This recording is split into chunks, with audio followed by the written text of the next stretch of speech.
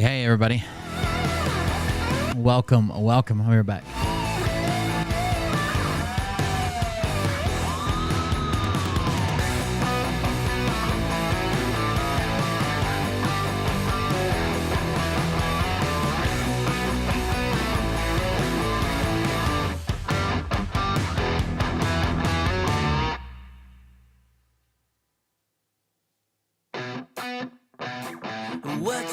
What you think about when you're born into a fire? Let them burn it out. Sell them to the richest buyer. They wanna let the world decay. They tell us lies and fade away. Hey.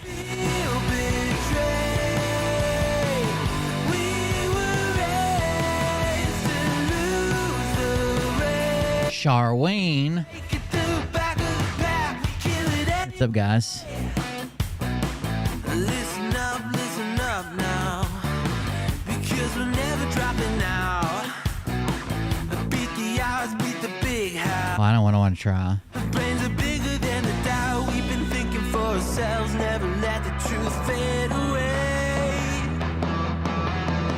This is bigger than ourselves. We won't let the world burn away.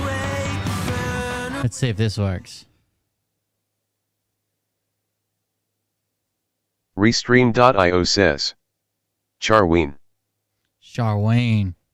My queen. Scott Wadgels.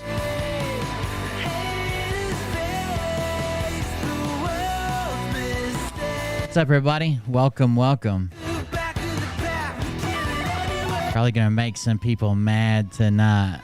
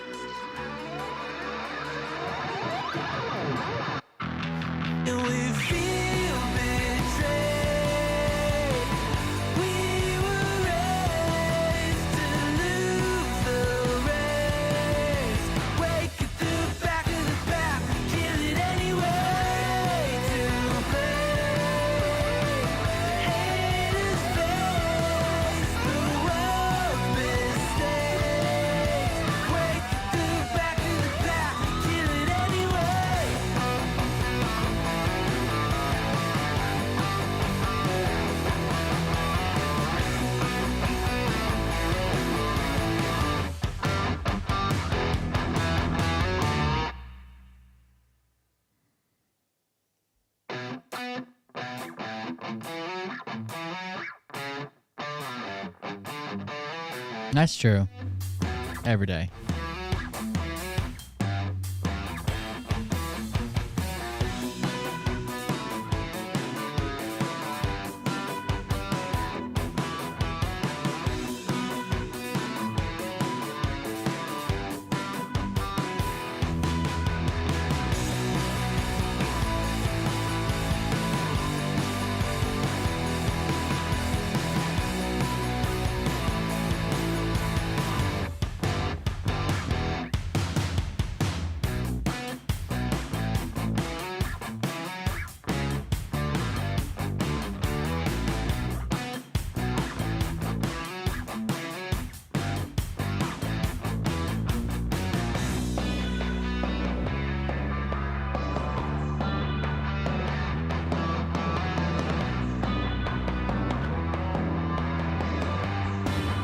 Give me just a second, we'll get started.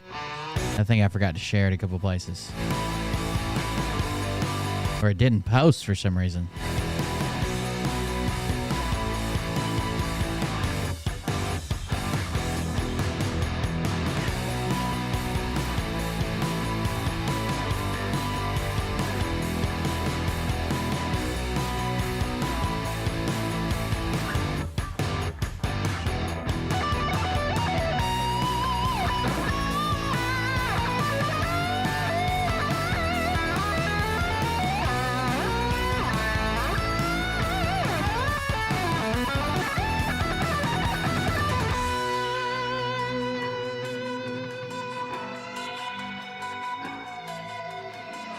All right, I think we're ready. You guys ready? You might have to let me know in the chat if you're ready. I don't know. You ready? I'm not ready. We ready? Oh, it's Facebook not live? Maybe they canceled me. Let me check Facebook before we get started.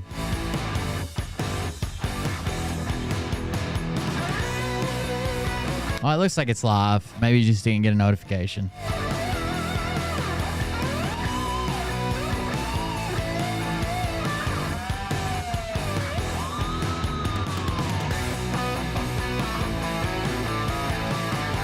Here we go. What's up, Yori?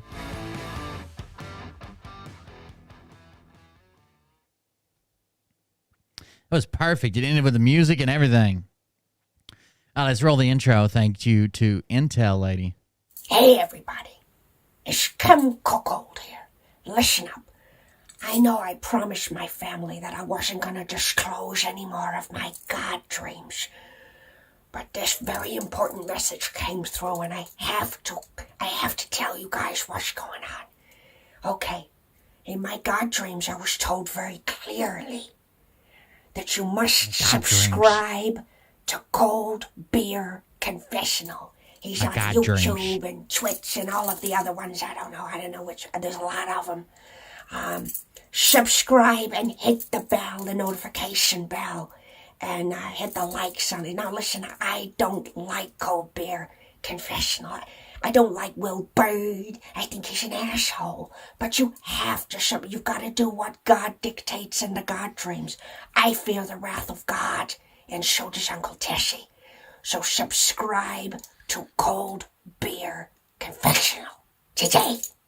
Okay, thanks a lot, guys. Thank you very much, Intel Lady, for the intro. I appreciate it. I'm going to take the other intro stuff we've got, which we've got a few different ones, and I think I'm going to put them together. Well, I actually started working on just a template. I haven't pulled any videos in yet, but like a template for like a commercial that we can run when I need to grab something to drink or use the bathroom or something, like not even a real commercial. I can't get anybody to sponsor me, but just like a fake commercial would be kind of funny. So we still got the other ones. I saw someone said they prefer the other one, the Scott Rogers one. I like it a lot too. I have plans to use that for different things. Hopefully. We used to run a Scott McKay commercial every once in a while. Patriot Street Fighter fruitcakes. But yeah, it was pretty funny. I think we can make that happen again. Either way, welcome. I am Will Bird. This is the Cold Beer Confessional. My hat's never on straight with my glasses, and it bothers my OCD. So thank you guys for joining us. I appreciate it. Thanks for coming out and hanging out with us. If you wouldn't mind liking and sharing the video as we get started, that'd be great. I'll try to remind you again if I think about it. We've got a couple things to go over tonight. It's not, I guess, we were talking about something else in Telegram chat. We're going to talk a little bit about that. Dinar, some people disagreed with my opinion on Kuwaiti dinar, Kuwaiti dollars, and left an interesting comment. And then there's been a bunch of, we might have a dramatic reading later. So there's been a bunch of interesting comments lately. A bunch of interesting comments. If my back feels all right, it is feeling a little bit better. The gas tank wasn't my brightest decision. And then I tried to switch back to my old chair today, but it's just too low. I have to be up higher to where I can get more bend out of my knee. I don't know. It's just a weird place I can put it to where it doesn't ache as bad in my back. But that wasn't a good decision either. But it does feel a little bit better. So if it's not hurting too bad here in a little bit, we'll probably skip over to some Patreon content. And if it is, we'll do some Patreon content tomorrow or whenever I feel better. I'm not gonna push it to get Patreon content out. I'll just make up I'm not gonna shortchange anybody either. I'll just make up the content. So thank you for joining us. Please like, share, comment, leave a comment on the video after it's posted. Leave a comment in the live chat. Introduce yourself. Come hang out with us. It'll be pretty fun. I guarantee you at least laugh a couple times maybe. I'm Will Bird. This is the Cold Beer Confessional. Let me change the screens around, and then we'll probably get started. The first thing right off the bat, we had some Dono clips come in, and I actually had them listed for free. Like when I've not been live, the Dono clips are free or paid. And then when I'm live, I've been having them the paid. They're the same price as Buy Me a Coffee because I was hoping people would use this instead of Buy Me a Coffee. So I had them free last night, but still 3 came in that were all paid. So thank you for those donations, and we'll go through those. Dono clips, if you don't know, is it looks like this. It's the top link on my donation page, coldbeer.fund, and it looks like this, where you can record an audio or video message for us to play on the stream and kind of personalize it. So there you go. I've been trying to get everybody to use it. I think it's cool as fuck. But I know a lot of people are shy or I don't know, think I'll roast them or something. It's not a roasting session. I'm not gonna roast you for a donation. But also I found out that even if this was in the latest update for Dono Clip, that if we reject your clip, let's say you accidentally, something happens and we're afraid it goes against TOS, or we're afraid that it can't be played on stream, or it would violate terms of service somehow, or showed nudity or something. If we reject it, it don't actually charge until I play your clip. So if for some reason it's rejected or doesn't get played, then you don't actually even get charged, which was nice. But either way, here is the first one. This is from Straight Runner. It's an audio clip. I already went through and approved all these for the stream mods when I saw them earlier, so you won't have to worry till you hear another alert. But here we go. Straight Runner with audio clip.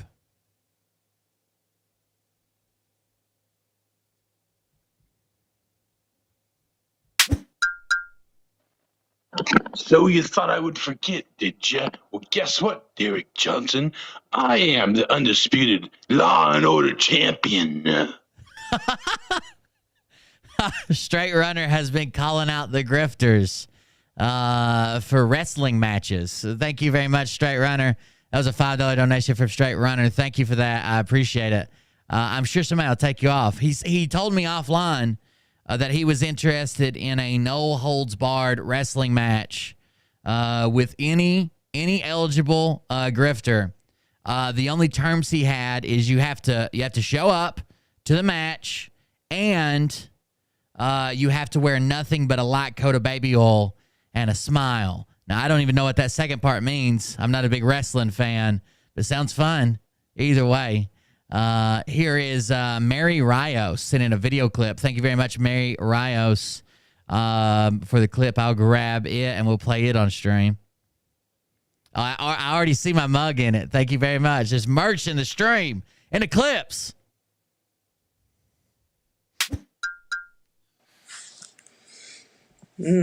Nothing like a hot, steamy mug of Meat Hammer Java to get you going in the morning. Meat Hammer Java. Thank you very much, Mary. Thank you for the donation and the support. And buy my mug. That's bonus points for having merch in the Dono clip. Thank you very much for that. And then Justin sent in another one. The last one Justin sent in was when he had the meat glasses on. So I'm guessing this is going to be a funny one too. Let's see what he's got. It's from Justin Sally. S-A-L-I, Sally, I think's his name. Either way, here we go.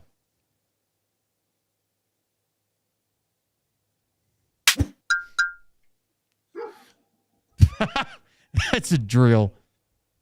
Team 2, go. Ego.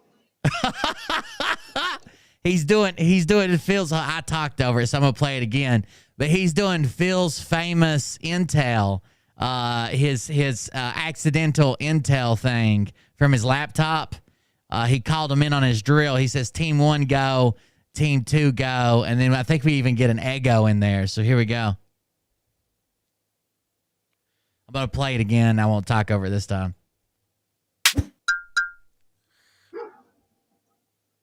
Team 1, go. Team 2, go. Ego.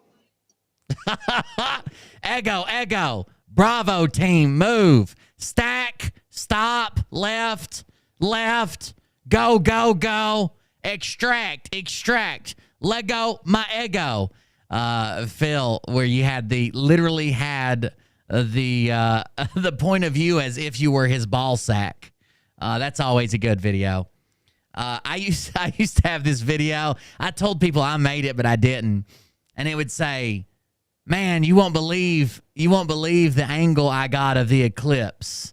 and it was like a solar eclipse, and you could see like a bright ass, it looked like the sun, right? That was what the preview of the video was. And I've sent it to people. I know for a fact I sent it to Johnny and a couple other people, guys. I don't think I sent it to any women, but hopefully not. But I used to tell people it was me, but it was this bright ass light, right? And when you clicked on it and played the video, that bright ass light does look like the sun. Everything's bright, and it's actually a flashlight.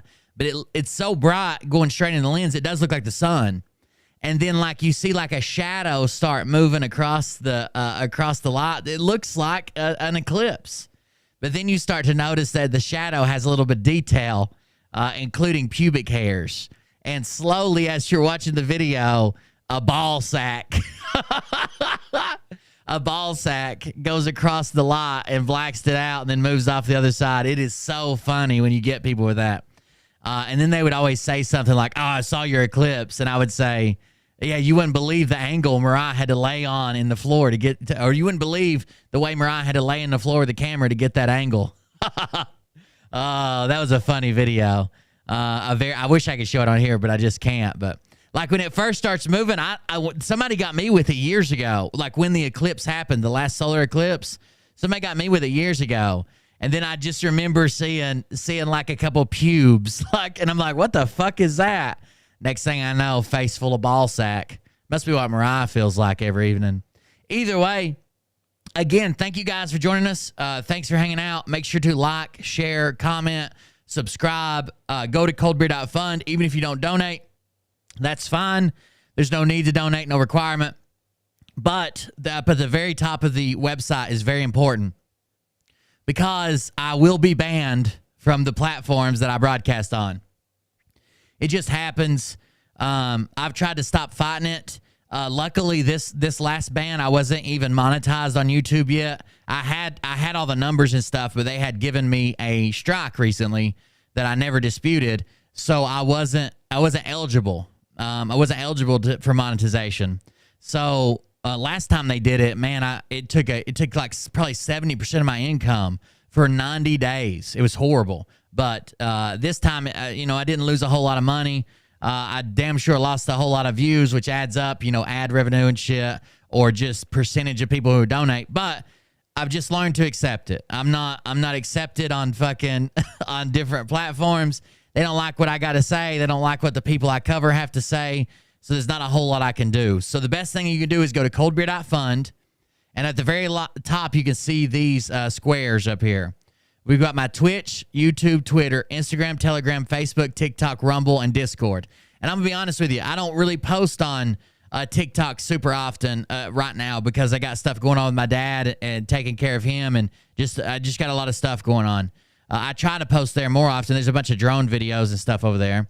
I don't post on Facebook a lot except for the video. I don't post on Instagram a lot. But if I lose a channel, and it's like one of my main channels, like I lose my YouTube, I lose my Twitch, I lose my Rumble, there will damn sure be some posts there, I promise you, directing you to the new channel. So go to coldbeer.fund and make sure you're following me in more than one place. I would greatly appreciate that. Down below, the rest of that is how you can support the show financially. If you choose to, you can use the very top link. It's called Dono Clip. That's what we were just watching, where you can send in a personalized audio or video clip. They're really cool.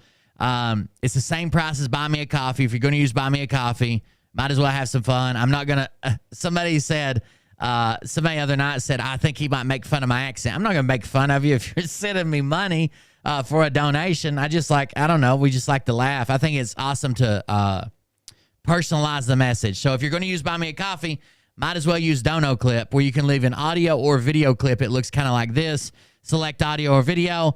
You can watch it before you send it. You can watch it before you even pay money, and then it won't charge you unless I play it on the show. Below that is Buy Me a Coffee, like everybody knows. That's the one they use most often. There's also this one in the corner, Buy Me a Coffee. It'll pop up in the corner. You don't have to leave the website. Patreon, where I've got a bunch of Patreon shows to make up. I'm sure a bunch of people are not happy with me right now from Patreon, but I don't know. I tweaked my back pretty good.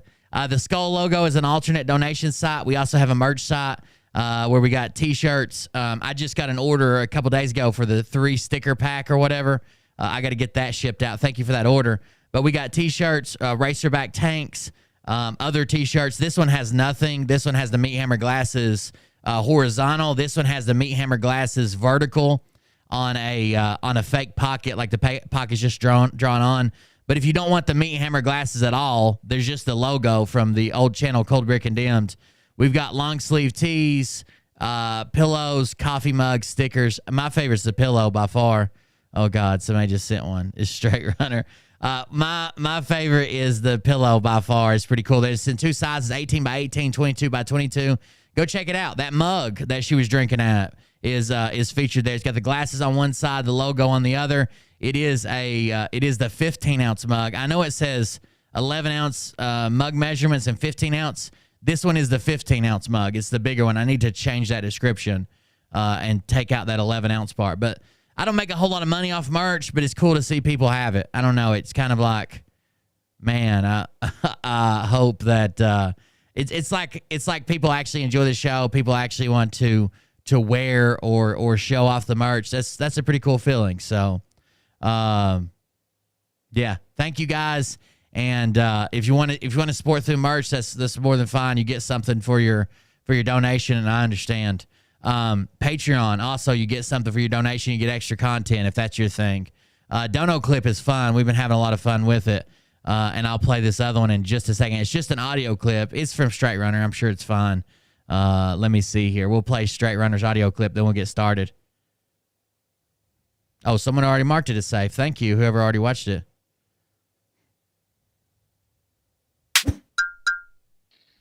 Oh, yeah, brother. And guess what? I want you to know, Scott Rogers, that the white power coin's mine, boy. He's challenging Scott Rogers on the white. I think he said power coin, but the thing that he's got with the Power Rangers, Scott Rogers, #1 Power Ranger. Let's check in on Scott Rogers before we get started. Hold on. It's been a while, right? It's been a while. It's been a while since we saw Scott Rogers. Thank you very much, Straight Runner, for that donation and for making me laugh. I enjoyed it. Let's see. His name is the Improved Wolverine. Sorry, this guy's talking, but I was already typing. The Improved Wolverine. How long? It's been a long time. I know he became a furry. We saw that. He did become a furry and said that he was going to start doing reaction videos as a wolf. It's no coincidence, okay? It is no coincidence that he became a white wolf, and that Rhino from Rhino Nation 8 prays to the all-powerful white wolf that they will howl his prayers unto the Almighty. That is not a coincidence, folks. That's called destiny. Oh, my God, he squeezed into this mask. No way. I can see your neck out the sides. Okay, let's watch some videos. What's going on, everyone? As Spider-Man, think of his webs as the web of life, you know? We are all connected. I don't think you're supposed to see neck tissue out both sides of the Spider-Man costume. This is supposed to be a turtleneck. It barely gets over his shoulders. Some way, you know? I showed that on the show a while back. Rhino playing to the white, all powerful and holy white wolf. Please howl our prayers unto the Almighty. To help people, you know? I mean, heck. I'm connected to my dad for his sugar. When it goes low. Chandler Bing style. And you have to figure out who you connected to and why. And there's some other people I still have to figure out, you know? But anyway. If he smiles too big, it's going to blow the back out of it. Damn. This is my favorite content, guys. It's the way of life, too. But anyway. Someone said he has bigger hooters than me. Did you guys see Sasha Stone's puffy and irritated nipples, as if Scott McKay had been suckling at the teats.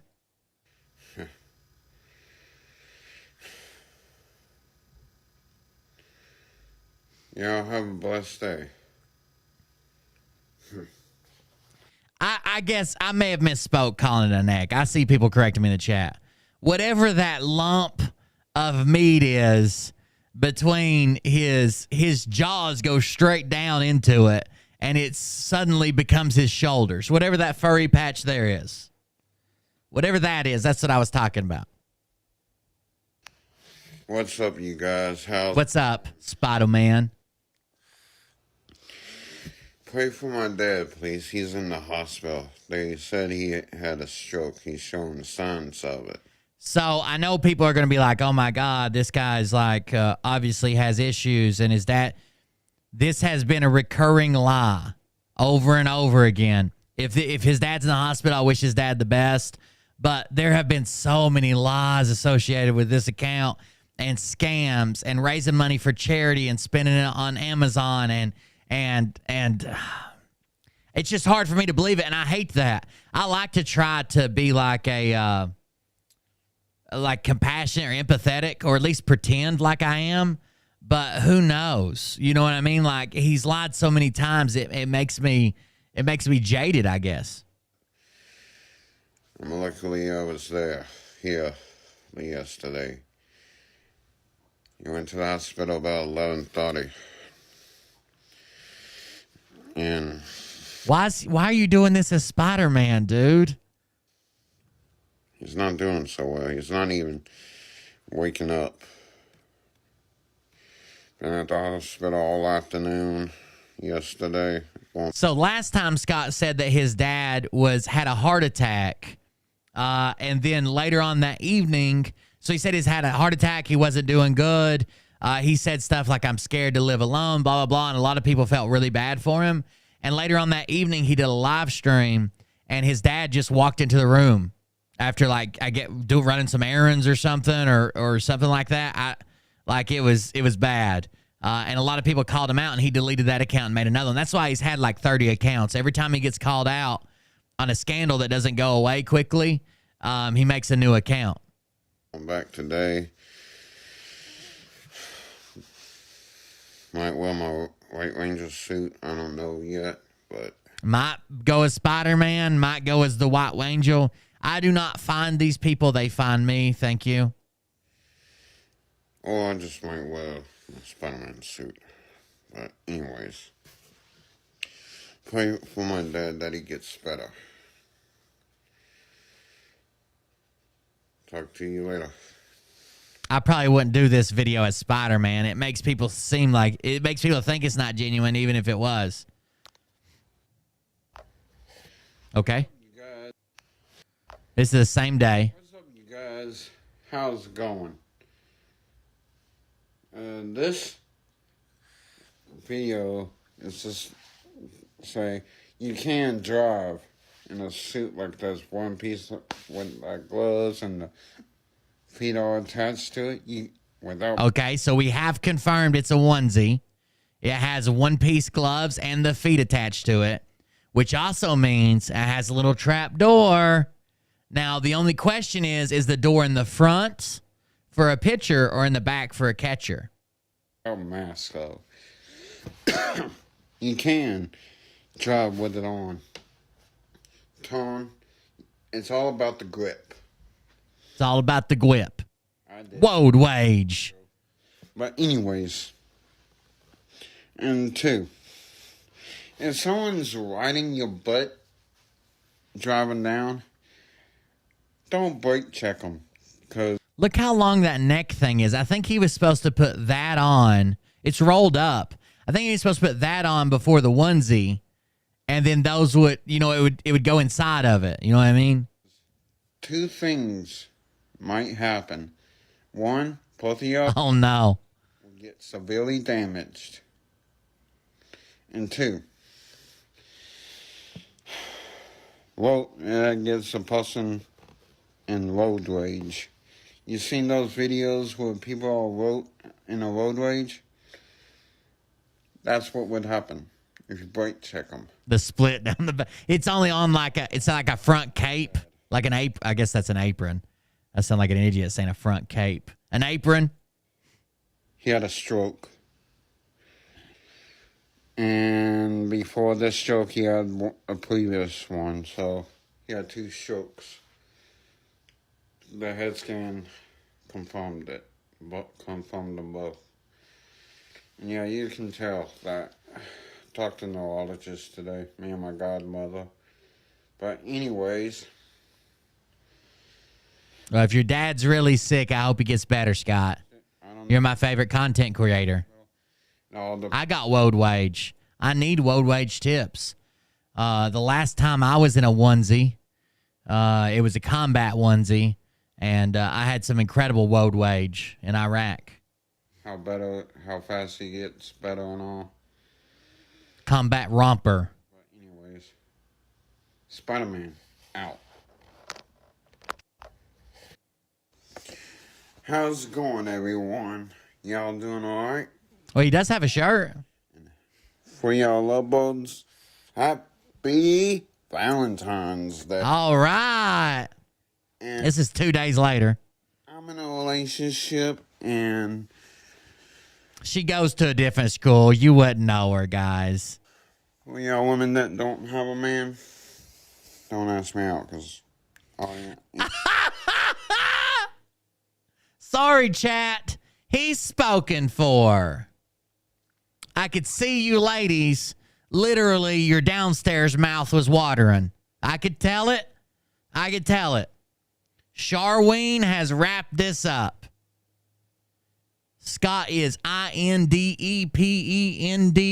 You know what that means? That means Char pays his bills.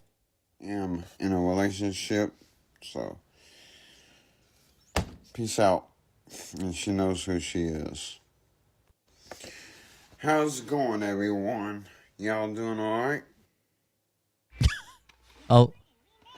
When I turn red, say something, and I'll mix it into a song. Here we go. It's morphin' time. Tiger Zord. Did we miss part of it or something? Here we go. Tiger Zord.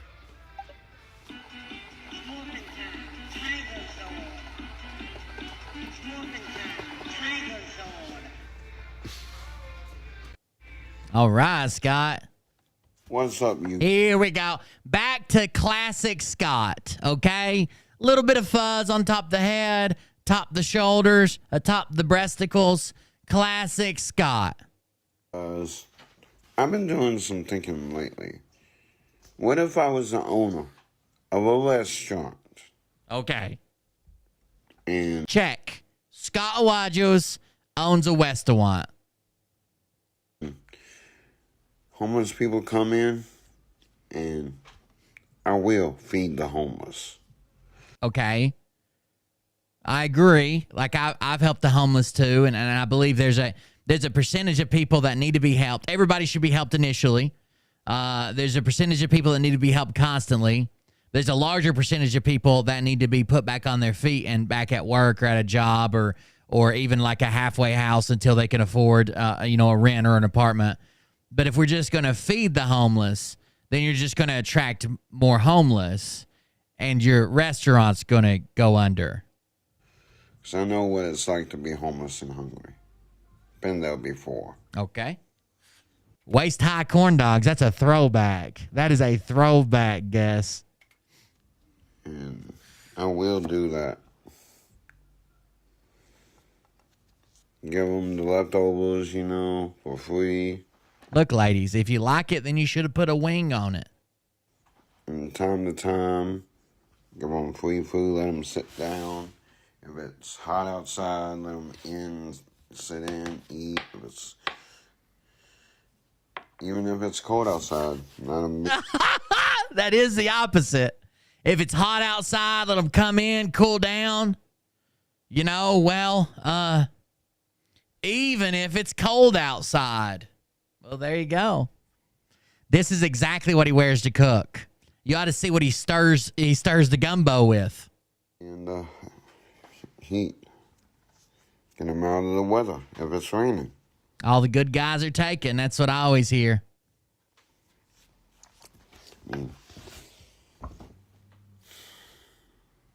And I don't know how to run a restaurant.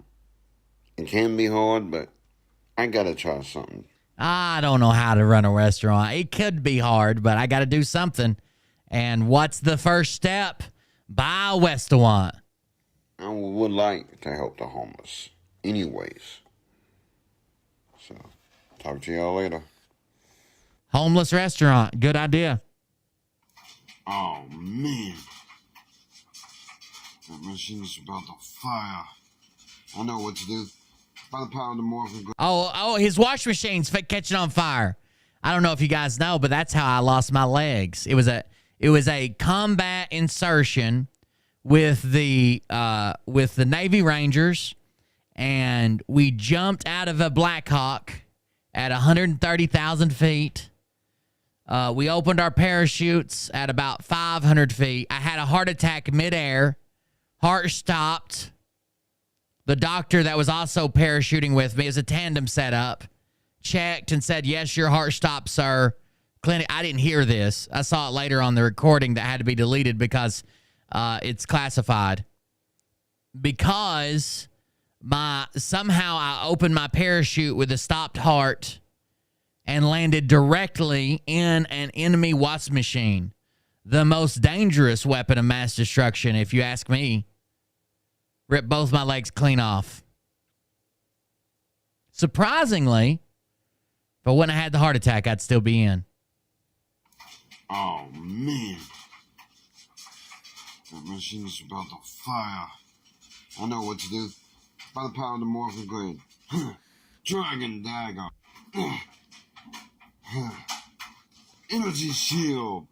The one Mariah uses is twice that long. I don't even know how you hit the bottom with that, Scott.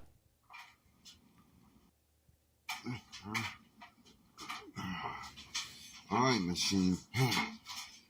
Dragon dagger, away. Sometimes he is wearing a ring on his finger. It's obviously not a wedding ring, but sometimes he is wearing a ring. He told us all before his imaginary girlfriend got it for him, and she bought him a convertible, and they were moving to Texas. Then he just quit talking about it. Oh, it's my turn. Yeah. By the power of the morphin grid, I call upon Saba. He wants to grow up to be Scott. Scott wants to grow up to be Phil in 2007, working at a Subway. All right, Saba. Attack. All right. All right, guys. FBI agents, go. It's clear. I know that sound.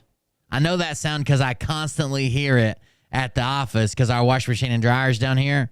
It is the sound of a set of zippered clothing flipping around in a dryer. Sounds like they're almost dry, too.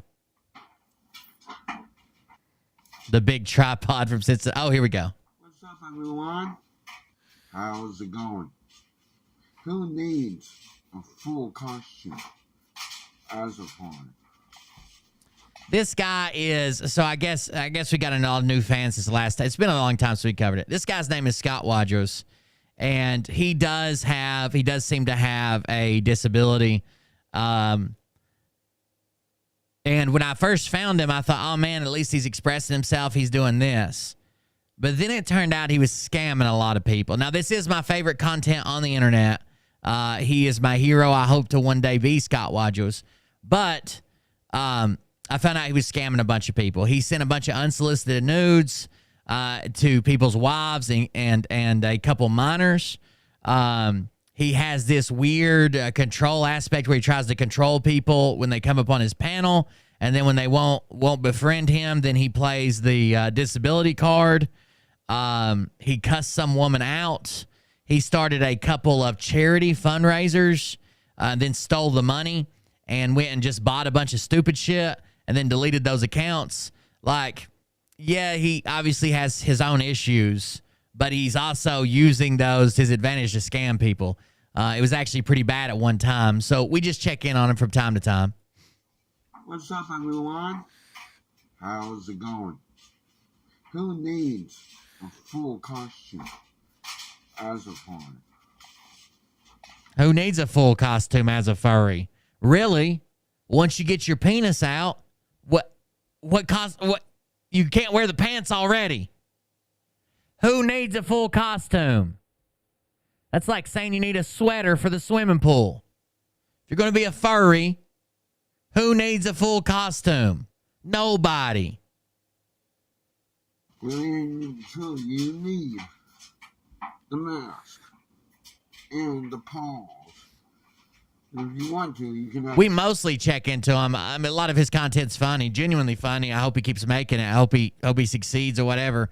We mostly check on him, see if he's running any scams lately. Because what he'll do is he doesn't know how. I don't know if you can. I've never tried, but he never deletes his channel. He just gets a new one, and then you can go back through all his videos and kind of check the scam, check the comments, figure out what happened, piece it back together, kind of like a detective. The tail, too. I'll get that next time.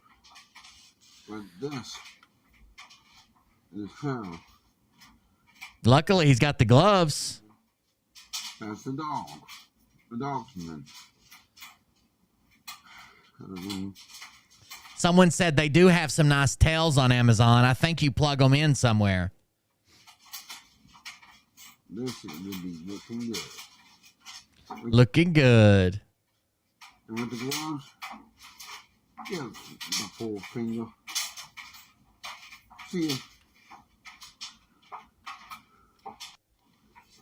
What's up? He's kind of, you ever heard the term built like a brick shit house? Imagine if you were just built like a porta potty shit house. Like a plastic, bulbous, lumpy, handles flip, says occupied shit house. You know what I'm talking about? What's up, you guys? How's it going? How's it going, buddy? My group is still going. Nessie Bear says, straight runner, I'll tag team with you if he brings the wolf pack. So that's good. Going on. Honestly, like, this is a compliment, too. Who needs a furry costume if they've got the head that makes them look like an animal? They've got the built-in fur. Who needs the costume? Again, pantsless, I'm sure. I've never been to a furry convention, but I'm sure it's a lot of, sniffing each other to see who's in heat, if you know what I mean. What's up, you guys? How's it going? My group is still going on, and I just thought of something. I'm taking applications. I approve who gets in and don't get in. So my group is still going on, and I just thought of something. I'm going to take applications to see who gets in and who doesn't get in. Just ask, can I join? Litter boxes everywhere. What would you do if you saw this in person? Dragon Dagger. That's a cool costume. With more fun, yeah. That's a cool looking costume. What would you do? Says it's in Wisconsin. Some coffee place in Wisconsin. Wow, that was an unfortunate time to pause, huh?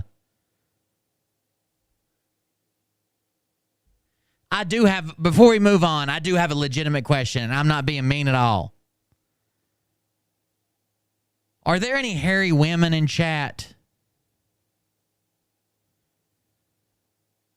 You don't have to speak up if you're a hairy woman in chat. But I guess my question is, if you have boobs and you have hair on those boobs, does it rub it off or is he shaving? I know that Jessa, longtime member of the No Shave the Armpits Club, but I've not asked about her breasticles. But does it rub it off, or are these patches shaved here? Can you see how clean that is? You can eat dinner off that son of a bitch right there. Guys, I got a bet for y'all. I bet you, in one setting, drink a 12-ounce Diet Coke can in one setting. In the wager, Don't show us. $50. I'll gag. If he starts chugging shit or like trying to competitively, I'll gag. I feel like there's hair in my food just after watching one of these videos. Nope. If I do it, y'all cash out me $50. If I don't do it, I cash out $50. Oh, did you see that little sly move? If I do it, you guys cash app me $50. Cash app. Like PayPal or Venmo, right? Send me $50. If I don't do it, I'll cash out $50, which means he'll just take money out of his own account and give it to himself. That was a slick move there. I hardly even noticed. I mean, fix $50. If I don't Look how he adjusts his chest. Hold on. do it, y'all cash out me $50. Oh, I'm sorry. He lifted his belly. I thought that was his arms moving his chest. He lifted his belly and it moved his chest. I apologize. Sorry, Scott. I mean, mischaracterize you. In the wager, $50. If I do it, Charween does not shave him. No. I think maybe some of the friction they build up, enjoying each other's swaddling arms, may do some of that. y'all cash out me $50. If I don't do it, I cash out $50. He wins either way. Setting. That's like when you go to flip a coin real quick. When someone says, you go up to somebody and say, hey, let's flip a coin for it. What you say real quick under your breath is, no, Char. What the hell is going on here? I don't think you're allowed to say that. Cantina. Jesus Christ.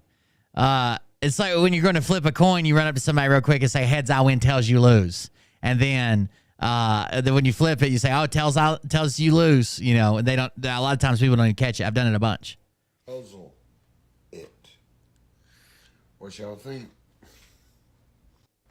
What y'all think? I got a bet for y'all. I bet you, in one setting, drink a 12-ounce Diet Coke can in one setting. I would assume so. Can't you guys drink a beverage? I could drink probably 3 times that in one setting. Like if I sat down to eat dinner, I'll drink a whole glass of whatever I'm drinking. Or if I sat down just thirsty, I'll drink I don't, you guys ever, I've got weird quirks about me. One of them is when I drink water, I'm so thirsty by the time I get a bottle of water, I drink the whole thing and throw the bottle away immediately. Like I don't carry around a half-empty bottle or carry around a bottle. Like I just drink the whole bottle and then throw it away. But imagine one setting. One setting is like until you get up. Like you just sat down. Technically, you could probably drink a fucking 12-pack. Drink a 12-ounce Diet Coke can in one setting. In the wager, $50.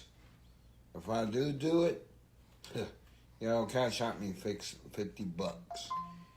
If I don't do it, I cash out $50. That's in one.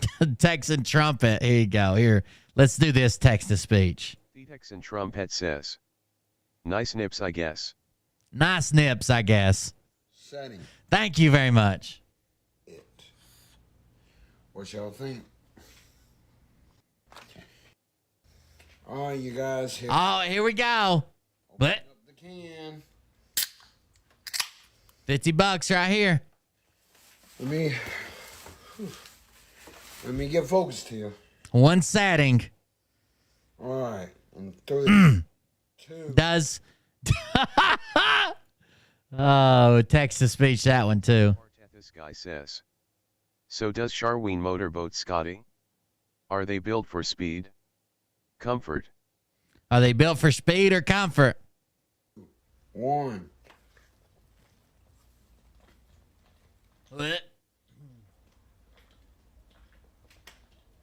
I can hear it. I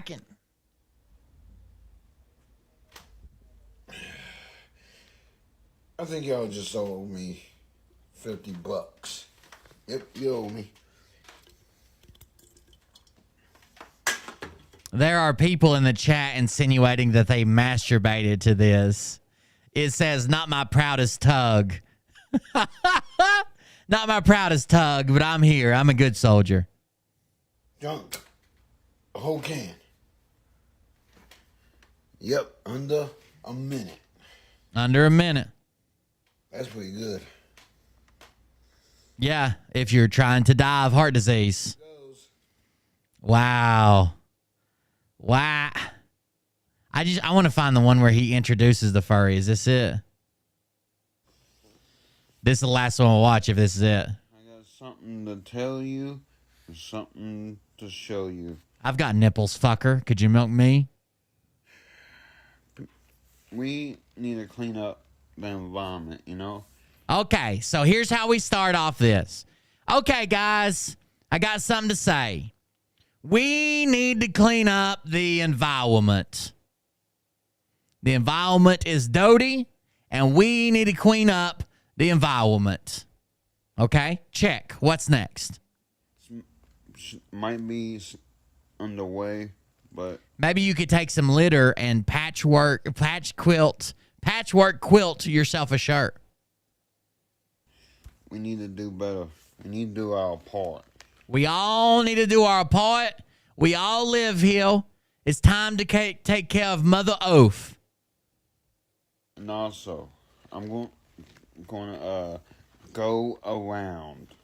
Okay, so he's going to go around, and you think, pick up trash or volunteer or community service or pick up cigarette butts, which someone reminded me I mentioned like 6 times when I was talking about the Army. There's a lot of picking up cigarette butts. Police your cigarette butts, police your brass. A lot of that in the military. So he's going to pick some stuff up maybe. And to the beaches and help. And there's any... I thought he said animal vomit. Dr. J. Banana said I thought he said vomit. Damn it. He said environment. The animals that got to the ground and to the beaches and help. And there's any sick animals that got to the trash and stuff. So he's going to go around to the parks and the beaches and the environment, and he's going to help. And if there's any sick animals, sick animals that got into the trash and stuff, he's going to help with that as well. I'm going to help them too, because we need to take care of this. How are you going to do this, Scotty? How you going to help? How you going to take care of planet Earth? Like, you going to join like that Captain Planet? He's our hero. He takes pollution down to 0. Oh. The ozone layer, as of right now, we can't do anything about that. But the trash, yeah, we can do. The ozone layer, we can't do shit with that, okay? But here's something we can do. What's that? I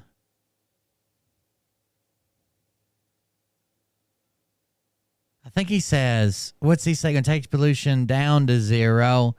Going to help him to put asunder bad guys who like to loot and plunder. You'll pay for this, Captain Planet. We're the Planeteers, and you can be one too, because saving our planet is the thing to do. Looting and polluting is not the way. Hear what Captain Planet has to say. The power is yours. You guys remember that?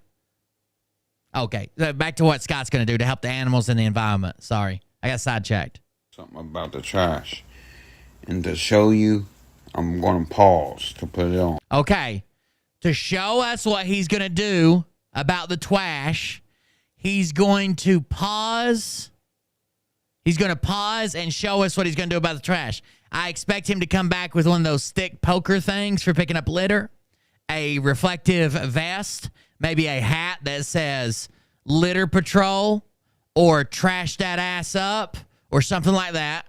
A reflective orange or yellow vest, probably a shirt, hopefully, and maybe some gloves in case he runs into any like used needles or anything. Let's see what he's got to help with the environment. He'll okay. show ya. Perfect. Just like the reacting dog and Shield. This looks like Shield's anyway. Gonna clean up the environment. But anyways. What's up, Nurse Julie? I hope I can do reactions to stuff too with this too. So, alright. And I'll be thinking of a name. Alright. So what y'all think? And we will need to protect this earth, you know? Alright. So, peace out, guys. Ah! Okay. Ah! Peace out, guys. Ah!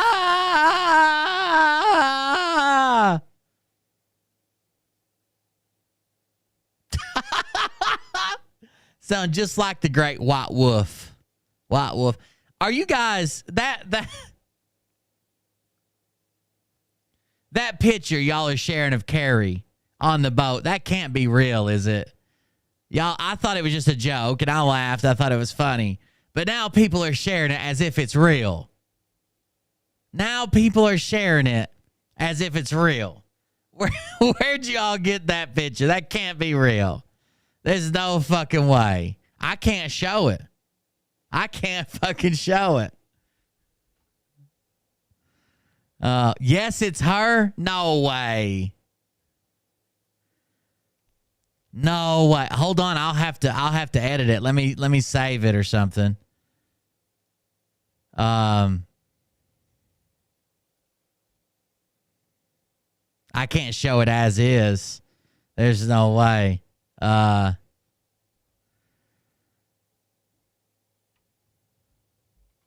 thought y'all were just joking, and I thought it was funny, and it kind of resembled her, but I had no idea. Let's see. Save as. Let's call it Snaggle with a side of tots. I'll remember that. Snaggle with a side of tots. That'd be super easy to remember. All right, save that. All right, let me do some editing. Hold on. Let's see. Paint.net will work. Then we do file, import. Jesus, I thought it was a joke, honestly. Like, I really thought it was a joke. Yeah, I don't think I can. I mean, I probably could, but I need to do something to it, or else, I risk somebody doing something, reporting something, blah blah blah. So I need to do something to it to make sure people know that it is fully covered.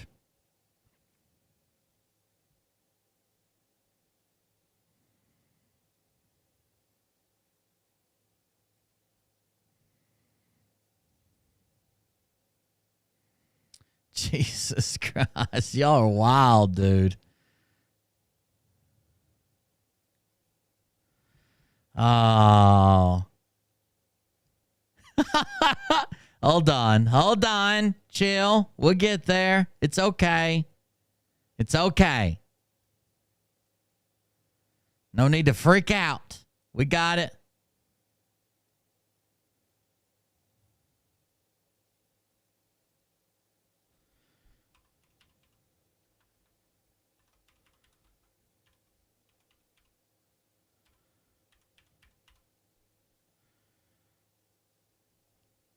Sorry, I'm just making some last minute adjustments here. Okay. That's fine.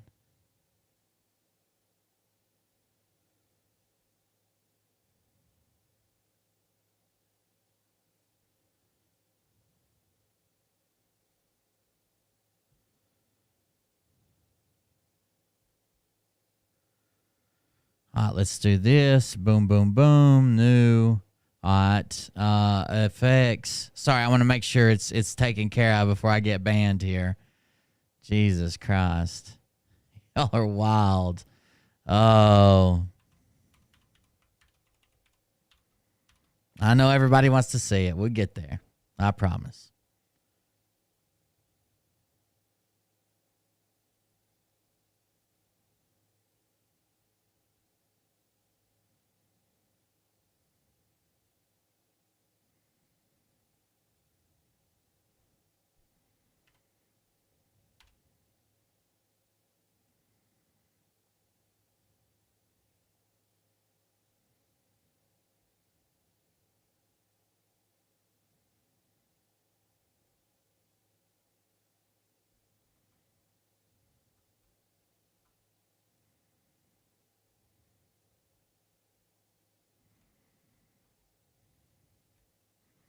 Okay, that's all done. Now let's just export it. All right, here we go. File save as. Snaggle with a side of tots. Correct. That's correct. Save. Yes, I want to replace it. I don't want the other one ever again. Flatten the image. It's not exactly flat right now, but I guess you can flatten the image if that's what you need to do there. Whatever. And here we go. Okay, install it. Oh my God. Yes. The fuck is going on here? All right, let's open it up. I didn't know my computer was going to beep 1,000 fucking times like that.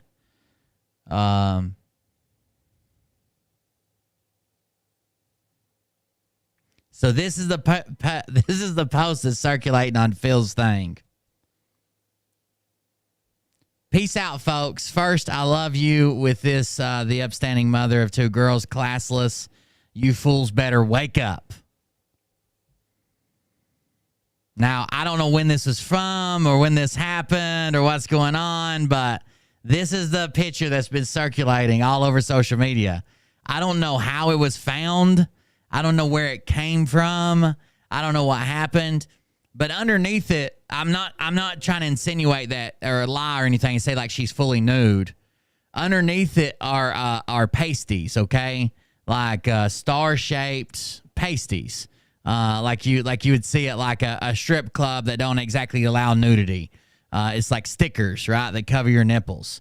Why? You can't tell what's there? I mean, it's her fucking topless. I'm not gonna make it gigantic. Either way, underneath is pasties, but I didn't want to get banned, so I threw a black bar up. But I guess I was sent this a long time ago, or not a long time ago, a while back, a few days, maybe a week ago, and it had the date on it and everything. Here's Carrie from 2009 or 2010, somewhere around there. Have you seen this? I thought, what the fuck? I thought it was a joke and just kind of looked like her, but I don't know who the hell found it. Who found it? Who found it? I would give that up. Phil will sue you. Phil will sue you. No, it's not full nudity. Underneath are two star-shaped nipple pasties, but I don't want anybody to think I was showing nudity and get my channel in trouble or whatever. They're very far apart.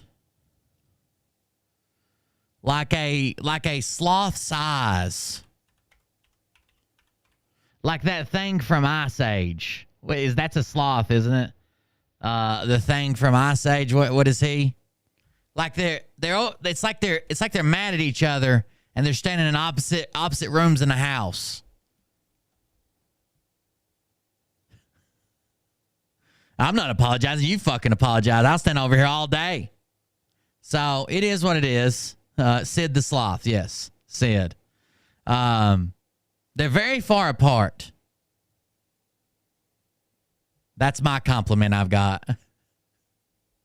I mean, you probably, if you get tired with one, you could make the trip over to the other one, as long as there's some type of public transport or you own a car or a bicycle or something. Boats and hoes. Gotta have me my boats. It looks like there's campers and stuff in the background, it looks like. And a little track hoe, a little mini excavator. So it's apparently on a lake where they party and camp or something. But it was shared in his chat a bunch of times. A bunch of times. So I don't know. It's up to you. When I get tired of Mirage, the other one's like right there. You know what I'm saying? They come in a pair. Okay? It's like two cantaloupes fighting for my attention. Like two fucking baby heads with just the tip of their tongue stuck out. Needing emotional support. I've never had to buy a ticket to see the other one. Or take off a travel allowance or turn in my mileage. But I'm not married to Carrie either. Or I guess I'm not married to Dory and trying to marry Carrie either. I guess that would be the way to say that. Either way, all right, so what the show's actually about tonight. We do need to cover like a main topic here. Besides Scott Wadjoe saving the environment. God, look how awesome that one makes him look. What's up, you guys? Damn, you looking good, bro. How y'all doing? About ready to sweat it out. The video I got this off of says, apparently, this letter on your hand shows the letter of your first name. So let's try it out. Nope. Cap. Of course, there's no S on his hand. It looks beautiful like that. It's imagine what I think you would see if you were like hunting a wild beast in night vision goggles, and it popped up in front of you. Anyways, so there was a comment earlier today. It doesn't matter who made it, but it was made, and someone drew my attention to it, and I just laughed at it because it's not right. So let's go to that. They then tried to back it up with a bunch of other things. And it includes a video. So we're going to listen to this video, and we're going to talk about what was posted. So let me go grab it, if you'll give me just a second. It's up here. All I said was laugh out loud, K. But here's the video. Oh, I guess I should save it, shouldn't I? I can't save anything in this chat. I'll do a pop-out player, I guess. Eric S. The presidents Bush and Senior and Bush Senior and Junior were telling all their friends to get as many dinars as possible. It was their plan to do the Iraq. Here's what it says. The comment from Eric S. says, the presidents, Bush Senior and Junior, were telling all their friends to get as much dinar as possible. It was their plan to do with Iraq what happened in Kuwait.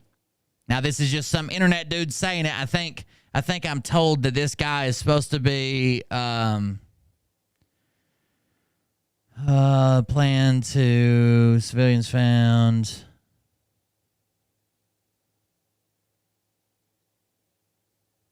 Dr. Shabibi. I don't know if that's him, but that's what they told me. The first person who exposed it was a guy named Dr. Shabibi. What they're talking about is dinar, Kuwaiti dinar, Iraqi dinar, and how much they're going to be worth. This is part of the revaluation system that goes along with Nasara Gassara, but it was actually around. It was around by itself as well. Nasara Gassara was a thing. Revaluation has been around for a thing. They've all been around long before Q, right? Probably the last 30 years, but they were all around before that. The Dove of Oneness and all those people we've talked about before. If you're a fan of the old shows, oh, that's Mark Z. Thank you. I don't know who it is, but it's now the Q people are tying it into Nasara Gassara. Eric S. The presidents Bush and Senior and Bush Senior and Junior were telling all their friends to get as many dinars as possible. It was their plan to do the Iraq. What happened to Kuwait? The contact of mine is the one that clued me and Eric. That is beyond. A contact of mine is the one who clued me in. I think they meant that clued me in. It was their plan to do with Iraq. What happened in Kuwait? A contact of mine was the one who clued me into Bush doing this. Bush Senior and Bush Junior. Mine is the one that clued me and Eric. That is beyond accurate. It is dead on. That is beyond accurate. That is beyond accurate. I don't know why they showed this to me as a source. This is not a source. Like, this is not a source. This is a guy on the internet claiming that you're going to be able to get rich off something. This is not a source. Spot on. We even have some of Trump donors where Trump was like, you need to get some. Warren Buffett spent, I believe it was $34 million US buying Iraqi currency. He said it was because it was a great long-term investment. U.S. Treasury holds like 55 T worth. Trump, I think the news was like 17 million US that he purchased in dinar. If I can remember, that was an article that came out of a Florida paper some years ago. He was saying the same thing, believed in the long-term potential that it was going to be a great investment someday. A great investment someday. All you doubters out there, if you think you are smarter than some of the most extremely talented financial experts of our time in modern history, knock yourselves out. If you're just that much smarter than them, good for you. I tend to not reinvent the wheel or outthink myself. I understand when somebody's above my pay grade, and I just listen and learn.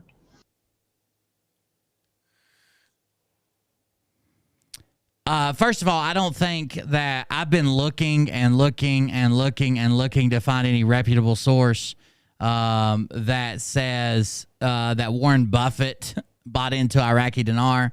There are articles that claim it, but they're all from bullshit, blah, blah, blah. There's several articles saying that he does not get into Forex trading or foreign exchanges or into currency movements. That's not his thing. That's not what he does. So even if he thought it was a good investment, he probably wouldn't do it.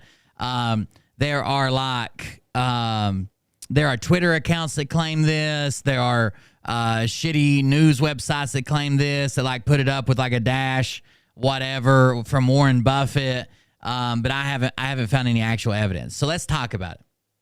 So to talk about the Iraqi dinar, you have to talk about the Kuwaiti dinar. So the Kuwaiti dinar has been their currency, holy shit, since like the 60s maybe, for a long time, okay? The Kuwaiti dinar has been their currency for a long time. I think it was like since the 60s. It replaced something else. I had some dates pulled up, but I think I've already put it on. Oh, since 1960. Before that, they had what they called the Gulf rupee, okay? We're talking about Kuwait now, not Iraq, okay? We're talking about the Gulf rupee was what they had before in Kuwait and other places. They replaced it with the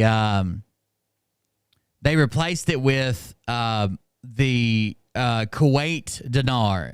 It's usually indicated by KWD, right? KWD is the three-letter, like USD is US dollars. KWD is Kuwait dinar, Kuwait dollars, okay? So what happened in Kuwait? Well, a lot of things happened in Kuwait. So basically, Iraq and Saddam Hussein had invaded Kuwait, right? You remember the first Gulf War? Iraq and Saddam Hussein in the summer of 1990, the crisis in the Gulf is what they called it at the time, began, and it was the first major international conflict since all the tensions and stuff between the United States and Russia from the Cold War. So a lot of people paid attention to it, okay? Saddam Hussein first made a bunch of TV appearances. He talked about going to Kuwait. He talked about taking over Kuwait. He said that Kuwait owed them. He claimed that they claimed that Kuwait claimed that he was stealing oil from them. He said that it was their oil and Kuwait owed them for some other reason, protection or whatever, and the war kicks off, right? It's not a very long war, but basically, as soon as this happens, at the, I think it's called Ramallah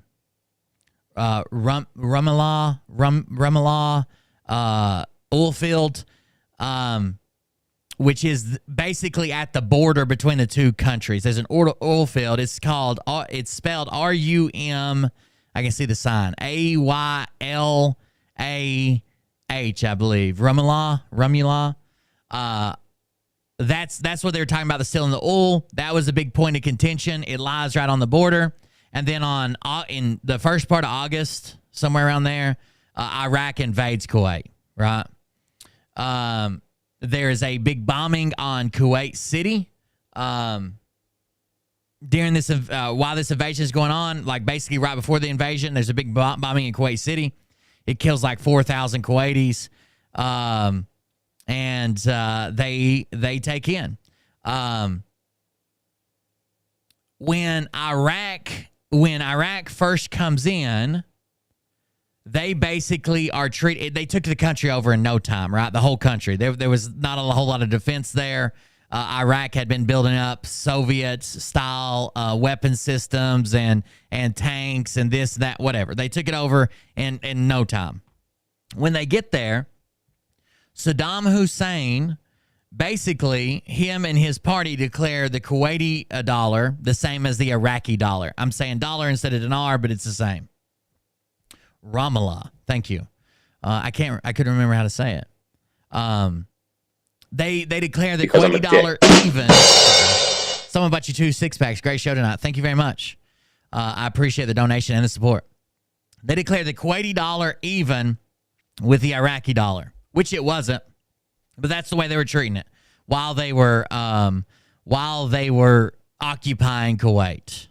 Okay.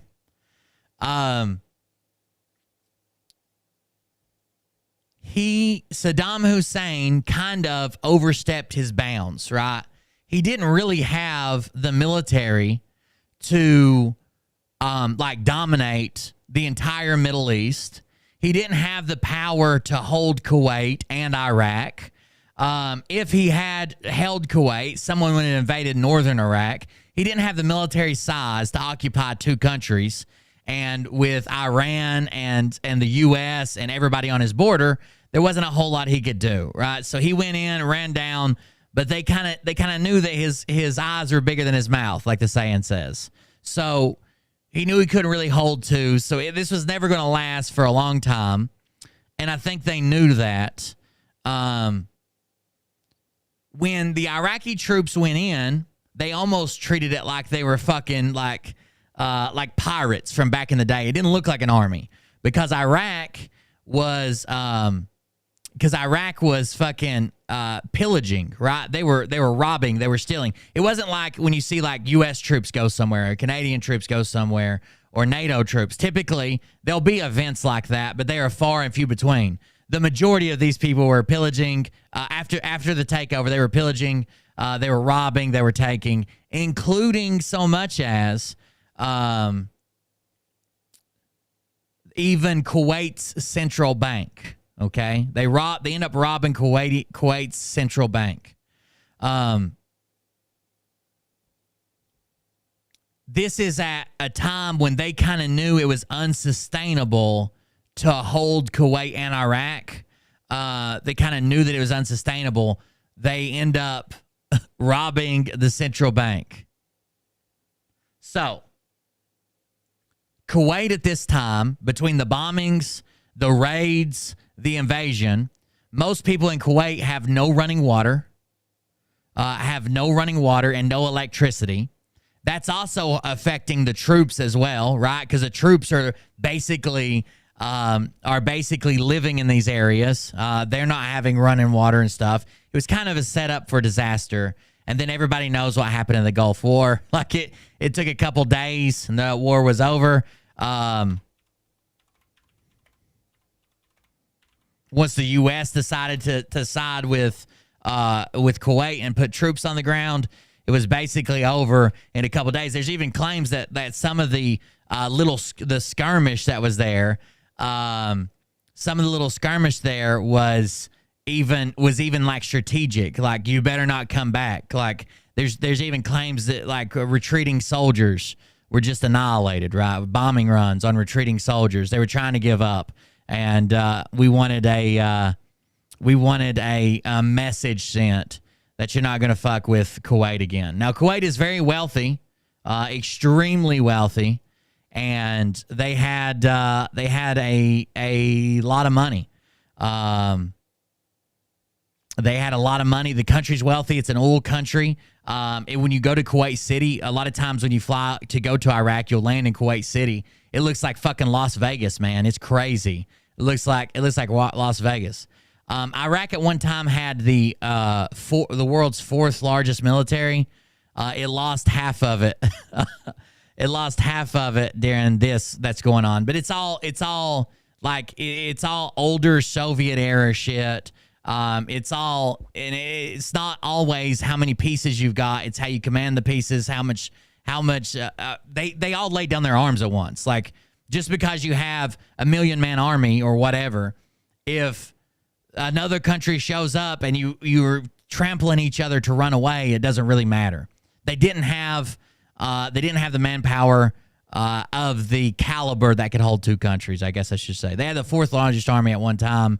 Right before the Gulf War. That's what they were building for. And they lost half of it in invading Kuwait, and they sent the rest of it to defend Baghdad. But anyways, they were in a tough spot already, okay? Iraq was in a tough spot even being in Kuwait and the homeland and the USA breathing down their neck. So this says the date here is March 24th, 1991. I'm sorry. No, that's the wrong date. So in retreat, Saddam apparently orders his troops, well, like some upper echelon troops, to literally rob the foreign bank, to take all the dinar they can, to take all the money they can, to take it with them and get the fuck out of there. Right? They rob the bank. Oh, that's a Dono clip. Thank you very much. I appreciate that. They robbed the central bank on their way out.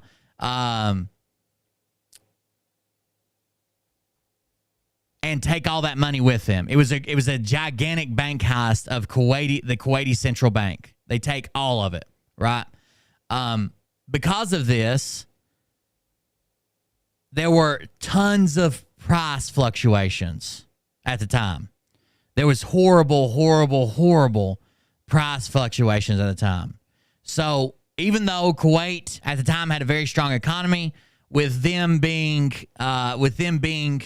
occupied by Iraq, there was some crazy theft that went on. There was crazy price fluctuations that went on. The bottom basically fell out of the Iraqi or the Kuwaiti dinar. It did not go well. Most of the value in the money. There's a story that I read one time a while back, and it was like a guy who said he went to bed a millionaire and woke up the next day owing a debt, and the hotel wouldn't even settle his bill. Like this guy was a Middle Eastern millionaire, and he left Kuwait the weekend before the invasion of Iraq. Or from Iraq, the invasion of Kuwait from Iraq. He left a Middle Eastern millionaire to go see his daughter get married. And when he got back to Kuwait, he was in debt, and the hotel wouldn't take his dinar to even pay the bill, like the money he had in his pocket. His bank accounts went to zero. Everything went down because this is what happened. So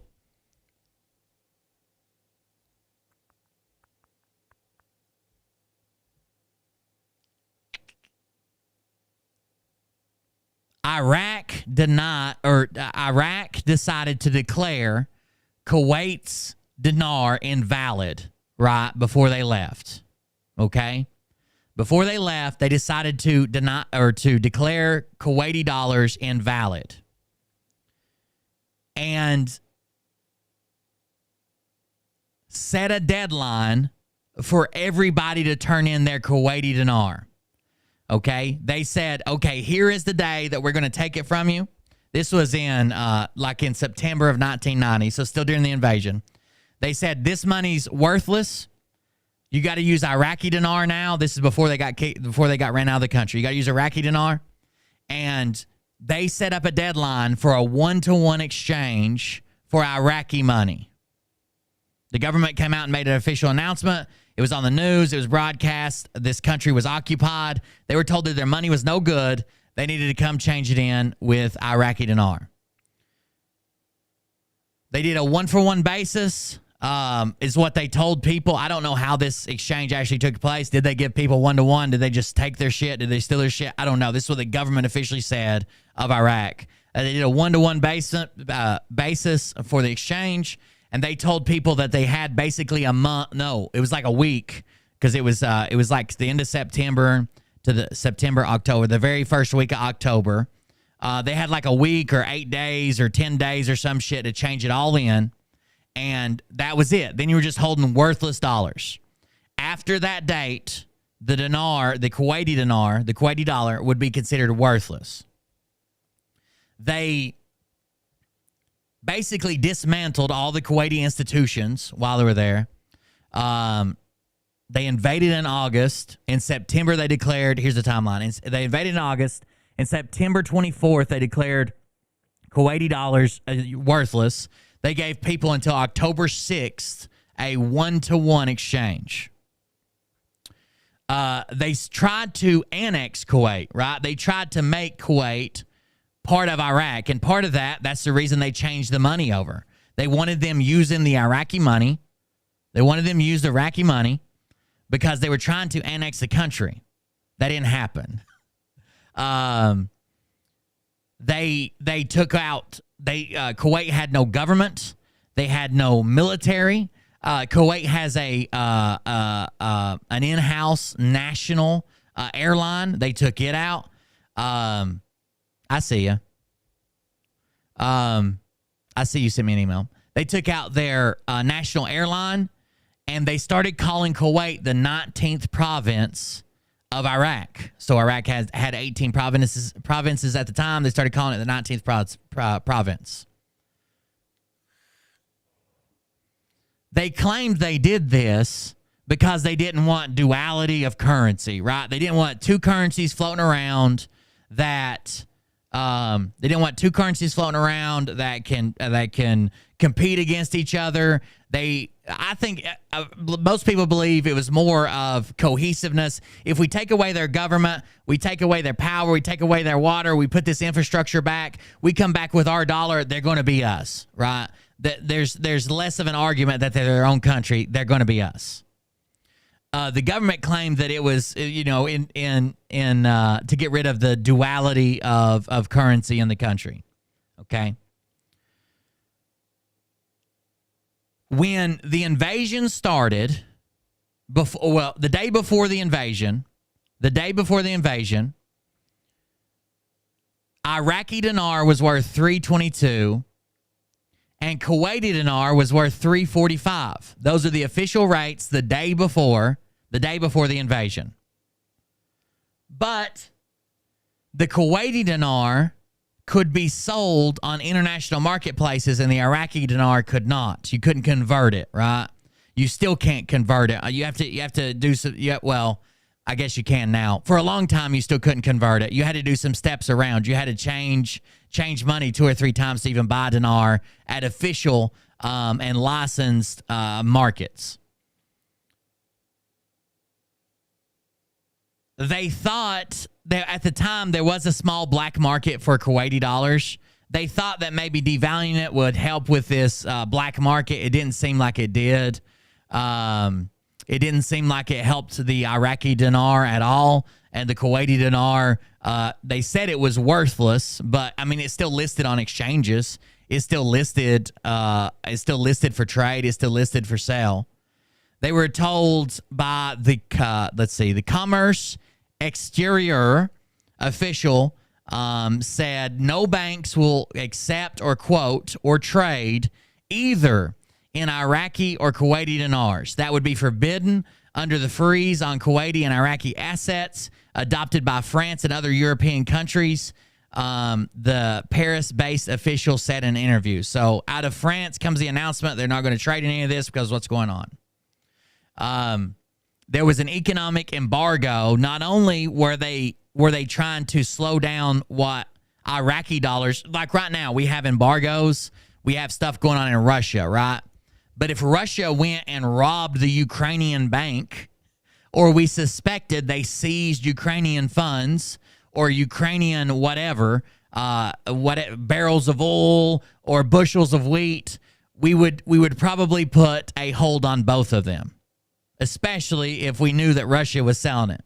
So basically the rest of the world took the stance of, we're going to stop trading this, blah, blah, blah, but it was still kind of listed on exchanges. Like you could still exchange for that type of money.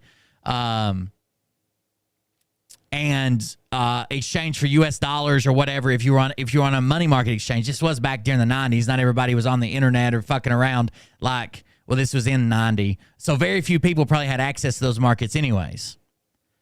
A lot of other countries got involved and said that we don't know if we're going to exchange it. We don't know if we're going to take it. The Bank of Egypt at the time said they had no instructions to stop taking Kuwaiti dollars, so there were people trying to cash those out, but they were cashing them out at like $2.86 rather than $3 and something.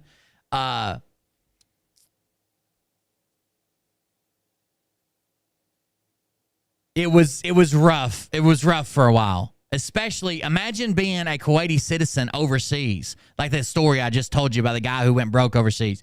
Imagine only having Kuwaiti dollars in your pocket and you're told that they're going to be nothing or the bottom's falling out of it or that nobody's allowed to accept it in Europe and you're on vacation in Europe. Like the whole thing was pretty rough. The whole world tried to stop trading in Kuwaiti dollars and Iraqi dollars for a while. They were told anyone holding Kuwaiti dollars outside of the Kuwait, their money was going to be worthless, useless, not worth the paper it's printed on. There were exceptions, though. We talked about Egypt. Kuwaitis that were stranded in London or near London at the time could go to the National Bank of Kuwait, which was in London, or the United Bank of Kuwait and get British pounds for their dinars if they have accounts there already and can prove that they are in desperate need of funds. Like, the banks didn't even want to do this.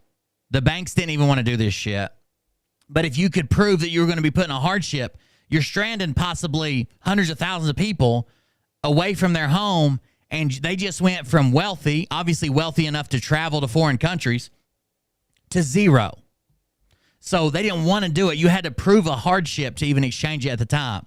Now, what is all this going to do? The invasion, the devaluation, Iraq announcing that they're using the Iraqi dollar, that the Kuwaiti dollar is worthless, that Iraq allegedly stealing all of the fucking central banks' money.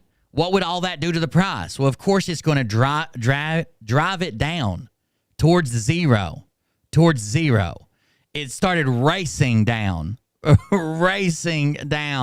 on all the world marketplaces. They ended up officially stopping it. I'll have to look up what the value was when they stopped it. It says the first days of the invasion, Kuwaiti dinar fell from 345 to about 1/5 of its value before internet. Oh, there it is. So 345, it fell to 1/5 of its value. 3.45 times 0.2 equals. It dropped from about 3.45 to about 69 cents. From $3.45 to 69 cents, and that's before the markets locked it out. Did you ever have to buy anything over there? Like in Iraq? Yeah, I bought stuff in Iraq. Stopped at little gas stations and shit. I've got a funny story about a gas station I'll tell some other time. Of course, that drove the price down. It looked like it was maybe the death of the Kuwaiti dinar, maybe the death of Kuwait. Maybe Kuwait was going to be part of Iraq.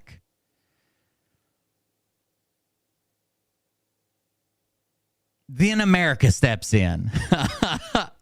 It does say here, there's a side note that says certain local banks may have been given a guarantee from Kuwaiti embassies allowing them to exchange dinars for the needy Kuwaiti citizens.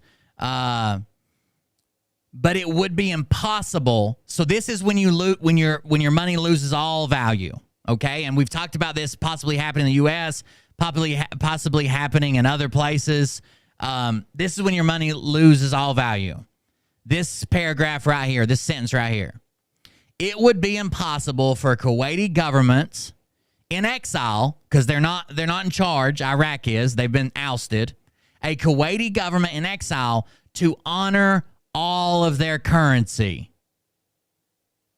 Then it goes on to say, because Iraq could then try to convert huge stocks of Kuwaiti cash its soldiers plundered during the invasion. So if the Kuwaiti government in exile, they're not even in charge, if they tried to say, okay, we're going to exchange any Kuwaiti dinar to something else because we know that they just basically turned off the Kuwaiti dinar, nobody can spend it, it's worthless, right? It would have been impossible. They couldn't probably do that for their own citizens. Who has that much secondary currency on hand, match one for everything? But it would be even worse because so much of it was plundered and stolen, including large stashes in the central bank. So once people realize there's no way the Kuwaiti government can cover the cash that exists, well, that's when the bottom falls off of it. If people realize that the U.S. government could no longer guarantee U.S. dollars, then the only thing that keeps the U.S. dollar valuable is the fact that it means something, that is backed up. Now, does it actually mean something? You can argue that the rest of your life. Who cares? But people think it means something. A lot of countries prefer to trade in U.S. dollars. A lot of places will give you preferential pricing for U.S. dollars when you're talking about international markets. Like, people think it means something. Basically, when Kuwait fell, tens of thousands of people became penniless overnight. Anybody who was carrying that much cash, or if you had it in your bank, if that's the only cash you had in your bank. Imagine right now the U.S. dollar goes to worthless. Nobody will accept it. Nobody will trade in it. You can't exchange it at the bank. You can't do nothing. And suddenly Canada says you got to use our dollar. We'll let you exchange it one for a week. But after that, it's worthless. I mean, could you get to Canada to exchange it? Would you exchange it? Your bank account's worthless too. They're not doing anything for your bank. So it doesn't matter if you have $10 billion in the bank. If it goes to zero per dollar, it's still zero. So all this stuff happened. Oh, here's that story. It says Zahedran, a wealthy Lebanese businessman doing business in Kuwait, flew home to Lebanon the day before Iraq overran Kuwait to throw a lavish wedding party for his daughter at a plush Beirut hotel. He says, quote, I went to bed a millionaire and I woke up in debt. The hotel even refused to accept my Kuwaiti dinar check to settle the bill when I returned. So he kept renting his room when he went. He come back, owed for his room, and literally there was nothing left when he came back. They wouldn't take his money. They wouldn't take his money. But ever the optimist, the Kuwaiti government came back. The Kuwaiti government came back. So on March 24th, so Iraq gets ran out of the country. They're scared to death that they're going to lose their main country, that they're going to lose actual Iraq. They fucking almost immediately retreat all the way to the capital to protect the capital because they're afraid the U.S. is going to come over the berm and fuck them up, right? So the U.S. steps in. Iraq, so basically, most of the troops just fucking surrender, right? Run away, drive away, leave, but they've already plundered.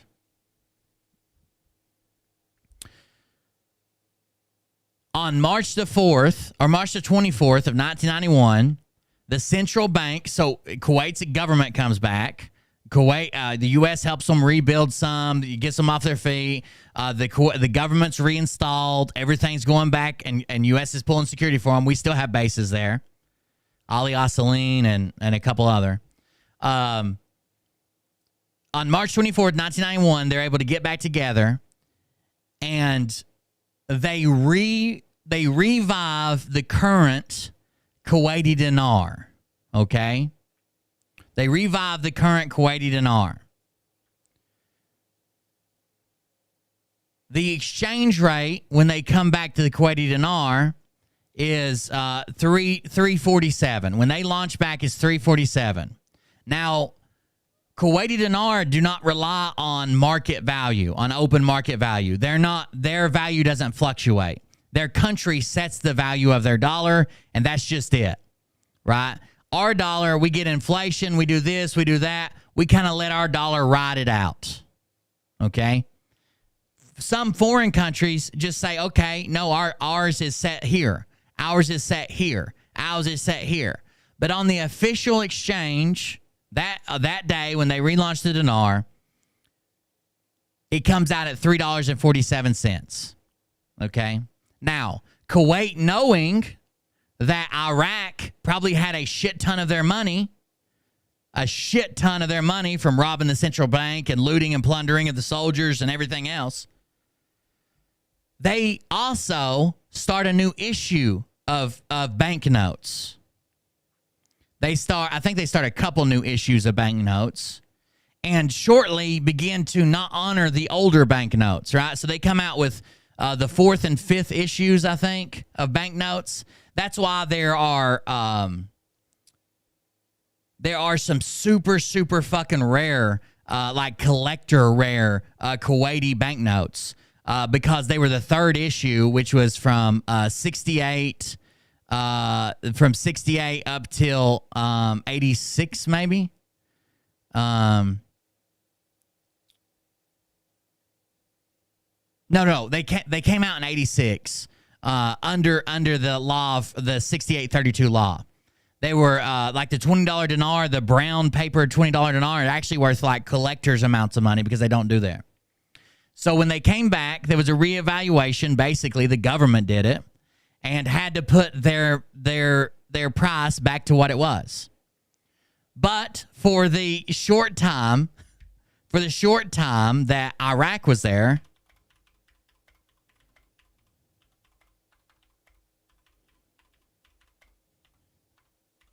sorry, I got to answer this. For the short time that Iraq was there, 5, 6, 7 months, whatever it was, and implemented the plans that they did,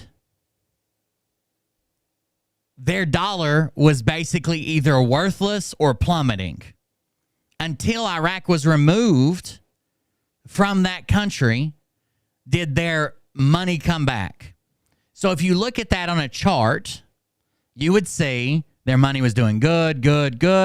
Iraq invaded. A couple of weeks later, their money falls off a cliff, goes all the way to zero. And if you would have bought that money at that time, and then the bank comes back and their money goes to 347. Well, that's a huge return on investment, right? After 7 months or whatever, that's a huge return on investment.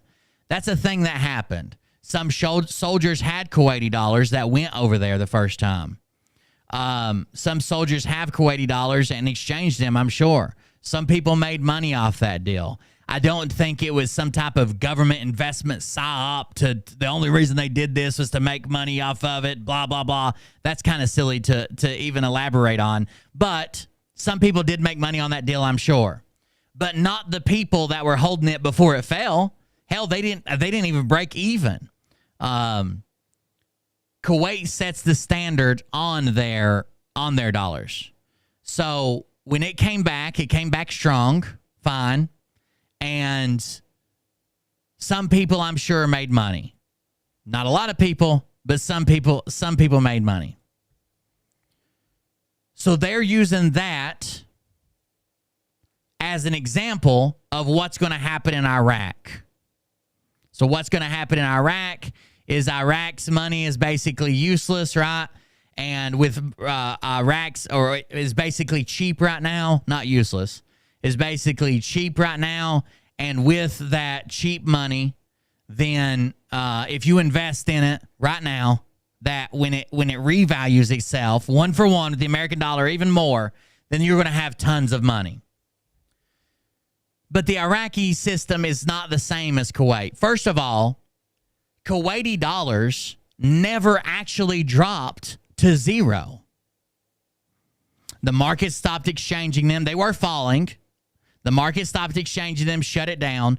But the only reason was this artificial, they're no good anymore indication that was put up, right?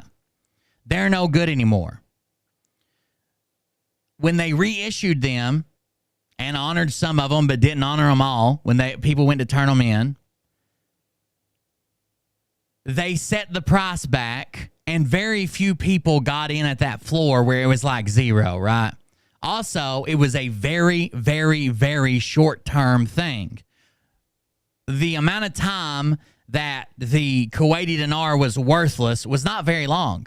The whole invasion was only 7 months, and you have to think that they had to have long enough to get to the capital, to oust the government, to take it over, to make these statements, to let them exchange. Like, they had to have time to do this.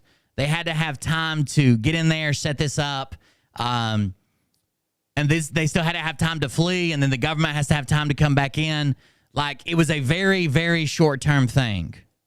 And people had no idea. Iraq, if the U.S. had not stepped in, or if the U.S. had been at a stalemate and unable to help, or if the U.S. had decided to do anything else, well, people would just be screwed, right?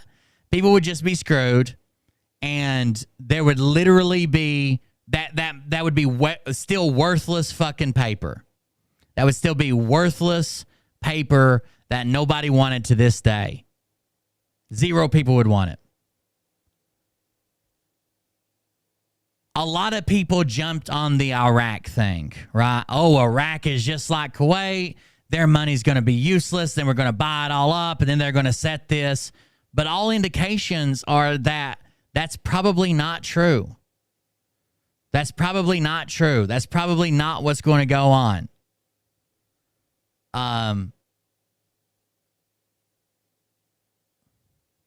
See, they invaded in August, July, August, September, October. They declared the money invalid, and then they withdrew from the country. August, September, October, November, December, January, February, March. March they withdrew, and March 24th when so you would have had November, December, January, February, March. So their currency was at this low state, this super low state, for 5 months, 5.5 months basically. And in those 5.5 months, you could have bought Kuwaiti dinar for pennies on the dollar, and you could have got it back up to where it was $3 and something for one. There's no evidence to indicate that that George Bush or the Bush family or any of these people were buying up tons of this money. But even so, we know that when world powers fall, collapse, crumble, are taken over, lose a war, come back from a war, there is literally no guarantee that that's going to be like any other country doing this, right? There's no guarantee. And obviously, it's not like Iraq. Iraq's fucking 20 goddamn years old. 20 fucking years.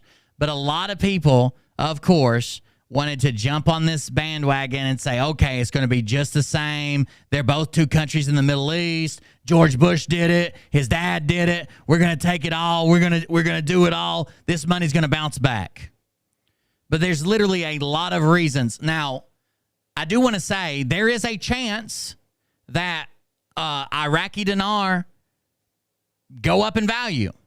There's always a chance of that. There's also a chance that right now, while I'm live, before I finish this sentence, I get hit by a fucking comet from outer space. Nothing yet. There is a chance that it goes up in value. There is a chance. The problem is it's being sold at overinflated prices because a lot of times it's hard to get a hold of in the States, or people don't know how to get a hold of it. Hell, Charlie Ward sells it for fucking Christ's sake, right? Like, the problem is it's being sold as overinflated prices, and it's being told it's a guarantee, and there's these, little snippets and little code they leave for you, and if you know to read the right articles and do the right things and this, that, and the other, then you're on the inside. So the person told me, this is the post they put, dramatic reading time. You ready?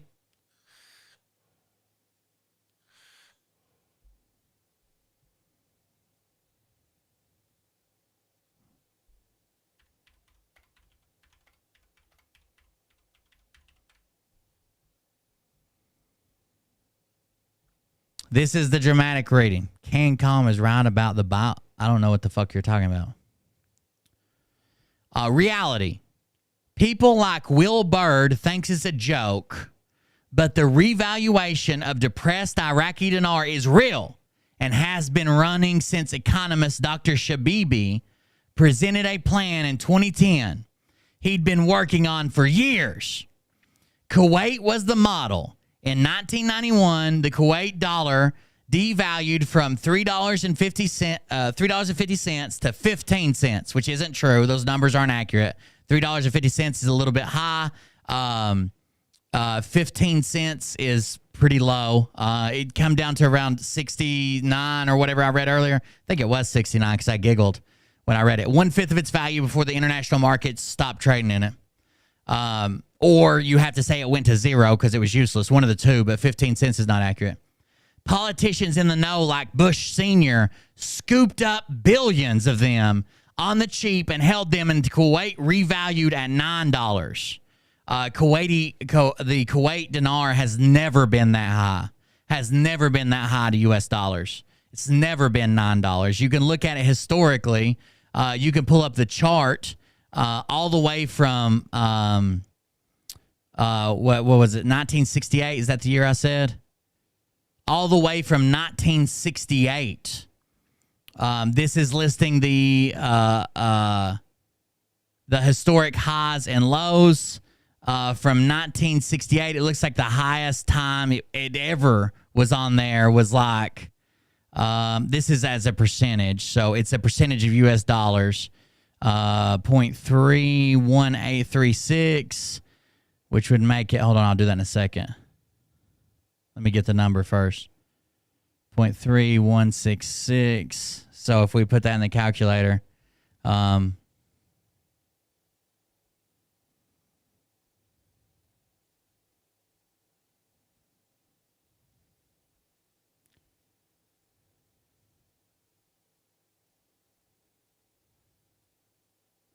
yeah, it comes out like fucking, I don't know, like around $4 or some shit. Lower than $4. Below $4. Here's the historic high and low chart all the way from when it was issued and when it was reissued. But you can go all the way back to 1968 and see the other one. This is on the new issue. So a lot of the charts break it between 90 and 91 because Iraq made it worthless in 90. And it didn't come back till 1991, even though it's under the same name by the same government, same thing. They just reissued. Well, they reenacted it for a short time, and they did take. Some people just got screwed. Sometimes they honored the old Kuwaiti dollar. Sometimes they didn't. But they reissued it right after that. It was March 24th. So the person says it came back at $9, or $9 is what they said. The bigwigs sold and made billions for themselves. And when Kuwait settled on $5 rate, nobody could profit. Bush had the scheme for Iraq, too, when they went back in 2003. And he planned the same for Afghanistan, Afghani. However, civilians found out, and now ordinary folks own dinar and Afghani. Pre-1991, Iraq was $347. Who knows where it lands this time with the huge oil budget and inflation? Okay?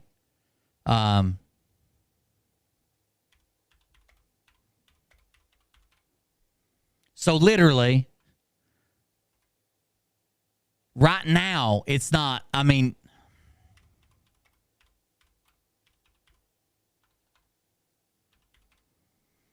right now it's sitting at 327. 327. It didn't settle on $5. It's $327 right now. You can go look it up statistically. 329 was the last high back in February. If I go back to max, there was a high for 380. That was back in 2008. It's not been to $5 or $9. I don't know why they said both those numbers, but they're obviously not getting them from any place that has evidence to back it up because it doesn't exist.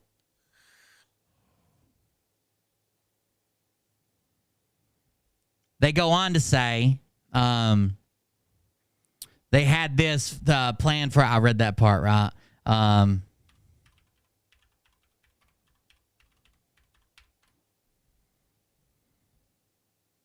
Sorry, I lost my place. I'm reading back through it.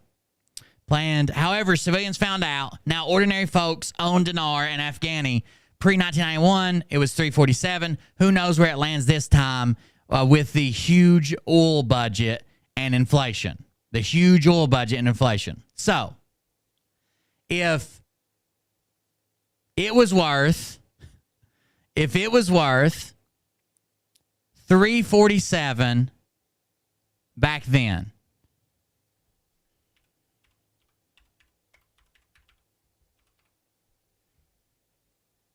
and right now it is all the way down to 0.00069. The Iraqi dinar is 0.00069 of a dollar.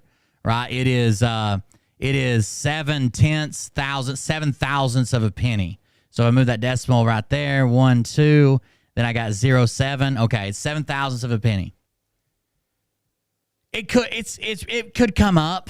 Is it going to come up to about 347? Well, there's no way. There's no possible way to predict that. And anybody who tells you that there is just dumb. There's no fucking possible way to predict that. There's nobody that's the George Bush couldn't predict it. His dad couldn't predict it. Regular citizens couldn't predict it. Mark Z can't fucking predict it. Could it come up? Sure. Could I be fucking ran over by a school bus when I leave here? Absolutely. When you're already buying it inflated because people are driving up the market and you're already buying it inflated and it doesn't go up as much as you think it does, you're not going to profit.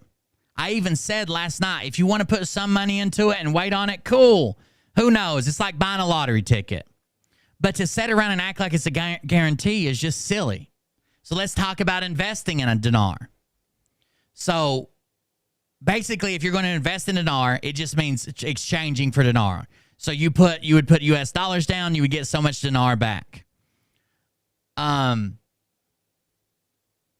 You hope the price rises so you can sell it back to US dollars or whatever you want to trade in, right?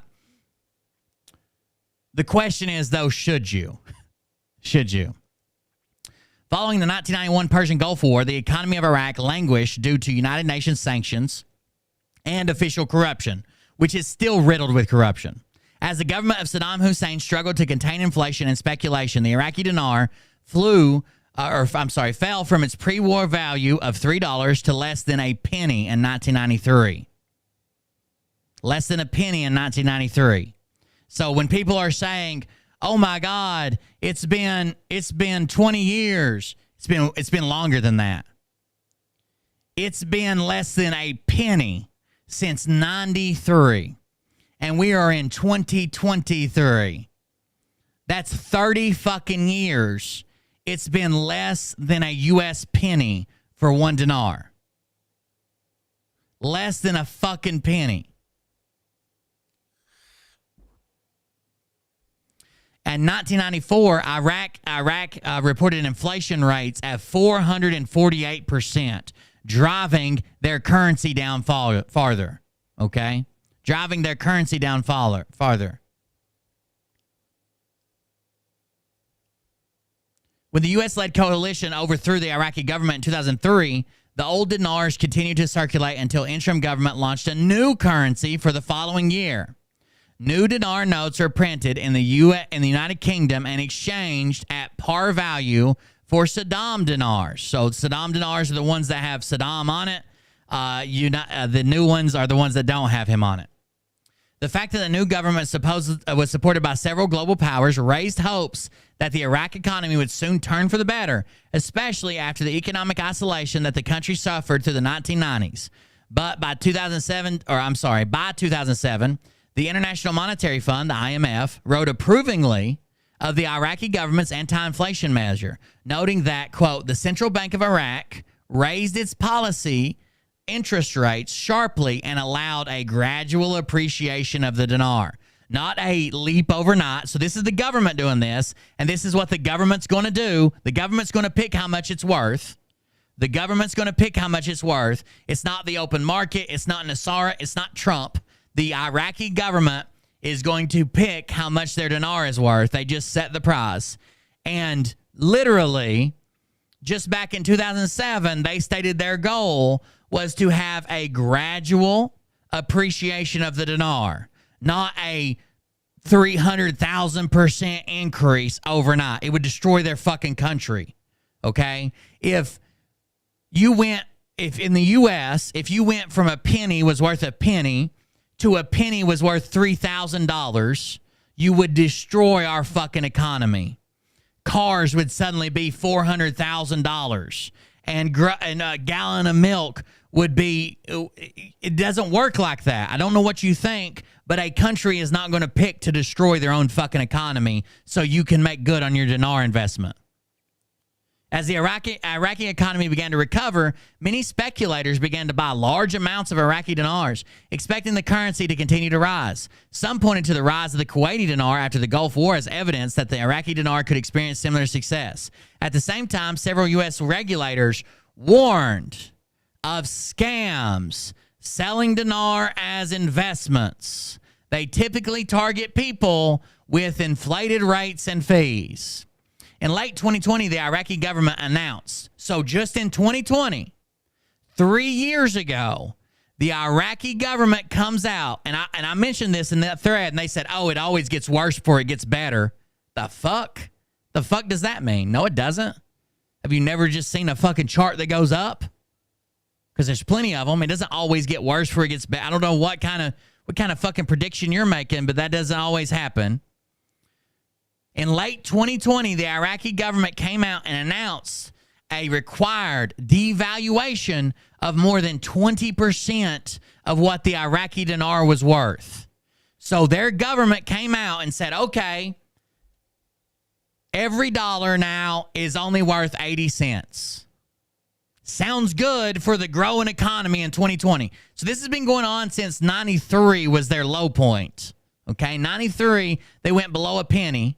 They're still way below a penny. And even in 2020, they had to come out and say, we're moving too fast. Cut 20% off of it. It's the only way we can control inflation. They did this. They did this to make up for a shortfall in liquidity. They didn't have enough cash. The government didn't have enough cash, liquid cash. This act resulted in public protests in a country that was already struggling due to the worldwide coronavirus pandemic. So the Iraqi government in 2020 come out and cut 20% off the top of whatever dollar was worth during coronavirus, and they're still reeling like the rest of the country or like the rest of the world with inflation and the markets and lack of workers, lack of work. Everything else that we're struggling with in the U.S. is happening in Iraq too. So when do you expect this great revaluation to happen? There are a few reasons, though, to be optimistic about the future of the Iraqi economy. With Iraq having 11.7% of the world's oil reserves, it has the potential to spring back and establish itself as a stable economy. The potential. It has a potential. Again, this is probably like buying a fucking lottery ticket, because tomorrow Iran could take the motherfucker over. Like, I don't know. I've been there. It's a violent fucking place where people would do anything to be in charge. That will require peaceful, promising business atmosphere to establish investor confidence and revive its economy, something it has lacked showing of recently. A peaceful economy that promotes business and a business atmosphere to establish investor confidence and revive its economy. But that does not necessarily mean that buying dinars is the best way to bet on the Iraq economy. So here's the problem. Oh, not yet. For one thing, the Iraqi dinar does not float freely. Did you hear that statement? The Iraqi dinar does not float freely. It doesn't flow up and down with inflation. It doesn't respond to the prime rate. It doesn't respond to the Fed. It doesn't respond to interest rates. It doesn't do that. The exchange rate is fixed by the government's central bank. Just like Kuwait, they set the value of it. So, again, do you think that the people who run Iraq will come out tomorrow or next week or next year or 10 years from now and say, we're going to raise our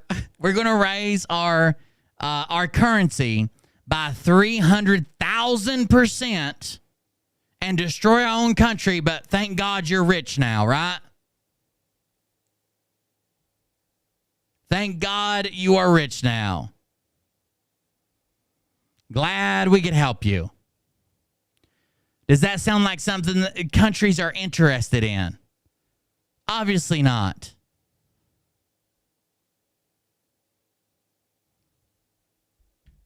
Obviously not.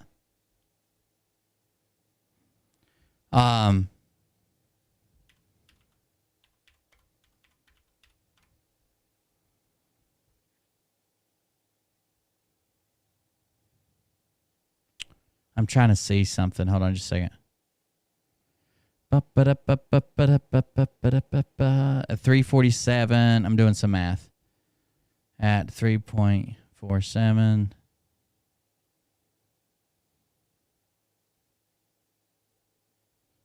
Yeah, it would be like they would have to raise the value of their shit by like 5,000 times its current price. If they came out tomorrow and said we're raising our currency 5,000 times its current price, imagine $1 US going to $5,000 to get back to just where they started before they invaded Kuwait. Not to get back to what they're predicting or what they set, $9, $5. Let's see where it'll, just to get back to where they started at before they invaded Kuwait. They would have to raise it over 5,000 times its current value. Could you imagine tomorrow the government just comes out and says, you know what? $1 US is actually $5,000. Good luck. Of course not. They're not going to do it at detriment to their own country. I guarantee you that. It does not float freely, but is fixed by the central bank of the country, meaning that the currency is unlikely to experience any rapid changes in value because that would be detrimental to their own country. Again, meaning that the currency is unlikely to experience any rapid changes in value because that would be detrimental to their own country. In contrast, a more traditional investment vehicle like Iraqi stocks could offer returns even if the value of the dinar remains unchanged.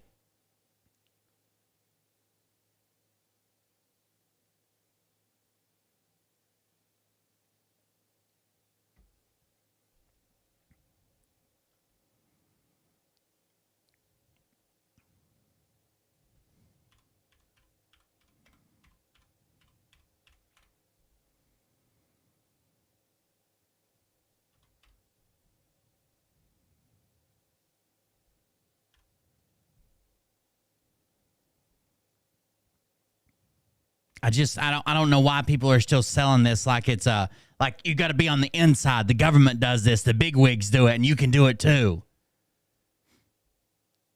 Moreover, legitimate trading volume is extremely, extremely low. Not a good sign for the Iraqi dollar.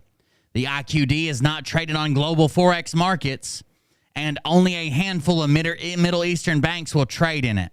If you have to buy Iraqi dinars, you can buy them only at select money exchangers who may not be legally registered. These brokers may charge up to 20% for transactions, eroding the profit potential even for short-term trading. But perhaps the largest concern is the number of scams and frauds concerning the Iraqi dinar. Several U.S. regulators as far back as 2011 have warned about currency brokers promising high returns while charging hefty fees for hard-to-sell dinars. The scam proved particularly popular after the 2016 elections amid rumors that then-President Donald Trump would somehow cause the Iraqi currency to soar. The Iraqi dinar reached its highest value against the U.S. dollar in January 2016. At that time, the dinar was trading at 1,090 dinars per U.S. dollar. So pros and cons list here. Pro, Iraq has large oil reserves that could support economic growth. That's true. For those living or working in Iraq, but not buying dinars could be a suitable investment. If you already live in Iraq or work in Iraq, maybe that might be a good way to do it. Buy some dinar. I wouldn't bet on it, but you can buy some dinar.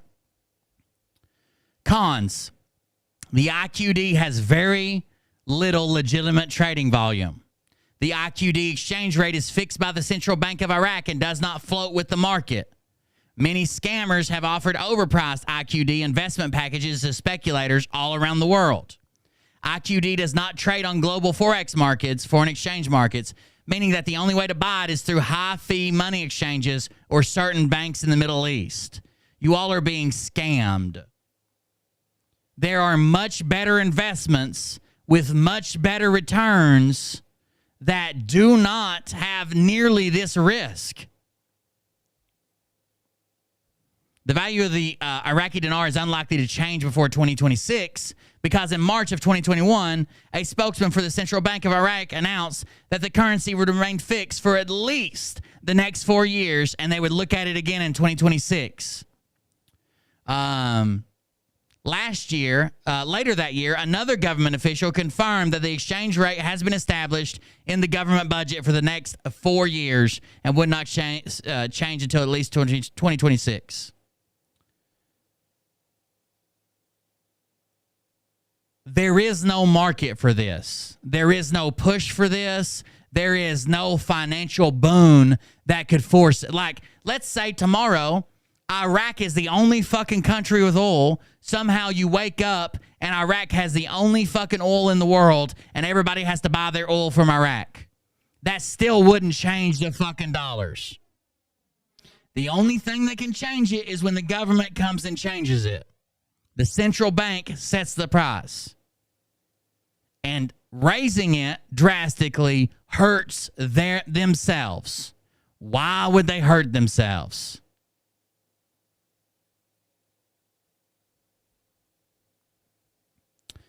The bottom line is how Iraq, its economy, and hence the Forex rate develop over the long term is a continuing uncertain bet.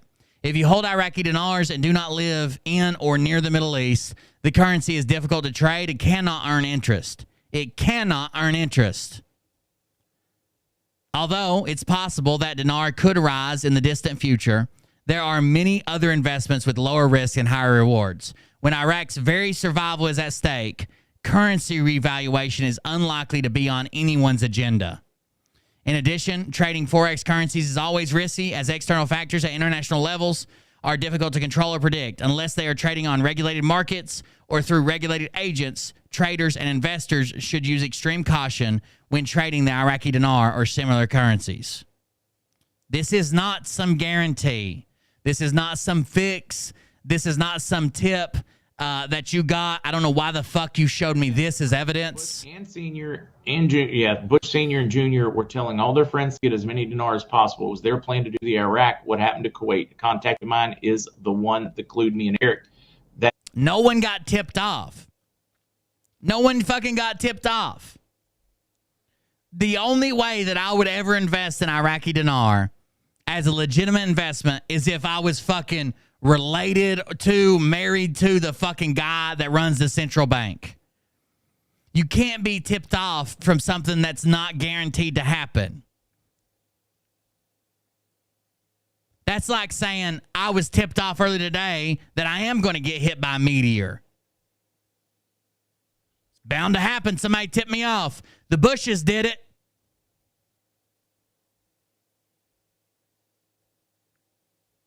Why would you share this as any evidence that it happened? That is beyond accurate. It is dead on, spot on. They also reference a huge oil budget and inflation. Inflation doesn't make your money more valuable. That's the very opposite of what inflation is. Who knows where it'll land this time with huge oil budget and inflation. Inflation makes your money less valuable. That's the definition of inflation. You have less spending power. So you can stand over there and this chat with fucking high horse and shit and tell me like people like Will Bird think it's a joke. It is a fucking joke. Your comment's a fucking joke. You don't even know how money in general works. And then you're going to try to tell me, well, who knows where it'll land? Inflation's high. It'll probably raise itself by, 5 to 10,000% or times, not even percent, times. We even have some of Trump donors where Trump was like, you need to get some. Warren Buffett spent, I believe it was 34 million US. Those Trump donors that told you to get you some are probably the people running fucking dinar exchanges online.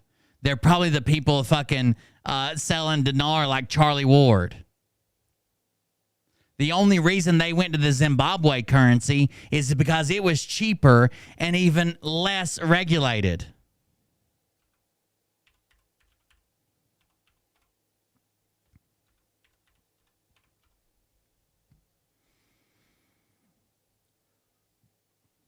Dollars buying Iraqi currency. He said it was because it was a great long-term investment. U.S. Treasury holds like 55T worth. Trump, I think they own bonds. Okay, listen. We spent a lot of money trying to rebuild the U.S. or rebuild Iraq. Do you know what bonds are?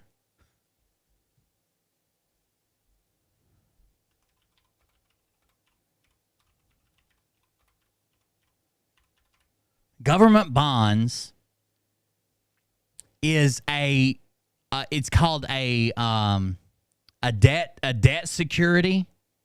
So basically, you're loaning the government some of your money. The government's going to spend that for whatever reason they need to rebuild, to build a dam, to build a fucking whatever, a fucking oil pipeline, to rebuild whatever it is. Okay?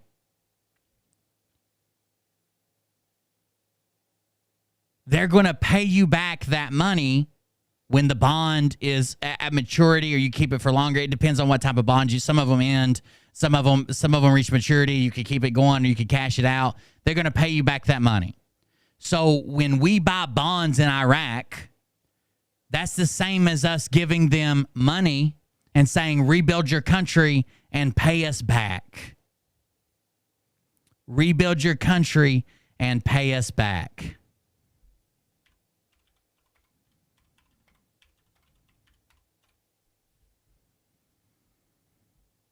I think the news was like 17 million US that he purchased in dinar.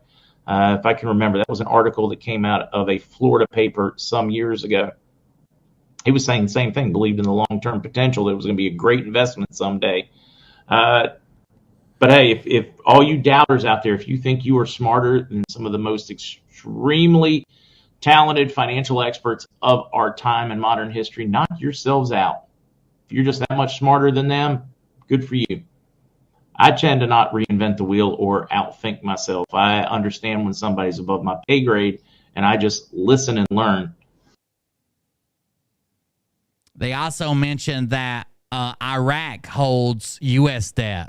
Tons of countries own U.S. debt, okay? Some of the biggest are Japan, China, United Kingdom. These are treasury bonds. When you buy a treasury bond, you're buying up U.S. debt, right? It's operating capital in a treasury bond form that they can cash in on. Tons of countries invest in U.S. debt. Even in the Middle East, Iraq is still towards the bottom of the list. Like, you have Saudi Arabia, Kuwait, the United Arab Emirates. All of those own debt in the U.S. too. Showing that we own bonds there, government bonds, and showing that technically the government of Iraq owns treasury bonds here is also not proof.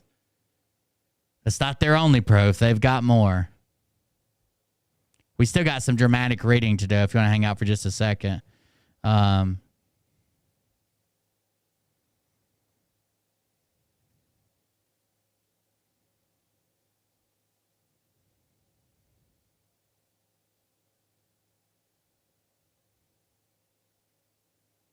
Let me find their posts.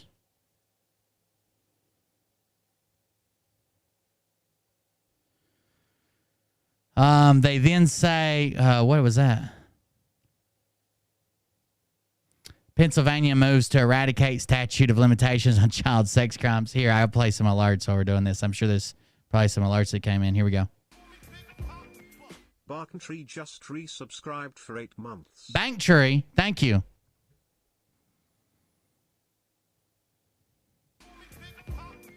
Molia22 just resubscribed for 7 months. The video of the candle supply ladies driving off the loading dock alone was worth the sub. Thanks. Thank you, Molier. Anonymous gifted Jen_X_Biocha subscription. An anonymous user gifted a tier 1 sub to Jen_X_Bioch. Thank you very much for that gifted sub. I appreciate that. We also have one Dono clip, which is the new platform we're using. If you want to try it out, it's actually pretty fun. You can record audio or video clip. We have one from Ramesh. Let me play it. Well, Bird, you dirty trickster. You make fun of Godlewski's plaid suit made out of my plaid goat, my prize plaid goat.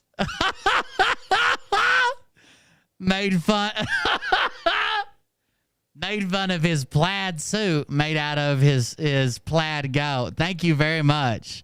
That was a very, very good one. I didn't know there were plaid goats, but that explains the plaid suit. Is that crossbreeding, or do you spray paint them? How does that work? A fur transfer, like a hair plug, but just in plaid rows. I'd like to know. Our goat expert has been checked out for a while. I wouldn't know. Thank you very much for the donation and support. That was very funny. So then they said worse before better. Then they shared an article said Fed needs recession to win inflation fight, study shows. That doesn't help your argument any.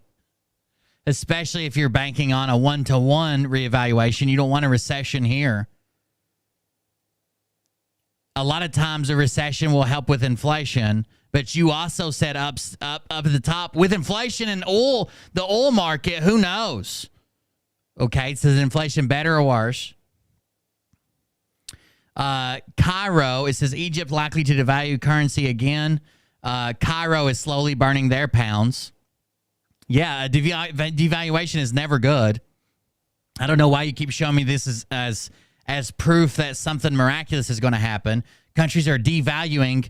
Countries that have the ability to set their money's value instead of adjusting the interest rate to control inflation, which is what we have, and sometimes it's just not enough. Or if it is enough, like we raise interest rates to lower inflation.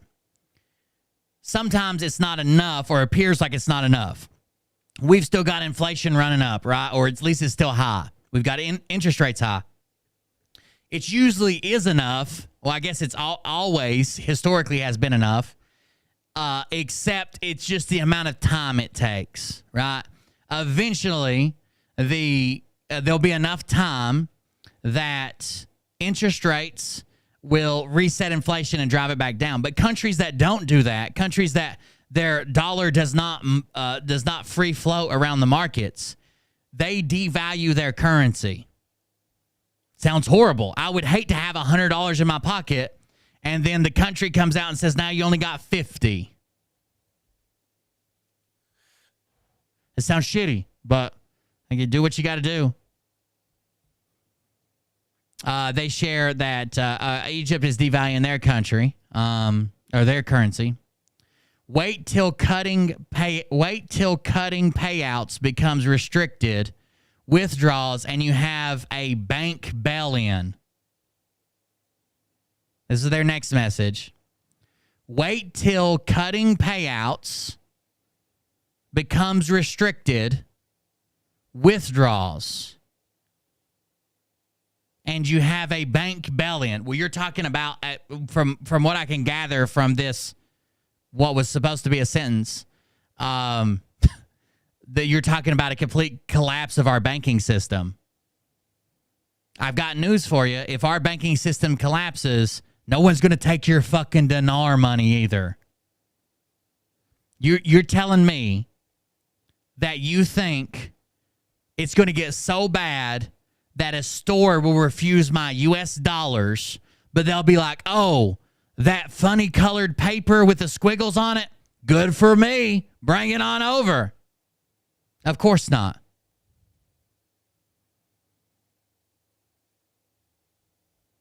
They share an article that says smart money running for the exit in real estate. Lots of people seem to be trying to offload in London too. And it says, it's from Yahoo News. It says Bloomberg Credit Suisse Group AG's funds business cut payouts to 3.25 billion Swiss franc real estate pool and said some clients were seeking to pull their cash after valuations were hit by rising interest rates. So this is a Swiss fund that cut off for a real estate pool that cut off some payouts from an investment firm. Got it? This doesn't affect me. I'm not in any Swiss real estate investment firms, and I don't know what the laws are regarding Swiss real estate investment firms. But it would seem like they have the ability to do this. It says some clients are seeking to pull their cash after valuations were hit by rising interest rates. Got it. They share this is their next piece of evidence. It is from a Telegram channel called, first of all, the last one is from a Telegram channel called Intel Slava Z. Intel Slava Z. The one before that was from a Telegram channel called Breakfast with Tiffany. The one before that was from Breakfast with Tiffany. Now, this new one that I'm fixing to read is from an Intel channel called Goldilocks QFS Conversations. Goldilocks QFS Conversations. I don't think this person ever watches me. It says, quote, His Excellency discussed ways of coordination and procedures between the central bank and the concerned agencies, and defining roles and tasks in light of the directives of the Commander-in-Chief of the Armed Forces. The transfer of cash in dinars and dollars and any other currencies is permitted inside Iraq for all natural and legal persons, including banks, exchange companies, mediation companies in the sale and purchase of foreign currency, and their branches in all governorates. Iraq is beginning to coordinate procedural guidelines for the purposes of exchanging foreign currency denominated in U.S. dollars and now other countries. This is truly a monumental period of time in Iraq's history. This is from the Telegram channel. It ended, quote, at the governorates. This is all from the Telegram channel. Iraq is beginning to coordinate procedural guidelines for purposes of exchanging foreign currency denominated in U.S. dollars and now other countries. This is truly a monumental period of time in Iraq's history as they begin to move towards rejoining the global economy inside a digital asset-based trading system. That's not what any of that says. The shift back into the global economy carries with it market risk across all sectors, including Forex. Stand strong. And they leave me with this, and it is a website. It says Iraq's plan for the one set. Oh, no, that's the wrong website. Hold on.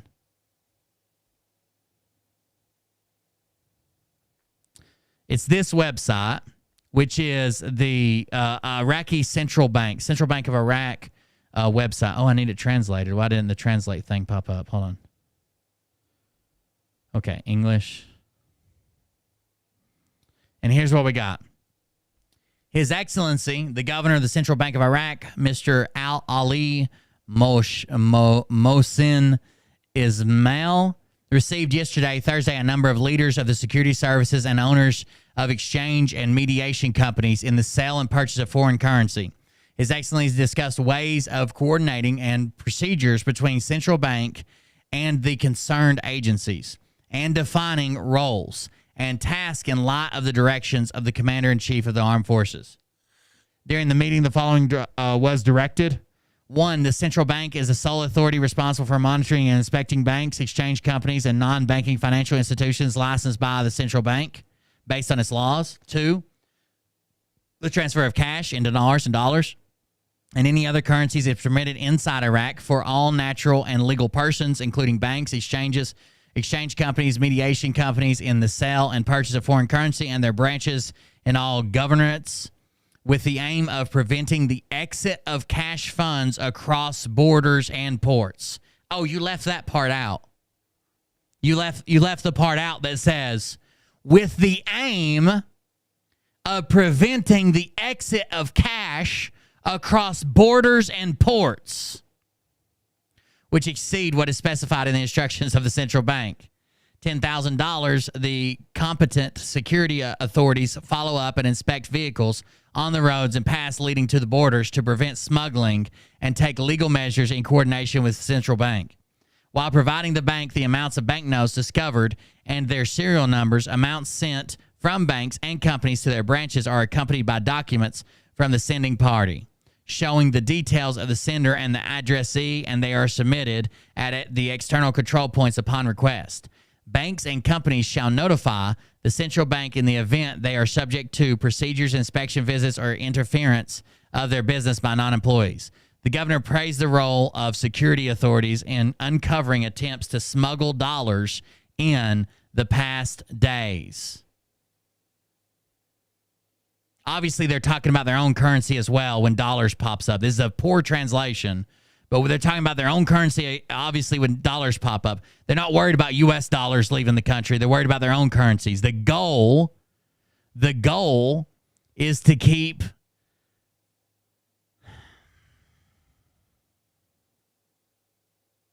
their cash inside their fucking inside their own borders. Why did you leave that part out? From, I'm not talking to the person, but the Telegram channel. Why did they leave that part out? That's weird. Every goddamn stupid fucking dinar website has this article posted. That's why I copy and pasted part of it.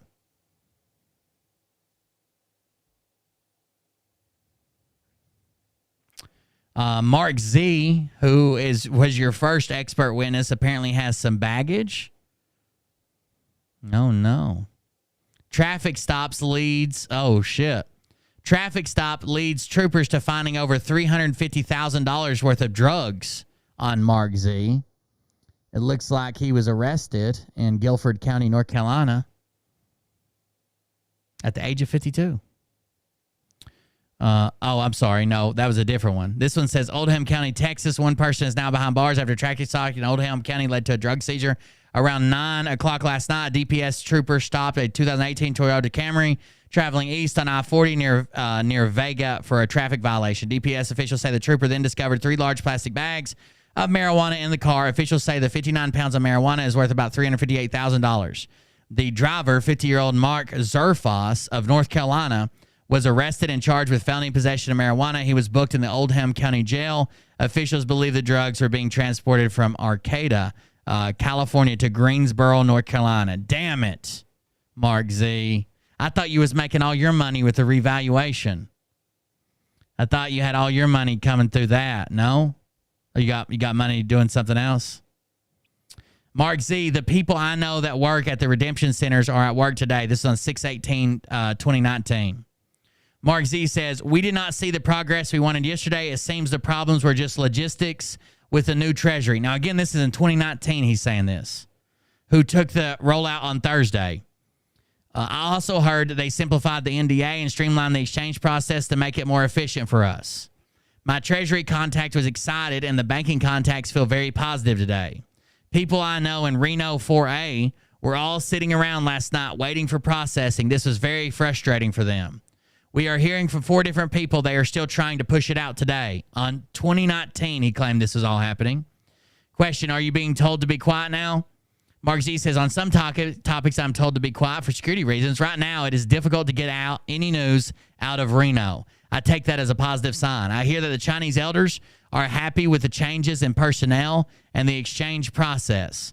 The people I know that work at the redemption centers are at work today practicing role-playing and getting ready for real people to start exchanging. Mark C, or Mr. C, has not done his job yet.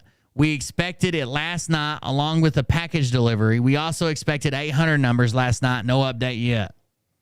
Ahmad says, Mr. Cottrell is a key player in this process. Mark Z says, I am as frustrated as you are, but still believe we are right on top of this.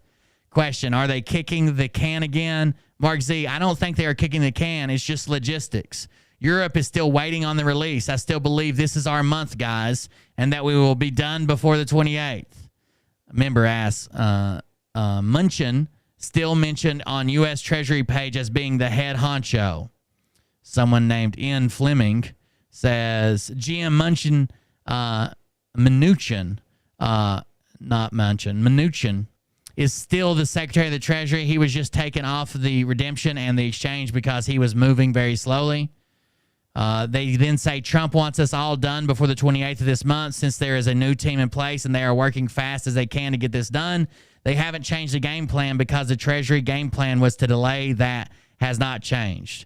A member says Becky from Ottawa stated last night that they were very close and the intel folk were told not to divulge any more information. Question, how can it be a logistics issue if it was already set up? Thank you.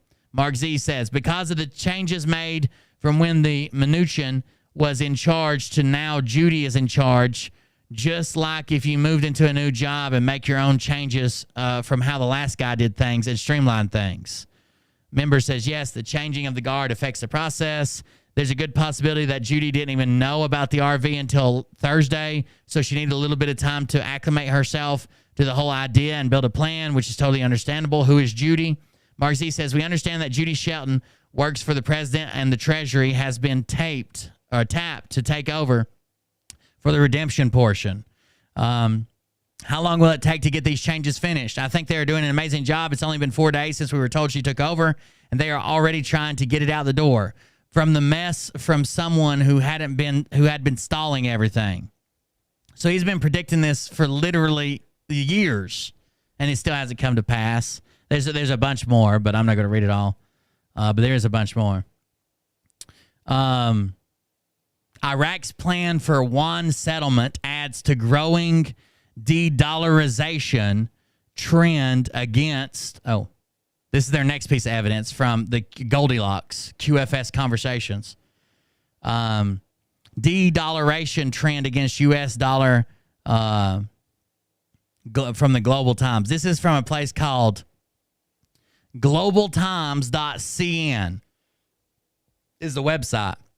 And it says Iraq is reportedly pivoting to Chinese yuan to settle imports from China. Analysts said that the move sets a good example for other developing countries that have been victims of U.S. dollar's hegemony. The Central Bank of Iraq said on Wednesday it plans to allow trade from China to be settled in yuan. Reuters reported it is the first time the imports would be financed from China in yuan, and Iraqi imports from China had been financed in U.S. dollars only. Mudhar Salil. So this does not back your claim either. Okay? You're telling me that they were finally able to get China to, or they were finally able to pay in yuan for Chinese goods. They used to pay in U.S. dollars, and now they no longer. All this tells me is China doesn't even want Iraqi dinar. Or they would just be taking Iraqi money. So you're telling me it's a good investment. I don't know what I'm talking about. I just laugh at it, but it's real. The Bushes did it. But China doesn't even want their shitty fucking money. Wouldn't China be jerking their goddamn arms off to be paid in Iraqi dinar if it's going to go up by 5,000 plus percent or 5,000 plus times its current value?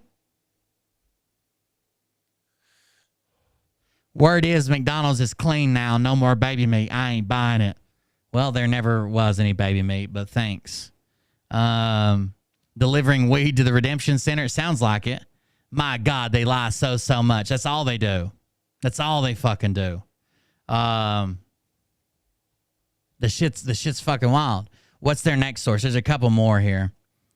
The Reserve Bank of India. This is also from Goldilocks. The Reserve Bank of India is looking to put into use a unified payment interface for non-resident Indians with international phone numbers in March. Are you a non-resident Indian? Because that doesn't apply to you then. This tells us that India is going international with their digital asset rupees. No, it tells us that they're looking to put in a unified payment interface for non-resident Indians. The fuck? Can you not just read what it says without interpreting it wrong? Goldilocks or whoever this channel is? The RBI would be attempting to expand their wholesale digital rupees use cases through the technology of distributed ledger and account-based central bank digital currencies. The Reserve Bank of India is looking to, I don't know how does digital assets help you? Do you think Iraqi dinar are digital? They're not. I've got a fucking safe full of them. Not a single goddamn one of them. Haven't changed their batteries. Haven't had them out in the sun charging. I've got a whole goddamn case full of, or safe full of Iraqi dinar that I picked up off dead motherfuckers.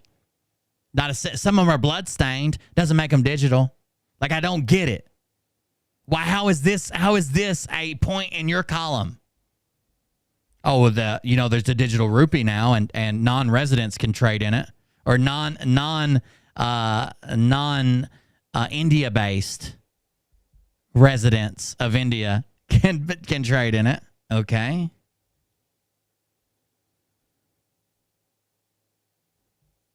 Thanks. Next time I'm a non-resident Indian, I'll remember this. Currency versus debt. U.S. holds Iraq currency. Iraq holds U.S. debt. Which is more valuable if Iraq repatriates its worthless money inside its own economy? Yeah, but that's a big fucking if. If they take their money that is literally worth 7/1,000ths of a penny and bring it back to 347, do you think that would be good? Sure. I guess that'd be more valuable. But if it does not increase itself by 5,000 times its current market value, then I don't think it'd be very valuable. That was something they topped out. Then they sent me a forward from D. Gross. It says Washington, Iraq bought $8.3 billion in U.S. bonds. Cool. Lots of countries. They're nowhere near one of the biggest countries that bought U.S. bonds. They probably see it as a pretty solid investment because you can't also say that U.S. debt is not valuable and Iraq money is, but Iraq is so fucking dumb, they just bought all our debt. The fuck is wrong with you? So wait, you have dinar, you should sell them to these fools. I got dinar from just when I was there, I guess. I didn't buy dinar to like an investment, but I've got money from everywhere I've been around the world. I've got some change in Germany one time. I've got some stuff from like some former Soviet states. I've got some stuff when I passed through England, just like, I don't know, I just bought something and got change basically. Silly stuff. I got more Iraq and Kuwait stuff because I was there longer. It wasn't just traveling through or just training. Like I was there for a while. So this person says at the same time that the U.S. holds Iraq currency because it's more valuable than the U.S. debt. But Iraq is so fucking dumb, they accidentally bought $8.3 billion worth of our debt. Why wouldn't they just hang on to their own money until it revalues by 5,000 times its current market value and then buy our debt 5,000 times cheaper than what they paid for it? Wouldn't that make more sense?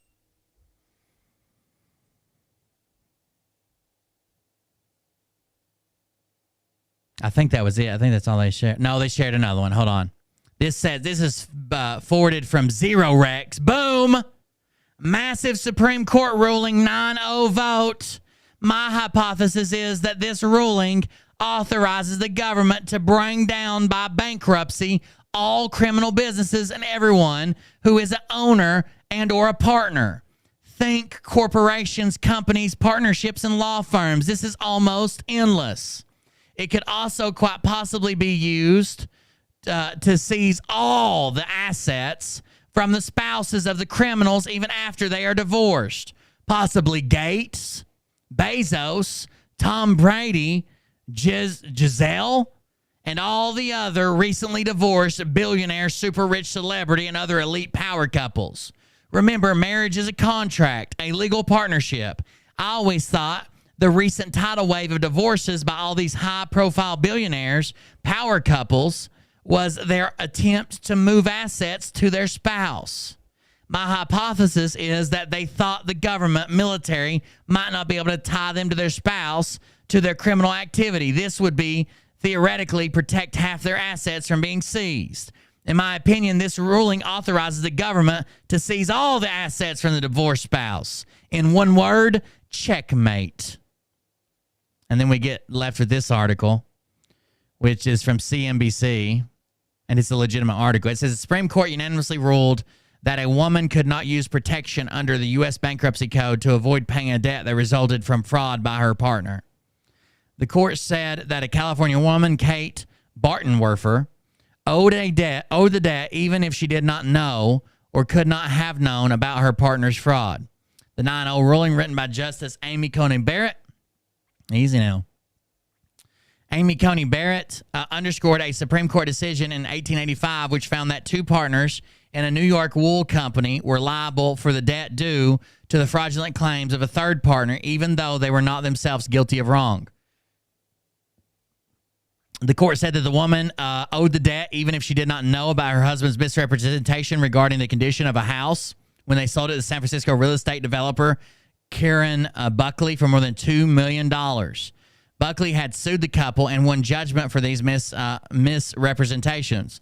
The 9-0 decision, written by Justice Amy Coney Barrett, resolves a difference of opinion between several federal circuit appeals courts on the question of whether an innocent party can shield themselves from debt from another person's fraud after filing for bankruptcy.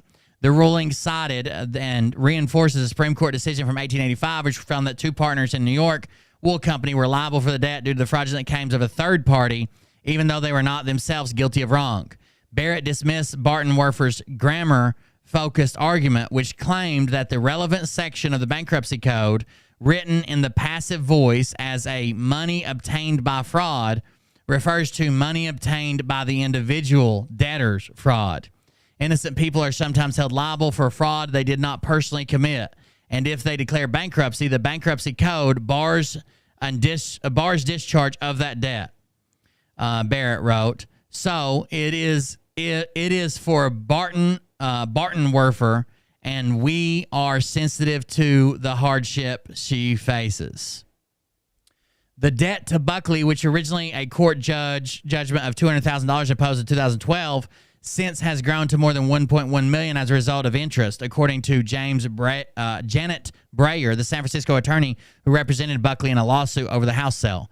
Breyer said that the debt is growing at a current rate of 10% annually and that it excludes attorney fees to which she is entitled to under California law.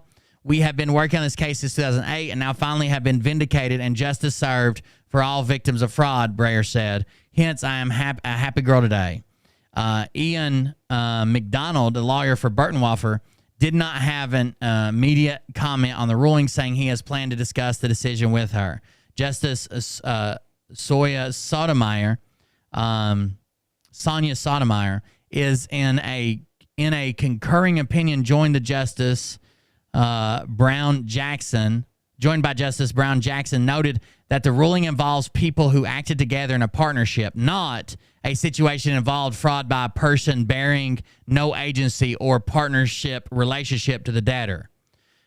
With that understanding, I join the court's opinion, Sotomayor wrote. The ruling on Bartenwerfer's case came 18 years after the events that triggered the dispute. Bartenwerfer and her then boyfriend, David Bartenwerfer, jointly bought a house in San Francisco in 2005 and planned to remodel it and sell it for a profit, the ruling noted. This is whether all those people trying to flip houses and had no idea what it was. The house was eventually bought by Buckley after the Bartenwerfers attested they had disclosed all material facts relating to the property, Barrett noted. But Buckley learned that the house had a leaky roof, defective windows, a missing fire escape, and permit problems. He then sued the couple, claiming he had overpaid for the home based on their misrepresentation of the property. A jury ruled in his favor, awarding him $200,000 from Bartenwerfer's. The couple was unable to pay the award or other creditors and filed for protection under Chapter 7 of the Bankruptcy Code, which normally allows people to void all their debts. but not all debts are dischargeable, Barrett wrote in her ruling. The code makes several exceptions to the general ruling, including the one that at issue in this case, Section 523A2A, bars the discharge of any debt for money to the extent obtained by false pretenses, false representation, or actual fraud, Barrett wrote. Buckley challenged the couple's move to void their debt to him on that ground. The U.S. Bankruptcy Court judge ruled in his favor, saying that neither David nor Kate Burtonwerfer could discharge their debt to Buckley. The opinion by Barrett noted. Based on the testimony from their parties, real estate agents, and contractors, the court found that David had knowingly concealed the house's defects from Buckley. And the court imputed David's fraudulent intent to Kate because the two had formed a legal partnership to execute the renovation and resale project, she added. The couple appealed the ruling. Bartonwerfer later asked the Supreme Court to hear her appeal on that ruling. As the panel saw it, a selection of the bankruptcy code discharging the debt only if she knew or had reason to know of David's fraud. In her opinion, Barrett noted that the text of the bankruptcy explicit bars Chapter 7 being used as debtor discharge. Barrett wrote, but by its terms, this text precludes Kate Bartonwerfer from discharging liability. Justice noticed that Kate Bartonwerfer disputed that, even as she admitted that as a grammatical error matter, the passive voice statute does not specify a fraudulent actor. But in her view, the statute is most naturally read to bar the discharge of debts for money obtained by the debtor's fraud. We disagree. Passive voice pulls the actor off the stage. The justice wrote that Congress in writing. All right, let's look this up for a second. Kate Bartonwerfer.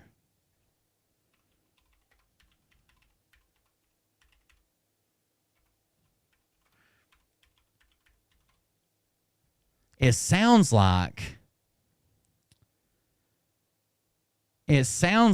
that maybe they were more than just married and sold a house together. It sounds like they entered into when they say into a legal partnership, did they start a business together flipping homes? Shape judgment, fraudulent, made selling their house. The pair were business partners. That's the point. So when they say they entered into a legal partnership, they're not talking about marriage. They're talking they were business partners. And one of the business partners, just like in the case they were talking about, two partners in New York had to pay for a third partner or whatever. A New York wool company were held liable debt due to a fraudulent claims of a third party. They were business partners flipping houses. That's why she's held liable, even though she was unaware of it, which kind of sucks. But you might want to know who you go into business with. But apparently that's to take down Bill Gates and Jeff Bezos, I was told. Then I was told dot connects to dot. Dot connects to dot. You just got to watch.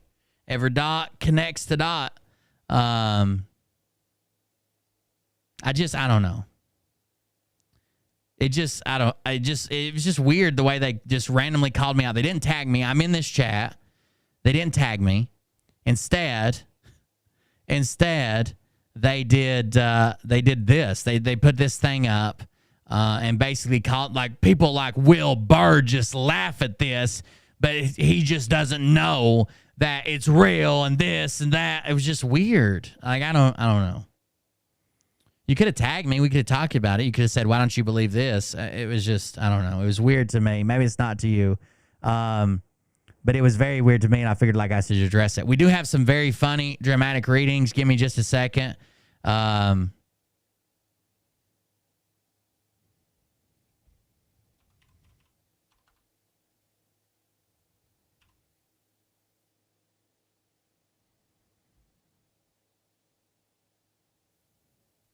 Yeah, their post. This is their first post.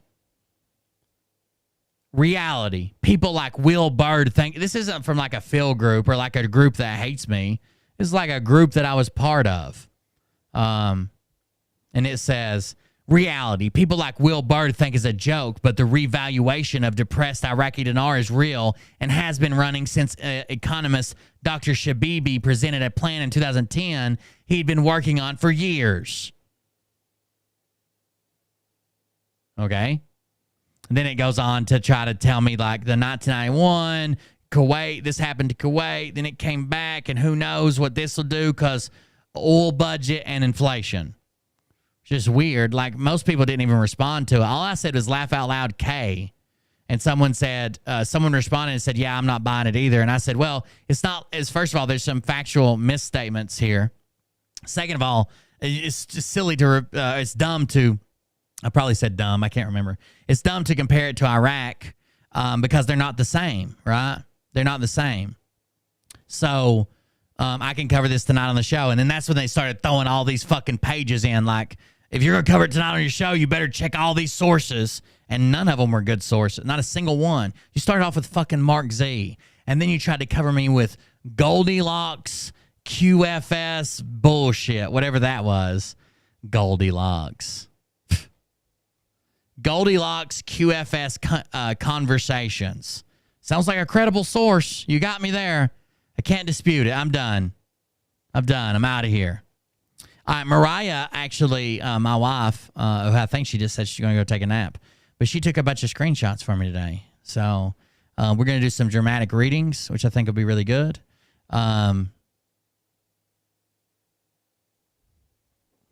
Just finished watching Snowden. I think, what is this? Hold on. I got to change. Let me change accounts because I want to look this one up for myself because I don't believe this one.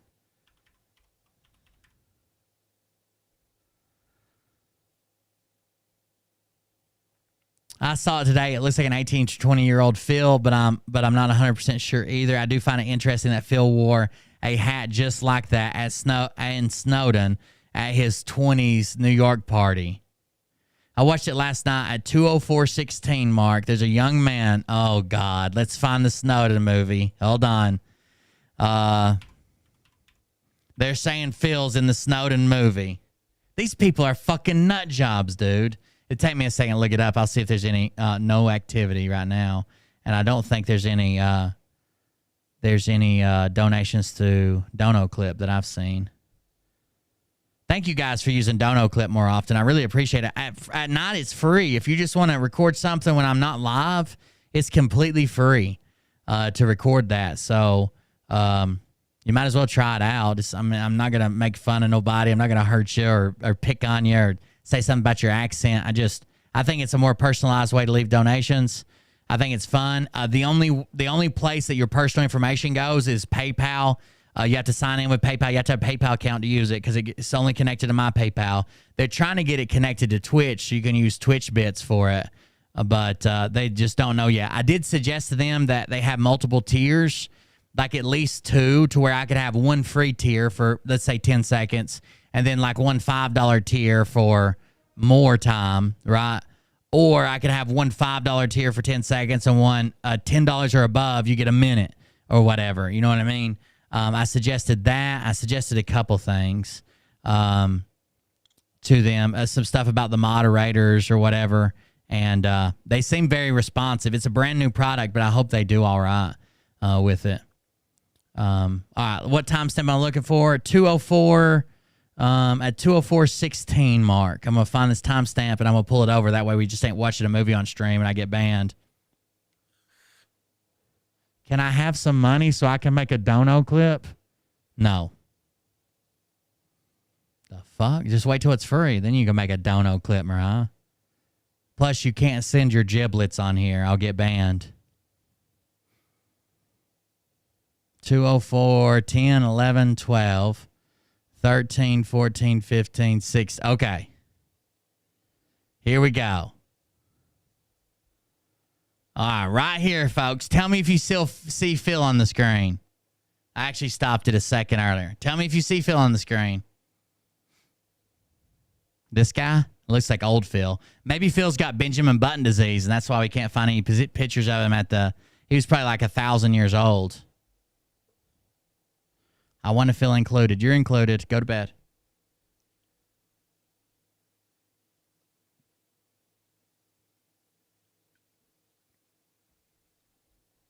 You guys see him yet?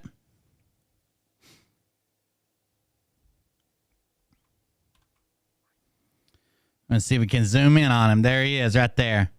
Phil Godlewski. You see him? Someone said top right. Yeah, you got him. There he is. Top right, Phil. Any other guesses? Oh, there he is. Atsuko, what are you doing there? Phil is that guy in the sage hat. Yeah, that's what they said. They said he's this guy. There's Phil. That is what they call it, a 2007 to something Phil in the Snowden movie. And I guarantee he's going to share that shit. He does look like all women. It's his bone structure. If we were able to take a little magnifying glass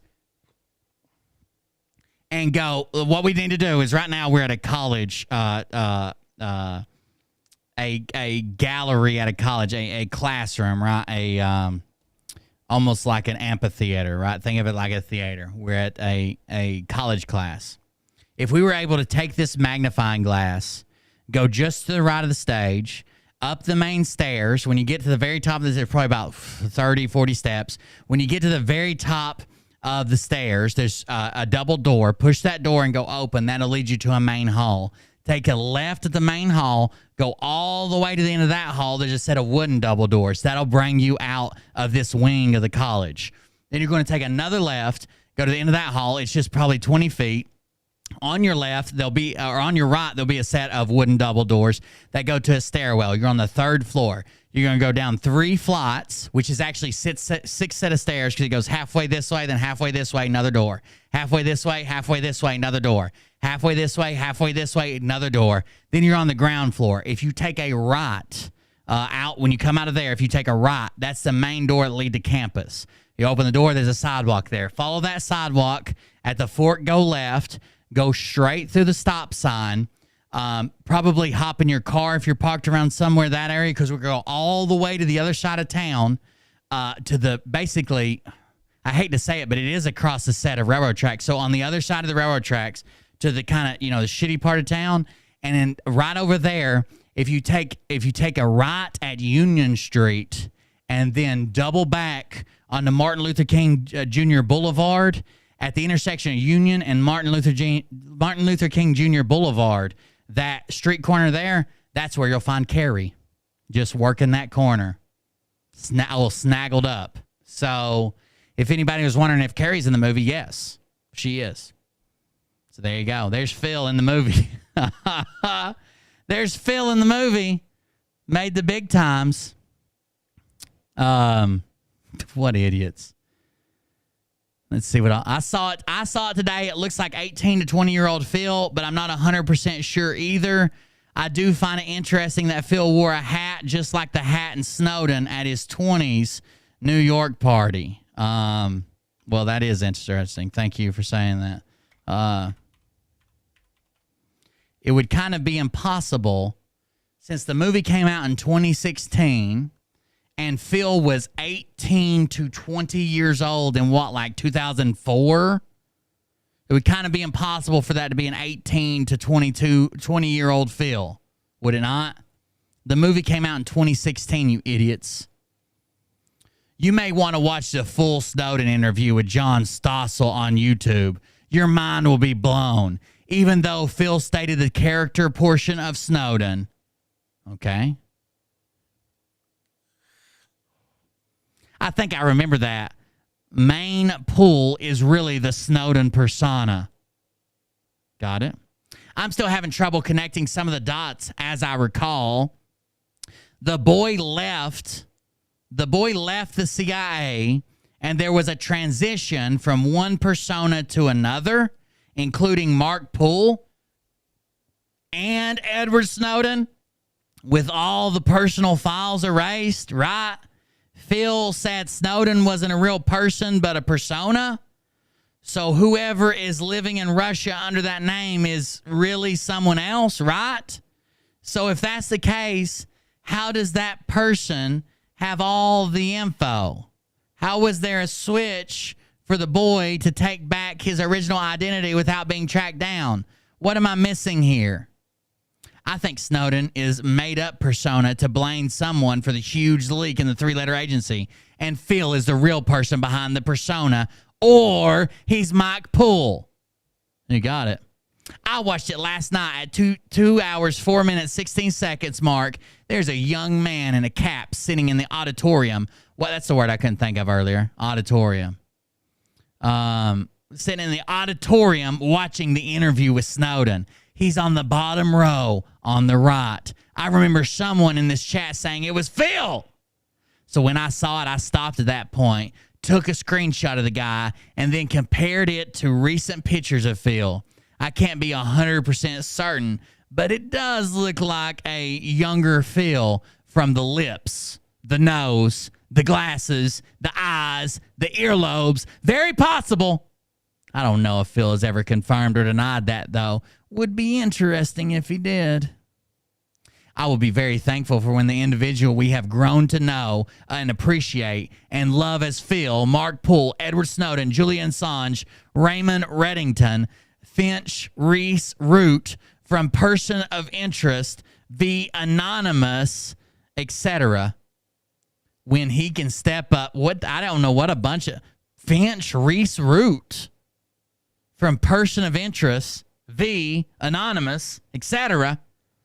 When he can step out into the sun and nobody other than himself, whoever that is, to be free of the shackles of plurality and anonymity. That will be a day of celebration. Without the courage to do what he has done, we would have never seen the light of day. Phil, Jesus. I saw someone ask him if he was Jesus Christ because they had never had a dream like this before. They had a dream about him and asked him if he was the second coming of Christ. I swear to God. First, you might want to watch Phil's live called Countdown and re-listen to the little boy story. Then watch the movie Snowden. It will make so much more sense. Well, it's nothing. His story is nothing like Snowden. He tried to do it, but he got all the parts wrong. Having watched Snowden today, reaction, yes, it has been much better for me to experience the dark to the light journey with the guidance of Phil's Rumble videos. In the past, I was also fooled, but now I get why at times I also felt things were off. Example, why couldn't the most powerful nation in the world get fighter jets in the air after the first terrorist attack on 9/11? Well, there you go. I think this story's been made public, but you know the jet they scrambled actually ended up going the wrong way, right? Because of radio miscommunication. So there's that. I watched Snowden and the story of a boy a couple times. It was easier to connect the dots. Yeah, you sound like that fucking retard that was telling me about the Iraqi dinar. Found Snowden to watch tonight for free on YouTube. I think I will probably learn more than I did the first time I watched it. Snowden is his cover to get him out and back to real life. He isn't Snowden. Snowden is Phil. This is like awesome stoner moments. Have you ever seen, there's a bunch of different ones. There's like genius thoughts I had on the shitter. There's awesome stoner moments of ingenious or something. There's random shower thoughts. There's like these pages that are made of just like random thoughts you have through the day when you're high or when you're taking a shit or when you're in the shower. That's what that reminds me of. He isn't Snowden. Snowden is Phil. Many believe Phil is Snowden. However, Phil said he wasn't. But is Phil really Phil? Or is that just his new identity? Why would they give him a new identity with charges against a 15-year-old girl on it? They could have gave him a clean one. They didn't need 15-year-old girl charges, right? Yeah, I couldn't even imagine Mad Face.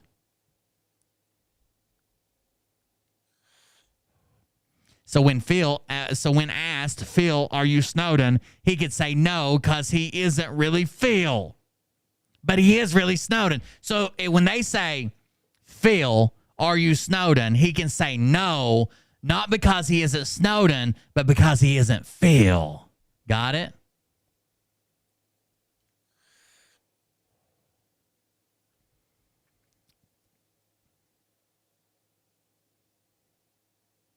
I crack myself up. The crazy things I think sometimes. Yet we do live in a crazy world. Supposedly Snowden is not one person. It's a made up persona to take the blame for divulging secrets. Here's the question nobody's asking. Snowden divulged all the government's secrets, but also the government helped him become Phil Godlewski and gave him a new life after he exposed the government secrets. Does that make sense?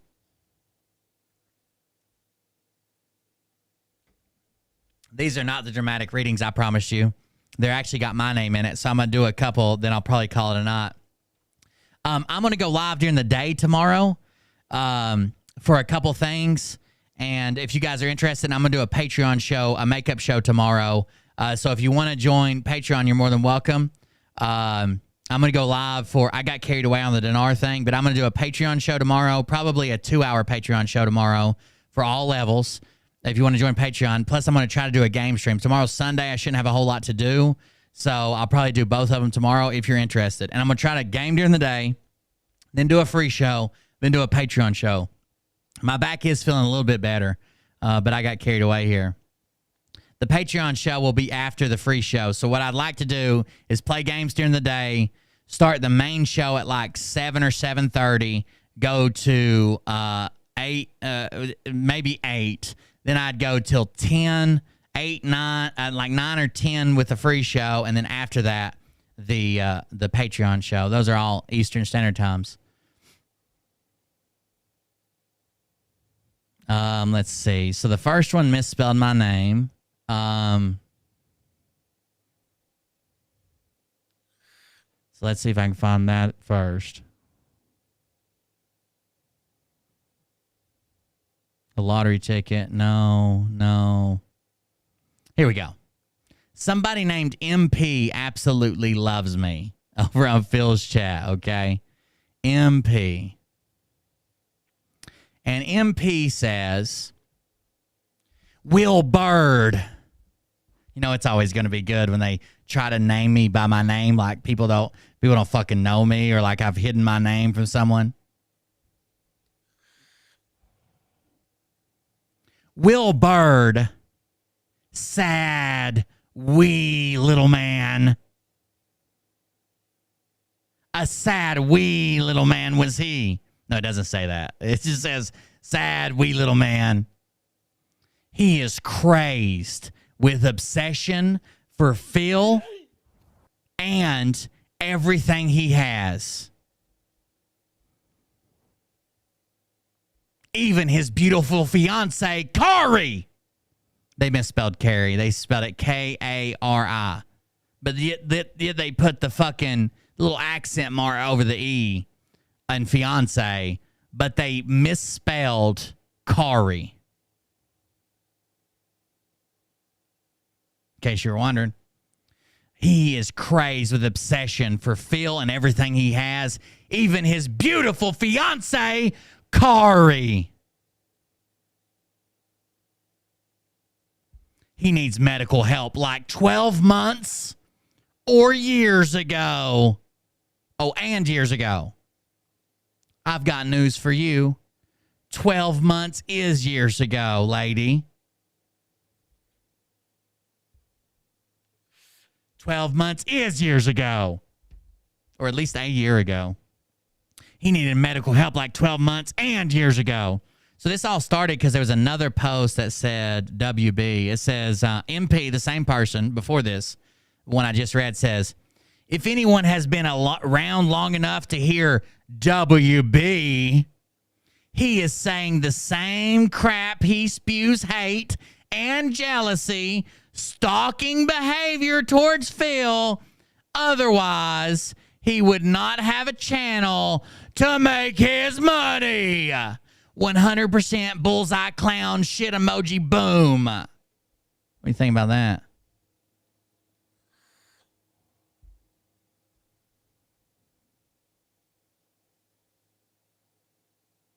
Mods help. What do you need help with?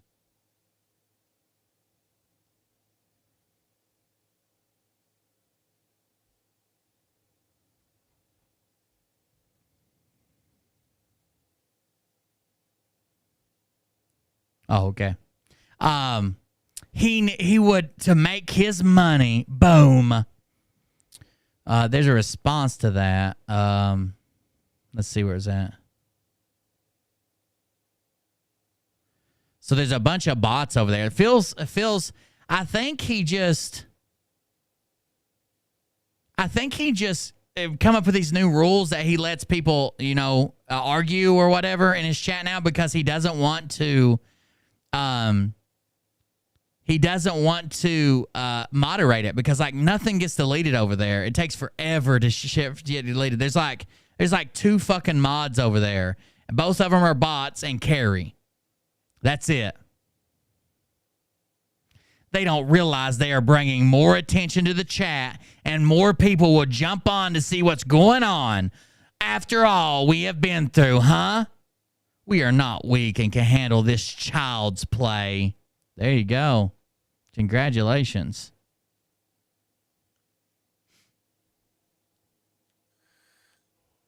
I was trying to find somebody responds to, here it is. Oh, no, that was the one I just found. Let me see if I can find it. WB.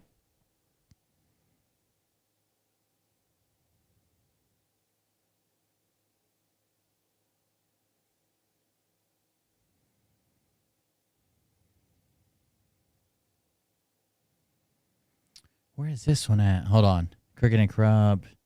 MK Ultra. Get Handlers. No, that has nothing to do with me. There have been many WB who describe these scenarios. Apparently, there are many sleepers around the world. What the fuck is WB? I know it's my initials, but what they're talking about it in some other context as well. Oh, well. Anyways, someone asked who is WB, and that's what it was a response to. I've been around long. If you've been around long enough to hear me, I'm saying the same crap.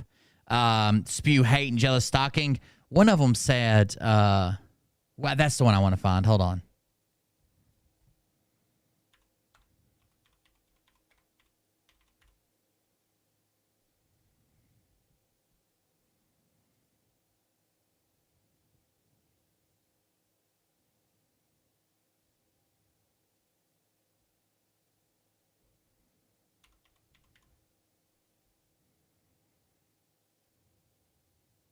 Derek Connors, who watches the show, says, it's obvious that Phil and Will Bird are working for the hashtag same team. As soon as I saw hashtag same team, I knew that was a joke. Whining babies. There you go. I knew they were working for hashtag same team. It's a good cop, bad cop situation designed to help you all with crucial thinking skills. Every live Will states, you don't have to donate. We have people who donate regardless, so the show will go on. Will is Phil's handler. I'm willing to bet Carrie's gold tooth on it, which was very funny. Carrie's gold tooth. It got a thumbs down from someone. Karen Sanderlin. It got an eye from Sherry B, and then 3 people laughed at it. Which I'll bet Carrie's gold tooth on it. You don't have any idea. Okay, that's not it. Wow. I might just have to go to Mariah's comments and find it. But I wanted to see that family thing. He's jealous. He doesn't have a beautiful girl like Carrie. Okay, it's here somewhere. Around this area because it says he's just jealous he doesn't have a beautiful girl like Carrie. That's exactly why I'm jealous. Oh, fucking Grand Canyon tits. The fucking tits got to be connected by a goddamn telegraph wire. That's what I'm missing out on. I want to get snaggled up in them teeths. Let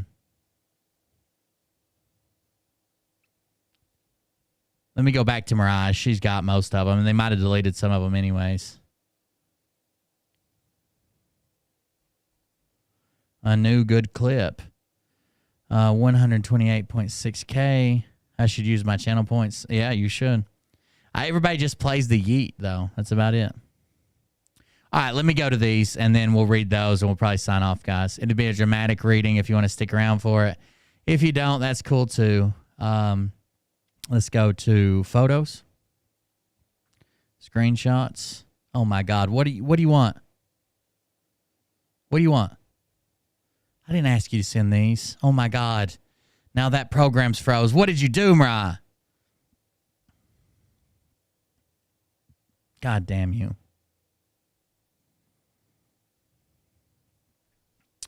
What I find is so hilarious is WB said he was the captain now. Seriously?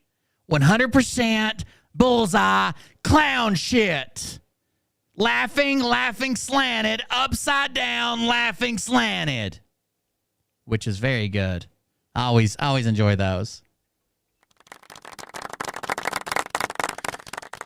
They get so mad when I say I'm the captain now. After Phil did it and they were amazed. They were blown away. I even bought a captain's hat. Assholes. This is none other than WB. Phil is determined to shut the chat down and affect the number of family patriots here. This is a crazed, sad, pathetic, obsessed, stalking little man who wants everything you have, and his minions are here as well. How big do they think that I am? Like, what's a little man? Like, what's a little guy? They keep calling me little. What size do they think I am? And are they talking about with my legs on or with my legs off? That could get kind of iffy, to be honest with you.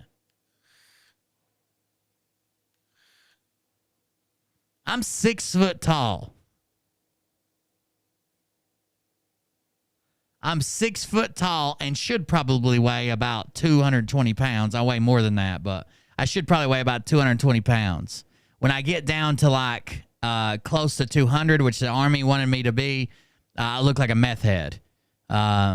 It's something hereditary with like people from Appalachia. I don't know. Even my nose loses weight. It gets like pointy. It's crazy. Anyways, you think they're talking about my penis size? I don't even want to get in that argument. If I have to pull out a ruler, I will. But we're going in centimeters. You hear me? If anyone has been around long enough to hear WB, he is saying the same crap, poop. He spews hate and jealous stalking behavior towards Phil. Otherwise, he would not have a channel to make his money. 100% bullseye clown shit. Boom.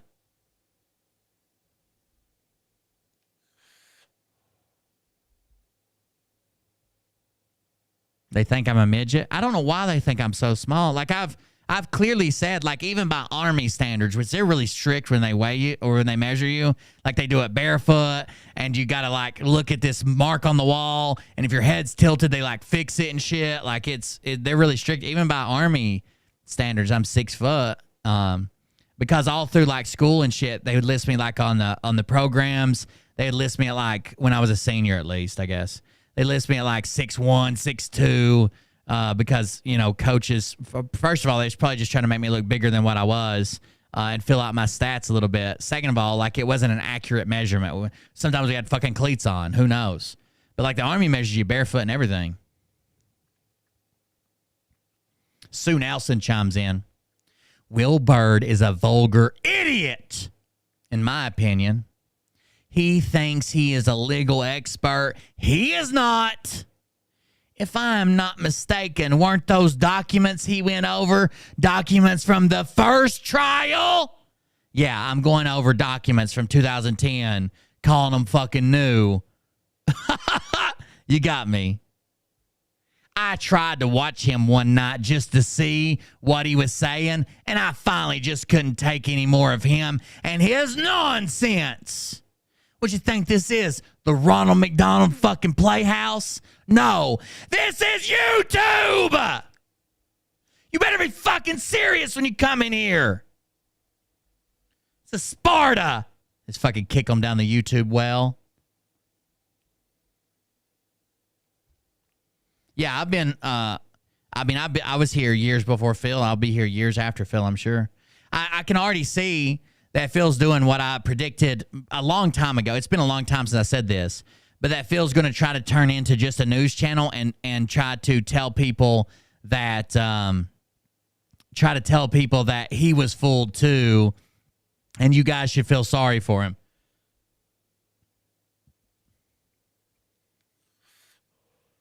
He's going to try to just turn into a news channel, full-time Patriot conspiracy news, and try to act like he was fooled too. I thought it was coming, guys. I'm sorry. Stick with me. I was fooled. I'm just as mad as you are. You got any more of them silvers for sale? Why he's like digging his neck. Here's the good one. Will Bird, misspelled, sad, wee little man was he. He is crazed with obsession for Phil and everything he has, even his beautiful fiancee, Kari. He needs medical help like 12 months and years ago. 100% bullseye clown bullshit. It's a pretty good one. I can get behind that. You guys want to hear a crazy story? I know a lot of people don't like it watching Johnny Gobbler, right? You guys want to hear a crazy story while I'm doing dramatic readings? I'll give you the rundown. Johnny Gobbler is striking everybody now. So the Gotcha Man, who we've watched before, made a video making fun of Johnny Gobbler, and it had clips of Johnny, clearly fair use. Like, the clips of Johnny were probably like 5% or less of the video. The rest of it was him talking, him making comments, him doing this. Johnny struck his video. Gotcha Man didn't dispute it. He got the video taken down. Then he showed up in his chat to taunt him about it, blah, blah, blah. But the video was about this thing called like Redneck Rumble or some shit. And it's a boxing match between like people who were influencers that are involved in country or whatever. Like country music or you know, drama around country music, whatever. Okay? They Telegram is lagging your cam. Oh no. They did all that. It's where Mariah sent all these fucking messages. They set that up. Well, Johnny was supposed to box this dude, and he was on his video talking shit to this dude. You know, building up a boxing match. I don't think the shit talking was actually real, but he was building up the boxing match, doing his thing, blah blah blah. They sent Johnny a thing that said, "Hey, it's a combat sport, so the last thing they were going to pay them both $5,000, win, lose or draw. I think the winner got a little bit more. They got 6 comp seats. They got free travel and stay and all that stuff. They were supposed to. That's what I'm saying. You text them to me and slowed my fucking computer down. They got comp seats. They got free travel, free stay, free amenities, all that stuff. $5,000 minimum was what they were going to win." They sent him a thing like, "Hey, this is a combat sport. You got to go do this physical and got to have blood work done." Well, Johnny finds out he's got fucking hepatitis C.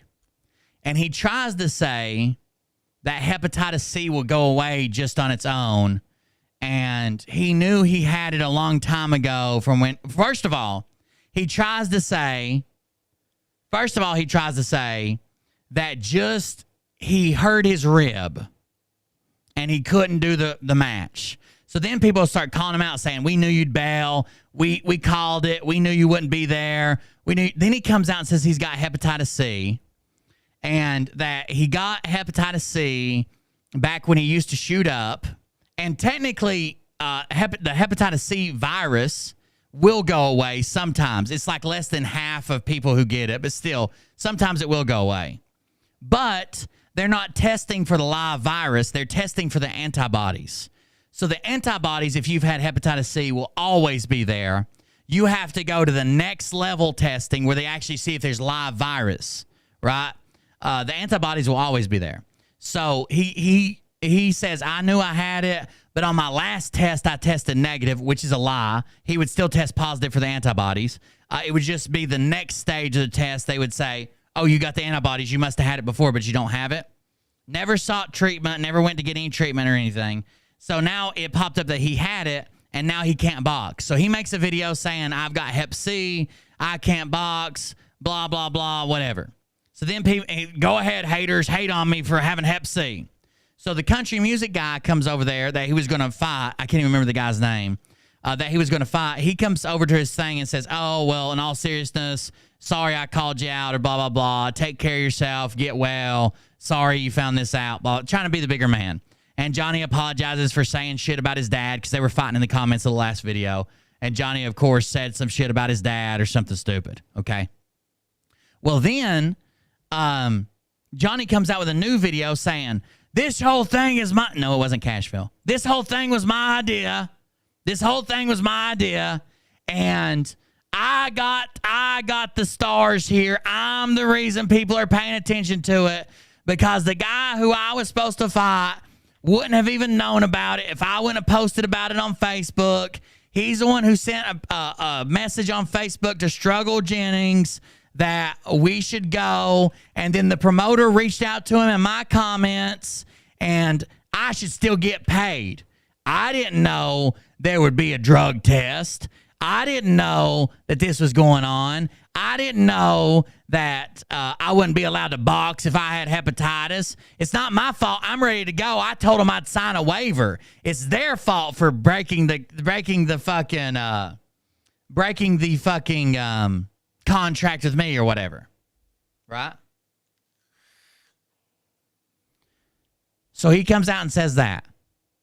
It was Jesse Keith Whitley is the guy who's fighting. Jesse Keith Whitley. And then he says that the fight promoter, the reason he lied about his rib is because the fight promoter told him to lie about his rib. Okay? The fight promoter told him to lie about his rib. And he even shows screenshots. The problem is the screenshots is not the promoter telling him to lie about hepatitis. He is right that this guy did comment in his comments on Facebook and said, hey, Struggle Jennings, let's ride. And then Redneck Brawl contacted the guy and said, hey, would you want to fight him because Johnny Cashville can't or whatever. He was supposed to fight Johnny Cashville, but Johnny Cashville never agreed to it or something. He tried calling out Ryan and everybody else. So then he gets a message, for the drug test, fails the drug test or whatever, right?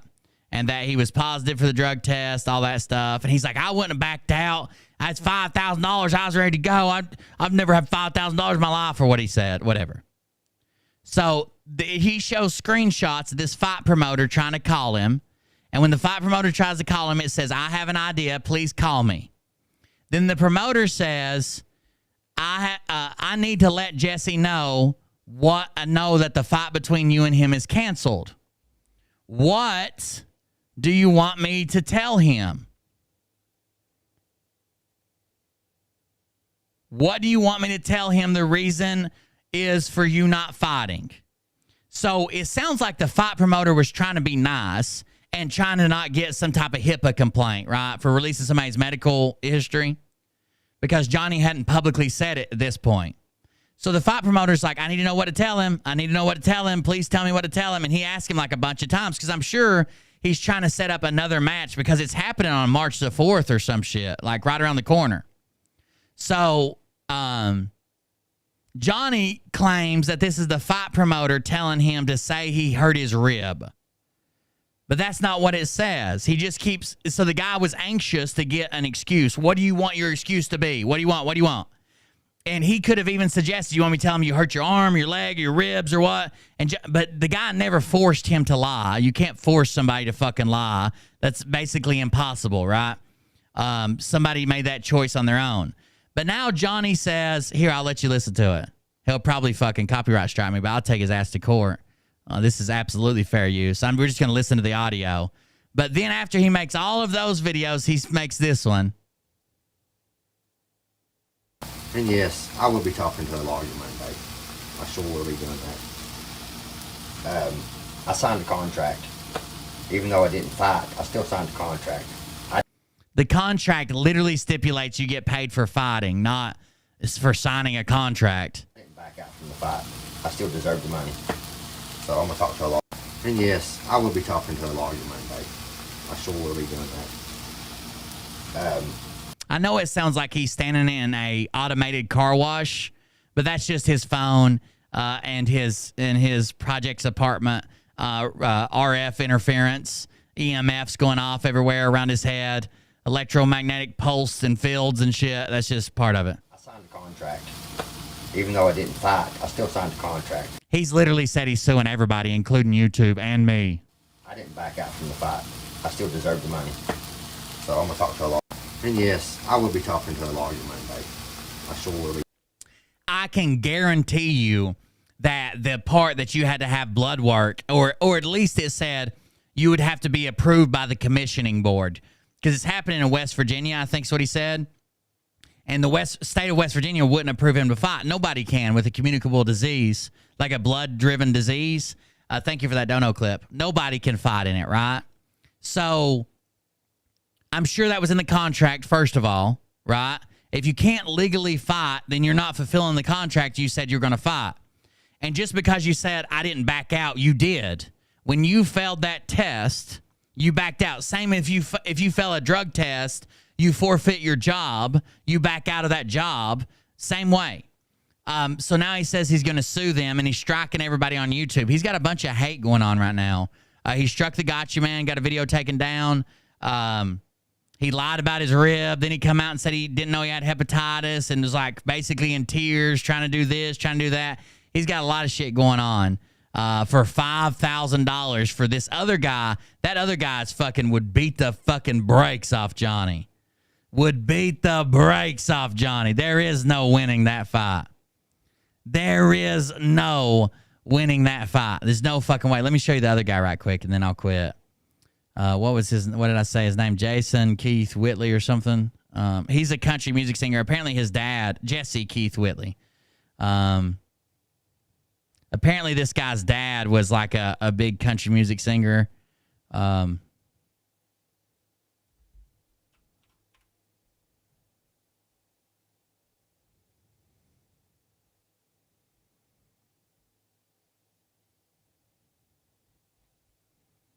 He's got an Instagram, I know. Search Jesse Whitley.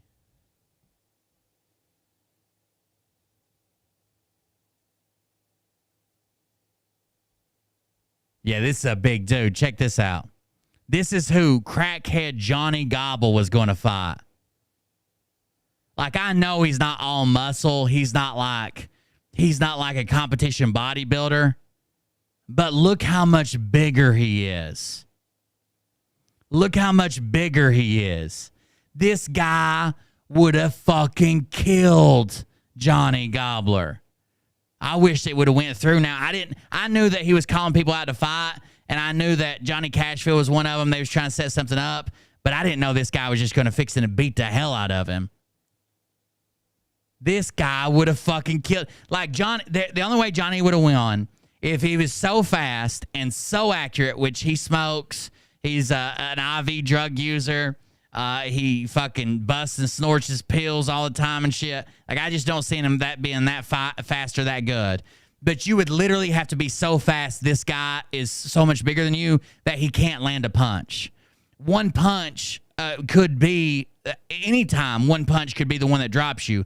But with this much power behind it compared to your body size, one punch has a 50-50 chance of dropping you immediately.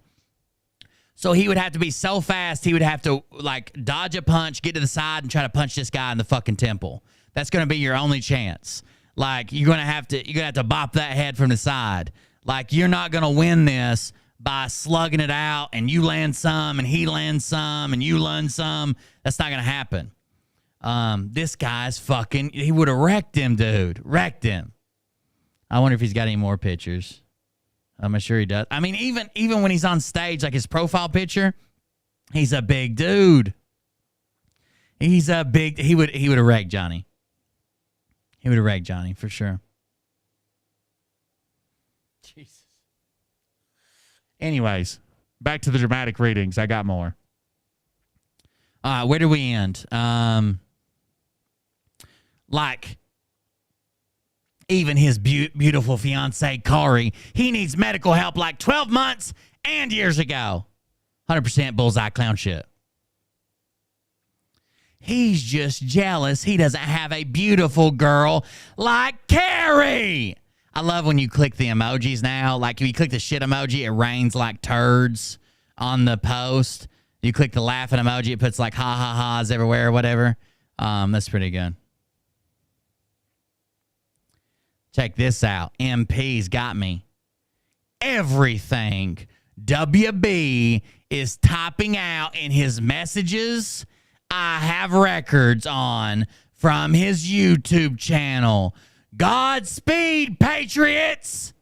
The fuck does this even mean? What do I type out messages on my YouTube channel? What? Everything that I type out in my messages, I have records on from his YouTube channel, Godspeed Patriots. The fuck does this even mean? I don't even type messages when I'm on here. Very rarely, and they're on a different screen. Can you imagine having such an empty, pathetic life as WB must have? Imagine getting up every morning and your main goal is to defame and harass someone. Just pathetic. Ouch. Hit me where it hurts there. I couldn't. That's rough. That's rough. Over here, just being pathetic. Patriot, you spot on with your thoughts. I mean, he is so obsessed with Fee that he would not help in his father with his own mother's medical care. It's true. He was bounced from the hospital for his very vulgar language. Also, he pays to be in Phil's Locals channel, really. He actually admitted it on YouTube.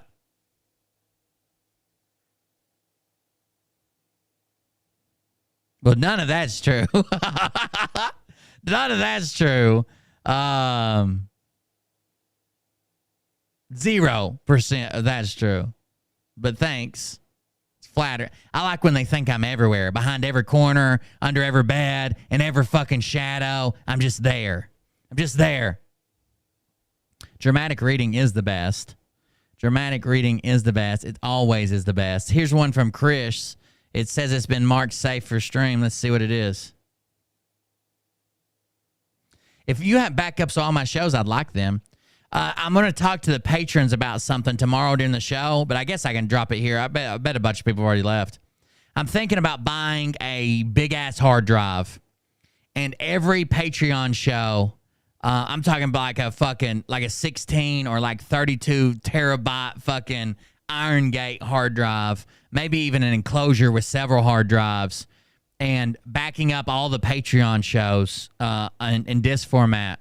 That way, when I get banned from somewhere, it would take a while, but I could still upload them multiple places or upload them other places. That way, I have a back catalog of all my Patreon videos. So you could always watch them. If you were a Patreon, you could always go back and watch them. Because right now what's happening is I'm using YouTube Unlisted. When I lose a YouTube channel, they're all gone. So there's not any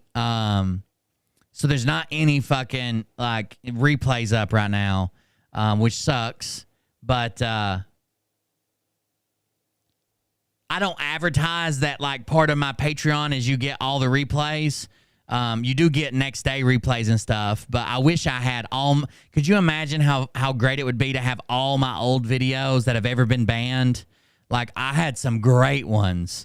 I have the video about Nasara Gasara, have the first time we covered like Scott McKay, have the frog stuff. If I had all of that backed up on a hard drive and available for joining Patreon for the lowest level, you get all these old videos, that would be fucking awesome. But I gotta get something to store it on. I'm not putting all that shit on my main PC. It'll slow it the fuck down. Then I can go to Odyssey and all those places and download them and then remove them. I could even host them on Rumble, I guess. I could upload them on Rumble unlisted and change the links from YouTube links to Rumble links, maybe. I don't know. I'm not a member of Phil's Locals either. Here we go. Chris, let's see what we got. Hey, Will, is it possible for you to spend more time on Charlie Ward and 107 since they're the big ones and kind of the center of the entire movement and people take them a lot more seriously? I've done, I guess this is part of the problem again. I've done a lot of 107. I was one of the first people to bring to YouTube that he was Wayne Willett with actual documents to back it up. I was the first person to bring out that he helped the you guys remember the story about QAnon mom who had like a plan to use a bunch of Q-tards to raid the local Department of Child Services and like murder them and take her kids back.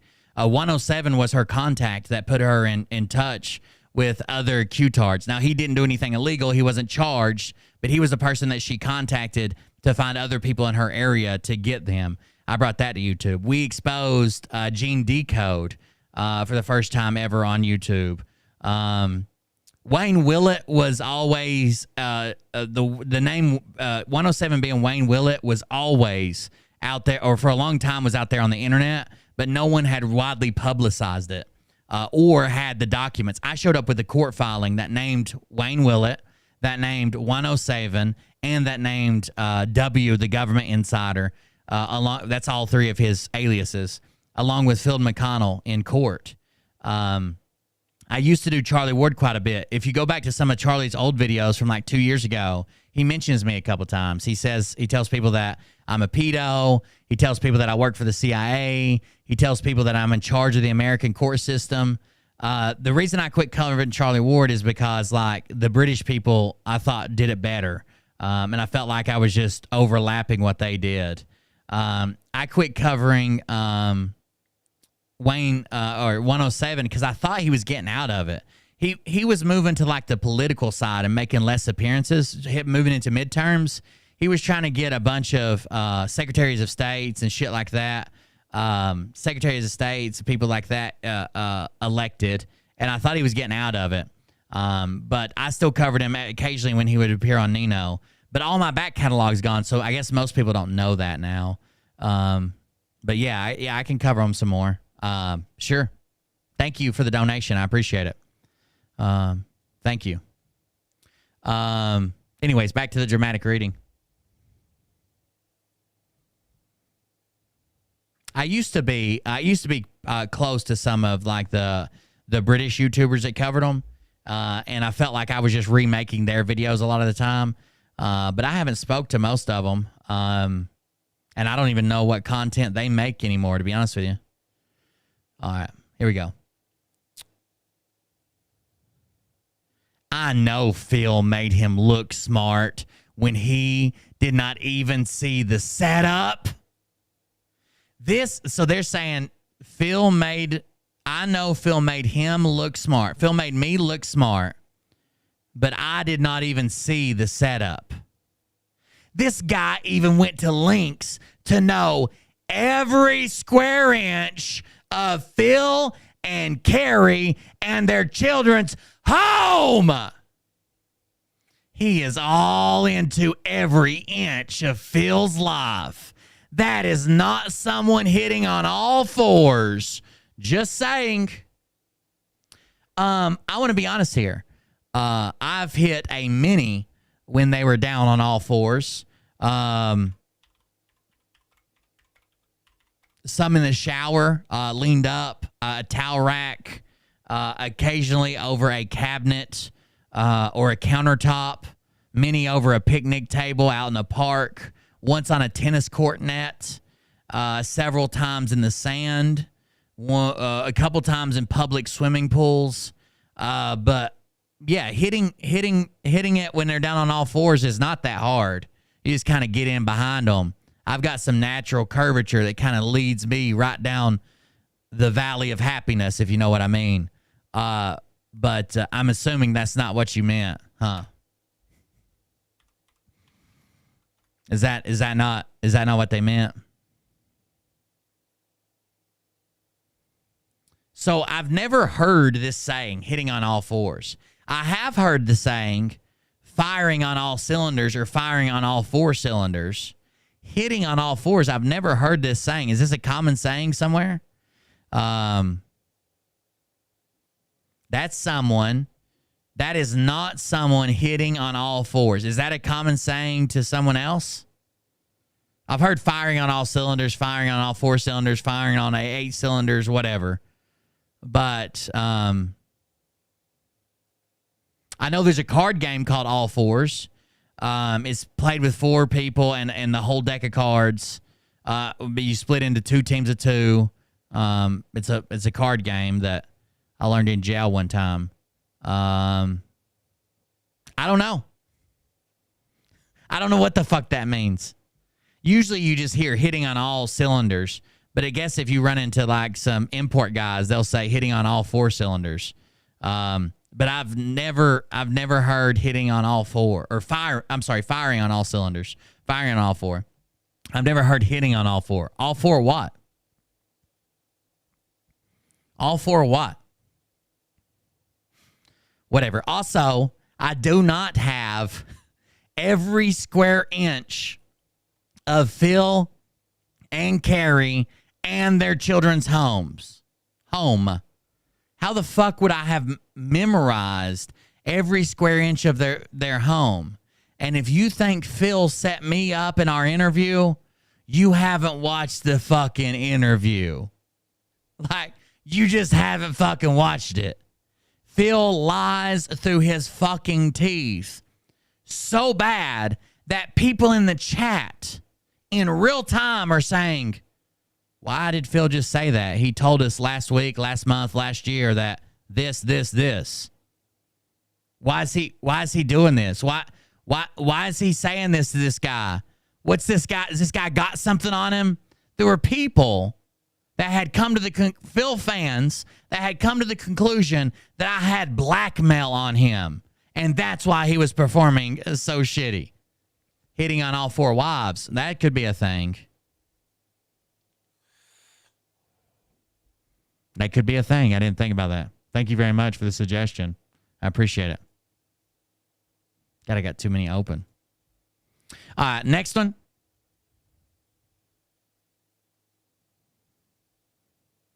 You're as full of crap as a constipated elephant.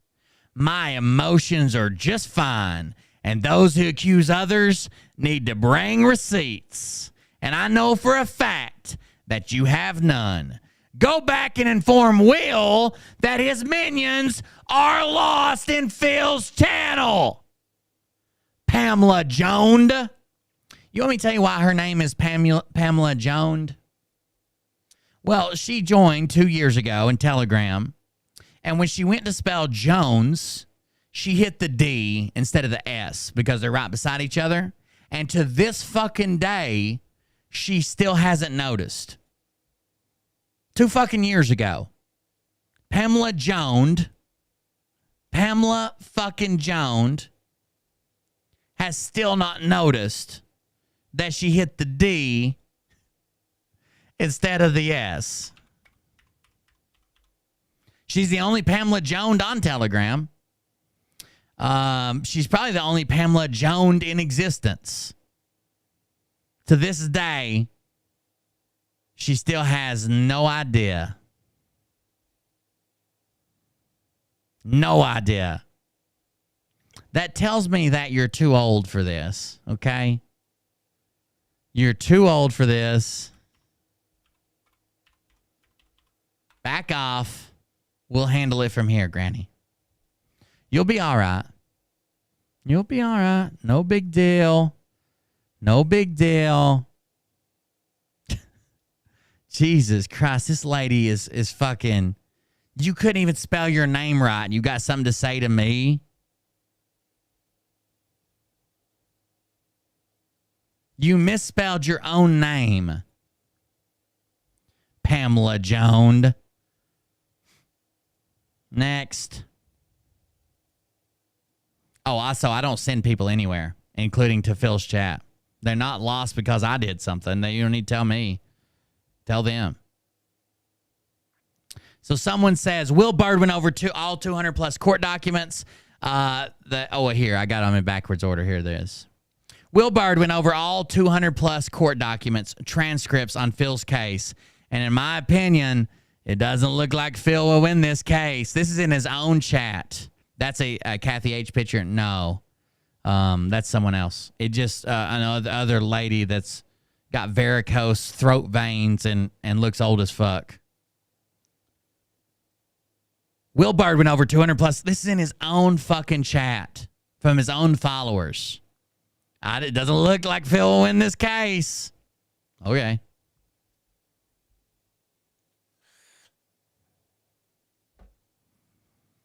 Someone responds to that and says, why does Will Byrd feel the need to do this?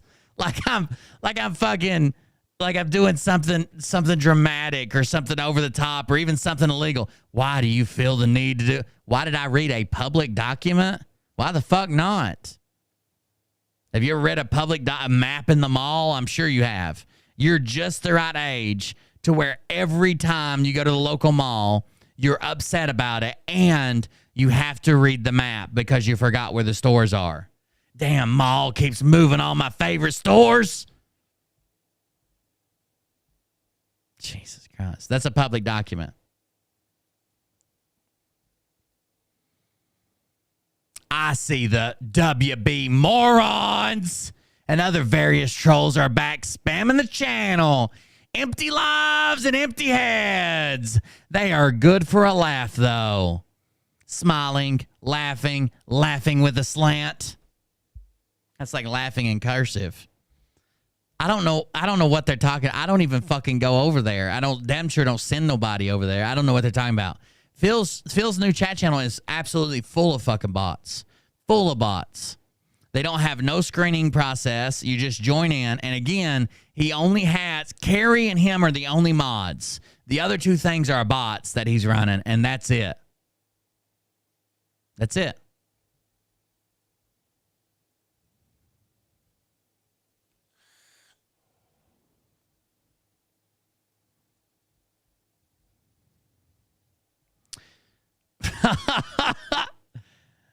Your pedophile savior stole this from another Telegram page.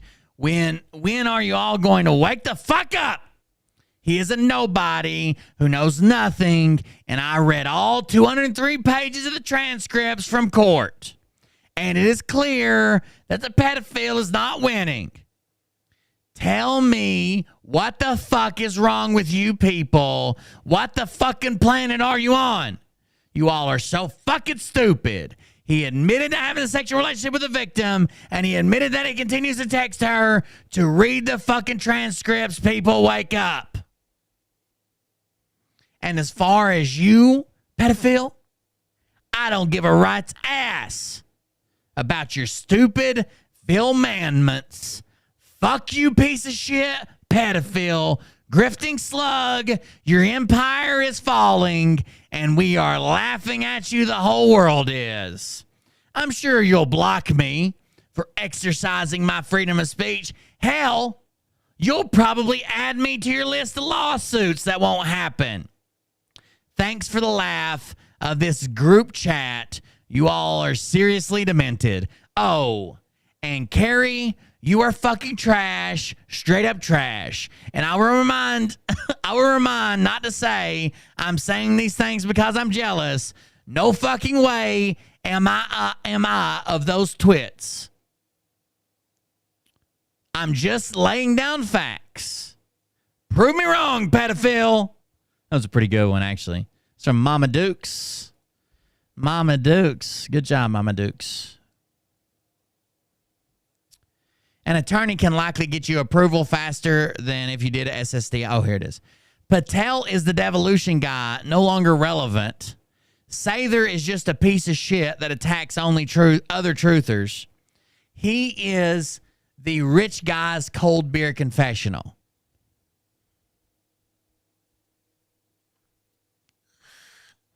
This is where I said they took a swap at you guys. So apparently, if Sather or Patel or whoever they're talking about is the rich guy's CBC, then that makes me your CBC.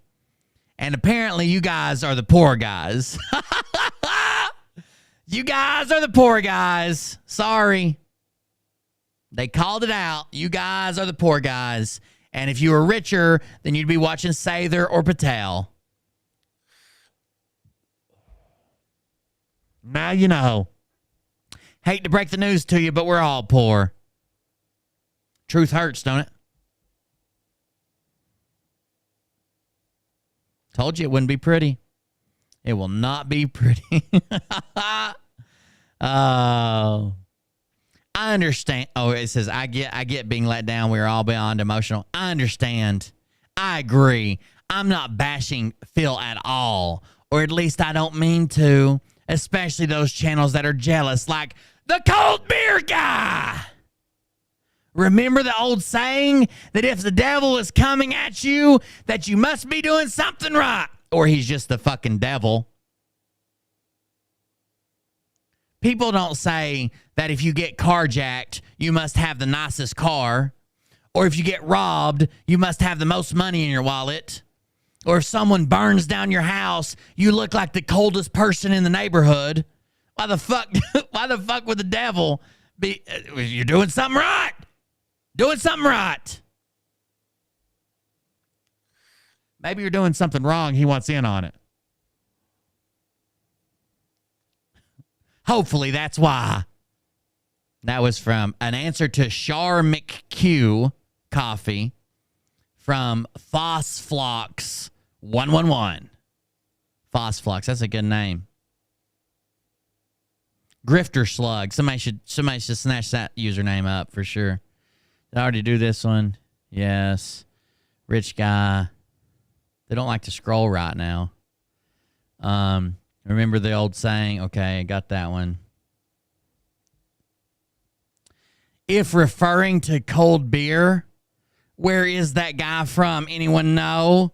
The shares are being circulated, bashing Phil. Got one this morning for someone locally trying to sway me. So sad people can't just ignore things they do not have a personal involvement in or knowledge of and leave it to the parties involved to hash it out, even if in court. If you don't like Phil, don't follow him or buy what he's promoting. That's simple. But don't get on the bandwagon with others who set out to destroy him. From Char McQ Coffee, responding to T-Bone 40. Phil, that crazy dude that speaks and sounds. Oh, I'm sure that's a good comment. I think the sad part of this comment is that that someone local to her actually cares about her and is like, hey, look at this video. You need to get away from this guy. It's horrible. And they just so happen to send them my video and they know about me and obviously hate me or whatever. Fine. But someone local to you actually cares about you. Most people have given up on these people. Even family members, parents, aunts, uncles, brothers, sisters are like, fuck, we just don't speak to them anymore. We haven't seen them in years. We can't be around each other without them starting some crazy shit and end up devolving into a fight. Most of these people don't even speak to each other anymore. Like, it's just over between them because they just can't. They can't interact with each other. Every time you bring up anything with these people, that's why I hate, like, arguing with people in my chat or something. Like, somebody will say something about fucking taxes. They'll be like, the deep state, blah, blah, blah. And I'm like, well, fucking Trump's the one who put in tax cuts for us that expire, but tax cuts for his friends that don't, and literally sold it that once our tax cuts expire, that will pay for the tax cuts for the wealthy. Like, you can't just keep blaming everything on the fucking deep state, cabal, blah, blah, blah, blah, blah. Like, both sides are fucking us, especially if you're, like, lower class, middle class, in America, trying to work hard and trying to do your best. You're getting fucked, okay? Inflation's fucking you. The government's fucking you. The politicians are fucking you. Legally, most of the time. but they're still fucking you. It's not some deep-rooted cabal or whatever. You lose money and they make it. That's how it works.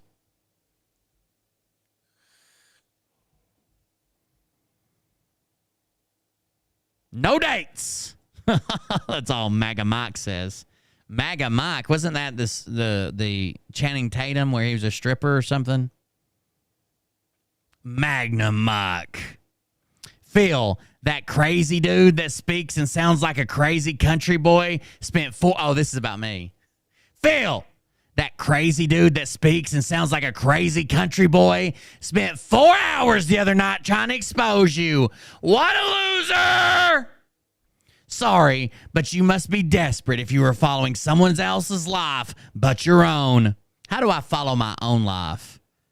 Should I do voice overlays, narration of my own life?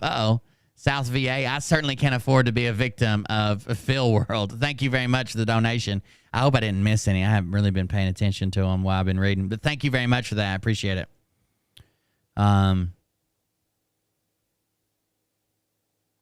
What a waste of time. Oh, that's a Dono clip. Thank you. What a waste of time. This is what it's come to. I say mind your own business and care for your loved ones and live life. God bless. Imagine if we took that stance on everything else. Like, I don't know. Like you get rushed into the ER with like fucking riddled with bullet wounds because you were just in the wrong place, wrong time, and there was some type of drive-by shooting or something blew up at your plant and you got covered in shrapnel, and a doctor just walks by the ER and is like, minding my own business. Minding my own. Looks like you'll take care of that and I'll take care of some golf or some shit. What the fuck is going on here? Mind your own business. Like, I understand what you believe and think you're right. Like, I understand you think Phil's Edward Snowden. You think you're right. I understand the implications if you were right. Like, if you are right, then this is going to happen, that's going to happen, reevaluation, silver. If Phil is right and your beliefs are right. But it's for some reason when I have my beliefs, you can't even wrap your head around that you're being manipulated, that you're being talked into sending money that you probably can't afford, that you're being led down a path that'll never fucking happen. You're basically a lamb being led to slaughter. Instead, it's just mind your own business. But you want to hear about every fucking politician who's recently been shipped to Gitmo. You want to hear about every execution and how they struggled to breathe. You want to hear about every fucking dollar Hunter Biden and Joe Biden and anybody with the last name Biden's ever made, ever, and who gave it to them. You want to know every fucking person that's ever visited Trump and what they ordered when they sat down with him. Like, but for me, just me, mind your own fucking business. Got it? Got it? Overruled. I'm thinking about making merch that just says overruled, and overruled. Or one that says, I feel a little bit unsafe. Too bad. Be quiet. Sir, I feel a little bit unsafe. Too bad. Be quiet. Asshole. That's it. That's all the dramatic readings for tonight. It's 1 o'clock. Damn it. I was hoping I'd get it done about 12:30, but I guess that took too long. Probably the Johnny Gobbler story. Let me check this Dono. Well, first of all, let me see if there's any alerts over here. There are not. So let me play this Dono clip. Let's see who it is. Did somebody check it? Yes, Justin. Okay, here we go. Dono clip from Justin. Let's see what it is. Hey, y'all. I just wanted to say hi from Central Ohio. Have a great night.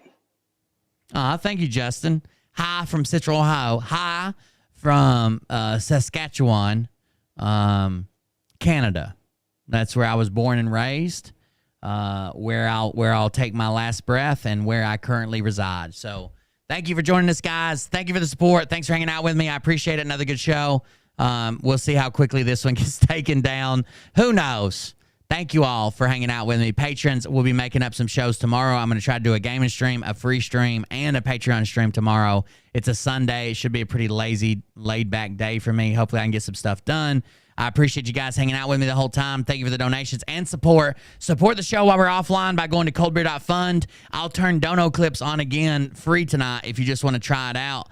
They'll be free or paid, whichever one you pick tonight, but you don't have to pay anything to get it to work. And I'll play them on tomorrow's free show, like the main show or whatever. Make sure you go to coldbeer.fund and click on YouTube at least, even if you don't donate, because I've got a new YouTube channel, and go over there, subscribe. And yeah, thanks for hanging out with us. I appreciate it, and we'll see everybody on the next one. Have a good night. Don't do anything Phil wouldn't do. That's got to be real bad. Real bad.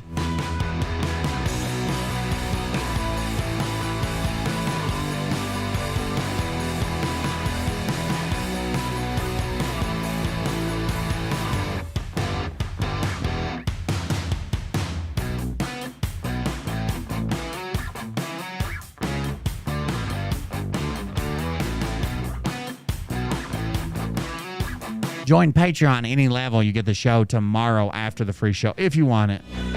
If you're like, hell, I've had enough of you, that's cool too. I get it. Mariah gets like that all the time. Tells me to leave. When I used to work on the road, I could always tell when I got on Mariah's nerve being home, or when I did, when she wanted more money so she could buy new things. So she would always say, isn't there a job you can go out on or something? How long have you been here? When's the next job? Where is it? Is there any? Can you call somebody and see if they're hiring? What about that other company you used to work for?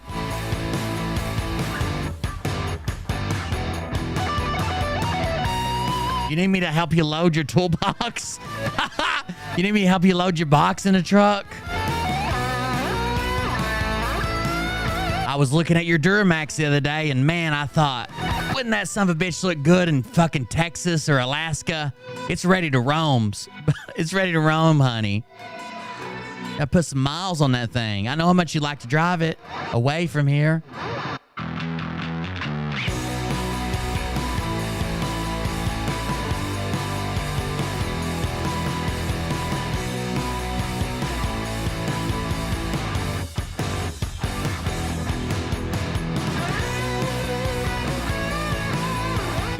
We spent our whole marriage basically. You know, I was in the Army, and then I was deployed for the first year, and we spent our whole marriage like away from each other. That's just the way it works. And now we're living in a fucking 27-foot camper and can't get away from each other. Sometimes I just want to choke her a little. Like, I don't want to leave bruises, because that seems like that would end bad. But maybe just to let her know that there's a chance that she can't breathe all the way through the night. However slight it may be, there's a chance.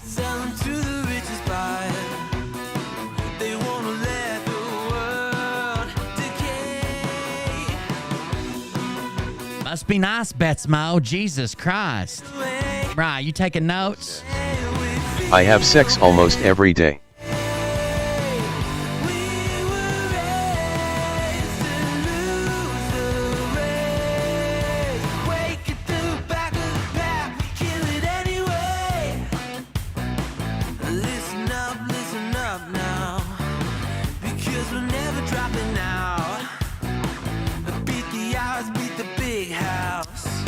When the police show up and say, "Did you choke your wife?" I'm gonna say, "Well, not so you could tell, just a little bit."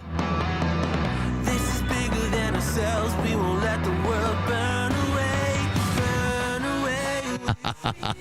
away. Chill out, dude. Clogging the airwaves.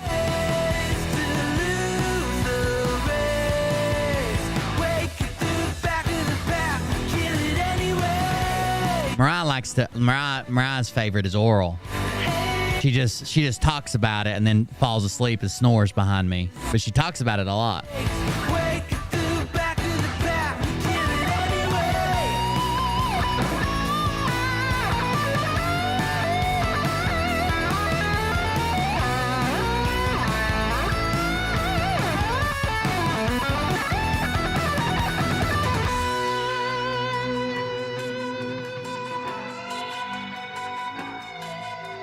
right, guys. Have a good night. I'll see you guys later. I'll probably figure out a way to cover this Johnny Gobble saga somehow. I don't want him to strike my channel. Well, I guess if he strikes, all I got to do is dispute it. He has 10 days, but my channel will be down for those 10 days probably. Either way, have a good night, everybody. We'll see you on the next one.